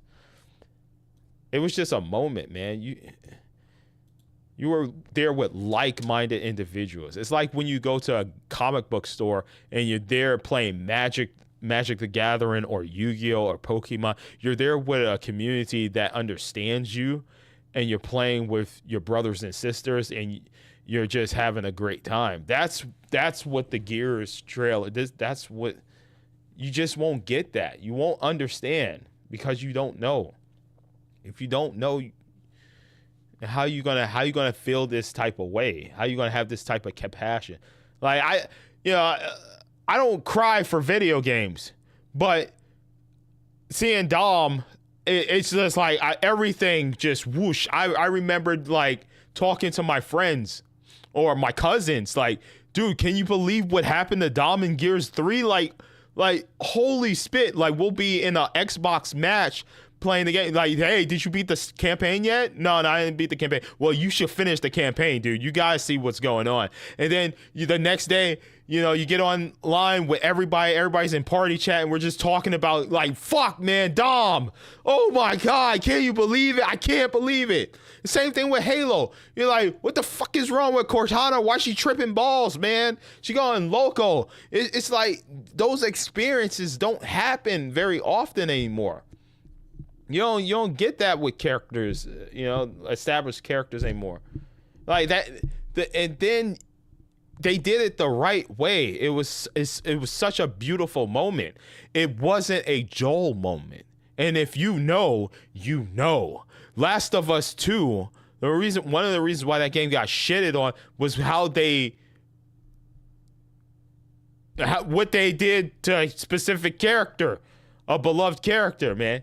And that game barely got to breathe. We were already in the second one. They couldn't even give us a third one. Another final example, Uncharted, Sully, man. Sully, dude. I'm telling you, man. That hit. Because Sully was with us in the beginning. And when you start seeing Sully acting the way he acting, then you start seeing, the transitions in Uncharted 3 with, how Drake and Sully first met and stuff like that. You're just watching two beloved characters interact with each other. And they're going through a hard shit, man. They're just going through hardship, man. Not every game is going to impact gamers this way. But there are games out there. There are games. And I think the one community that's really going through it, because all the things that have changed, is the Final Fantasy VII community. Because there's a specific story that we played that Square is just completely fucking up, and they're doing things that they should not be doing. I wish they would have stayed true. Like the things I heard, I wish they would have just stayed on the course and then changed things. Because the story we was given was a freaking beautiful story. And there was an emotional attachment to a character in Final Fantasy VII that they just threw out the window for the remake. So it makes it like, what the fuck? What are we doing? What are we doing? Where is this going? And we won't know. Well, we do know. Apparently, like, if you finish remake 2 or whatever, I'm just calling it remake 2. If you finish remake part 2, like, there's no way they can set the course back on track, with the third one. So a lot of people are saying that part 2, they're done. Like, they're not picking up part 3, which is why Square is all, it's not just the fact that they didn't have the port of part 2 for PS4. It's also the fact that they've changed so many elements of Final Fantasy VII, and that a lot of people are just like, I don't give a fuck. I don't care about part 3. I just don't care. Like, thank you. This game is amazing, but you just changed up the story in ways that I am not a fan of, Tell you, man, like, if there was a new Apex game, man, I'd be like, yo, man, I've been there with Spike, man, catching these monkeys, man. I'm telling you, bro, I'd get emotional too if Sony said, yo, Apex Escape, new one, dropping right now. Spike is back. He's an adult. He got kids now. It's like, oh shit, man. Oh, now the kids are catching the escaped monkeys and whatnot, right? Yeah, you had to be there, man. You had to be there. You had to be there. Landon said, yeah, it's almost like people don't respect good fictional characters in games nowadays. Yeah, man. Yeah, dude. Fuck, man. That's like what if Goku died and could never come back? Could you imagine all the Dragon Ball Z fans that would be a sad day, man. Could you imagine You know what got us? Naruto and Sasuke. When Sasuke abandoned us and he left the village. And then it was like watching two of your favorite characters who were like brothers, who's been through it. They survived the tuning exams, you know. They survived Gaara. And then Sasuke is like, I want to become stronger, and I know what I have to do. I have to break my bonds. And that's, I think, damn, that's why Naruto Broken Bonds is the name that they gave it for Xbox 360. It just hit me. Because Sasuke had to break that bond with Naruto, that friendship, that brotherhood with his team, with Kakashi and Sakura and whatnot, because he needed to become what he needed to become to fight his brother Itachi. So he went to the dark side. And then they fought on the river, and then the anime changed the animation, and it looks so badass with Naruto and Sasuke fighting on the ocean, man, in the river, man. That shit was impactful. It was, man. There's so many crazy things in anime and games and TV. Fucking Aizen in Bleach, bro. Aizen. I love Aizen and Gin. They were my two favorite characters from Bleach. When I found out what Aizen's motives were, I was so fucking pissed, man. I was so pissed. And then it was Ichigo and Aizen, and that fight was so fucking emotional, man. I was like, damn, bro. Damn.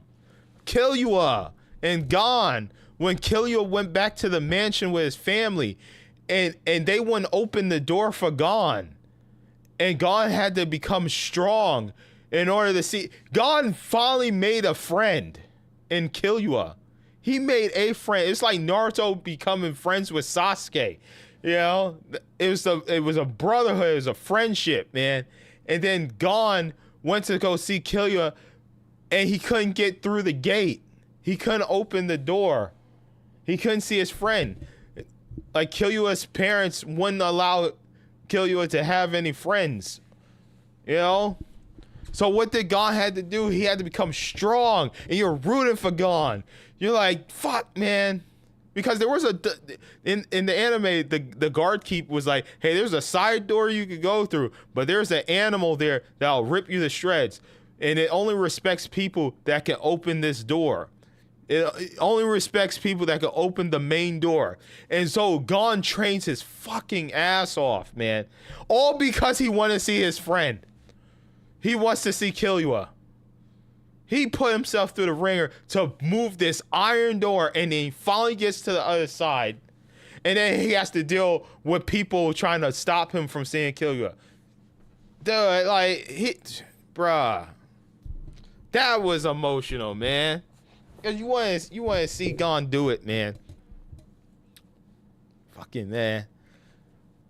And only people that watch the anime would understand. Like, if they was to say, okay, this is the Hunter x Hunter and game, and you would see people getting emotional watching the trailer. If it was like to the state of like that scene, like if we saw something to that scene, and you just know, and you see the iron door and stuff, and you see, you know, Gon training to get in there to see Killua, you're gonna see people that don't know what the hell's going on be like, oh, okay, that was an interesting anime game. And then you're gonna see anime fans like, yeah, fucking do it, Gon, you got it, bro, you got it, man, you got it, you could do it.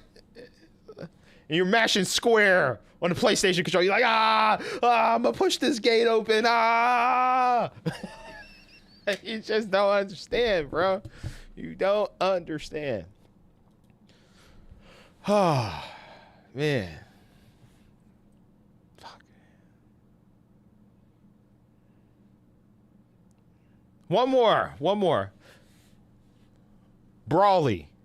Dragon Ball Z. If you don't know the backstory of Broly, you're like, if you, man, what was it? Was it Dragon Ball Super in the theaters? Was like the first big Dragon Ball Z movie that was released in theaters here in the States. I think it was, because it was like $15-$20 a ticket when it initially came out. It was like Dragon Ball Super Broly. And if you didn't know the backstory of Broly, you'd be like, man, Goku, whip that guy's ass. But I'm in the movie theater like, fuck, I don't want to see Broly and Goku fight, man. Because I know the hardship that Broly's been through. And I love Goku because I watched him as a kid grow up. And if it's just like, bro, it's emotional, man, because you're like, you want them to stop fighting, but the battle looks so fucking cool. But there's like two beloved characters that, Goku was abandoned, because of his planet, the Frieza. If you know, you know. Yeah, another situation. If you know, you know. Frieza freaking betrayed the Saiyans. Frieza was a son of a bitch. Anyways, and then, you see Kakarot grow up and he's a man now, and then you see Broly grow up, and then, see that confrontation between Goku and Broly. It's just like, fuck, man, this sucks. This is amazing to watch, but man, it sucks seeing these two characters, because the way they grew up. Like Broly grew up in a fucked up situation, and Kakarot kind of, he had Master Roshi, but it's just like Broly was like a whipping. He was just like a whipping. It sucked, man. Yeah. But it's nice to see, like, eventually Broly did become friends with Goku. Man, that's yeah. Fuck yeah, man. There's a lot of things out there. You just have to. I'm sure there's people out there that feels the way I felt about Gears of War, but with other things. And if I was to see that thing that you love and cherish and that you know the backstory of, and if I was to see that, I'd just be like, oh, okay, that's cool, or whatever. But you will feel a different way. You would probably feel a different way. You'd probably be emotionally attached to the characters and stuff like that. So, with that said, it's been a day. What should I eat for dinner? I was thinking about getting the acai bowl, but I'm just like, nah, I'm good. How do I go back to my channel? Your channel. There you go. All right. Did it reach 4K? Did it reach 4K? Nice. See, did it reach 4K? Oh, wow. Thank you. Thank you. Thank you, everyone. Thank you for liking the videos, watching it. I appreciate that. Wow. It beat. It's catching up to me and Ghost. At least he tried. Pal World. It's catching up to that. Wow, thank you everybody that watched that. There were days where I was like, man, if I just become a shorts channel, I have all this content. I could just like take a week off from streaming and just make a bunch of shorts and just, because it's easy content. It doesn't take me that. I got really good at editing and making short form content like YouTube shorts, so I could definitely do that with a bunch of my videos and like find little funny moments in my streams and just upload it. But I feel like that's cheating the system. it's like cheating the algorithm. So yeah. Good discussions, guys. Good talks. There we go. We did it. We did it. Now we're just gonna wait for Nintendo. We're gonna wait for Nintendo. That is all the events. Merciverse said it just turned midnight for me. Gotta head off and head to sleep. Fun stream. Catch you later, bro. All right, thank you. I'm also signing off now, guys. Too. I will be back later tonight for some Summer Games Fest demos. We're gonna be playing some demos. I was going to download them on the Steam Deck while I was watching the stream, but I didn't do that because they didn't organize my wish list. I'll just do that here after the stream. But yeah, it's been a good one.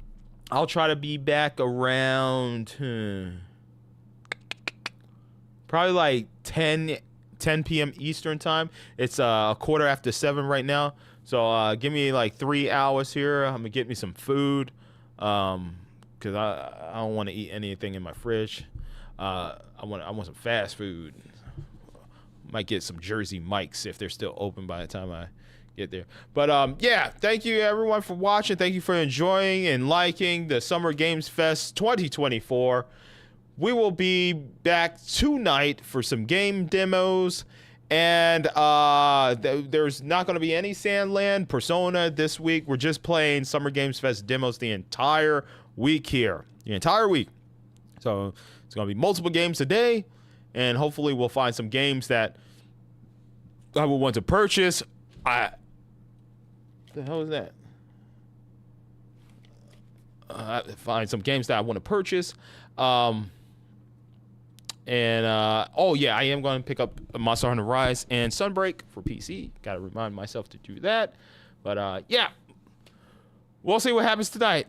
Hopefully you'll tune in. Lance Joseph, I swear I must be dreaming. 3 good back-to-back game showcases. Somebody wake me up, dude. It's been a amazing Summer Games Fest. Thank you again, Jeff Keighley. Thank you so much for making a E3 for us. I think we can officially say E3 is we could put that in the rear view mirror, and SGF Summer Game Fest is our new E3. We don't need to make any references to E3 anymore. It's now Summer Games Fest. Thank you, Jeff Keighley. Thank you for all the hard work you put into bringing the gaming community and the industry together for a great time of the year. And I look forward to seeing what games win the Video Game Awards. You know, hopefully some games that I love will be recognized. You know, like A Plague's Tale didn't get recognized, didn't win any awards. Why did it get recognized? It just didn't win any awards. Hopefully, some great games win awards this year. Obviously, Elden Ring is going to win Best DLC content or game that's been around for a long time. It's probably not going to be Fortnite again, right? It's going to probably be Elden Ring for continuous content, you know. So yeah, thank you again, Jeff Keighley. If you ever see this, I don't know. I just talk into the wind and see if my words catch anyone. Damn, that was beautiful. Wow, I got to write that one down. I just speak into the wind to see if my words catch anyone. That was quite poetic. I gotta, you know what? That's gonna be Brandon 2024. I just talk into the wind to see if my words catch anyone. Brandon 2024. That was quite poetic. Ladies and gentlemen, if you enjoyed today's stream, definitely hit that like button. Sub to the channel with the notifications bell turned on. That way you'll be notified whenever I go live, whenever I upload any new videos, or whenever I post to the community tab. Thank you all for watching. I hope to see you all next time or later tonight for some more video games. All right. Good night.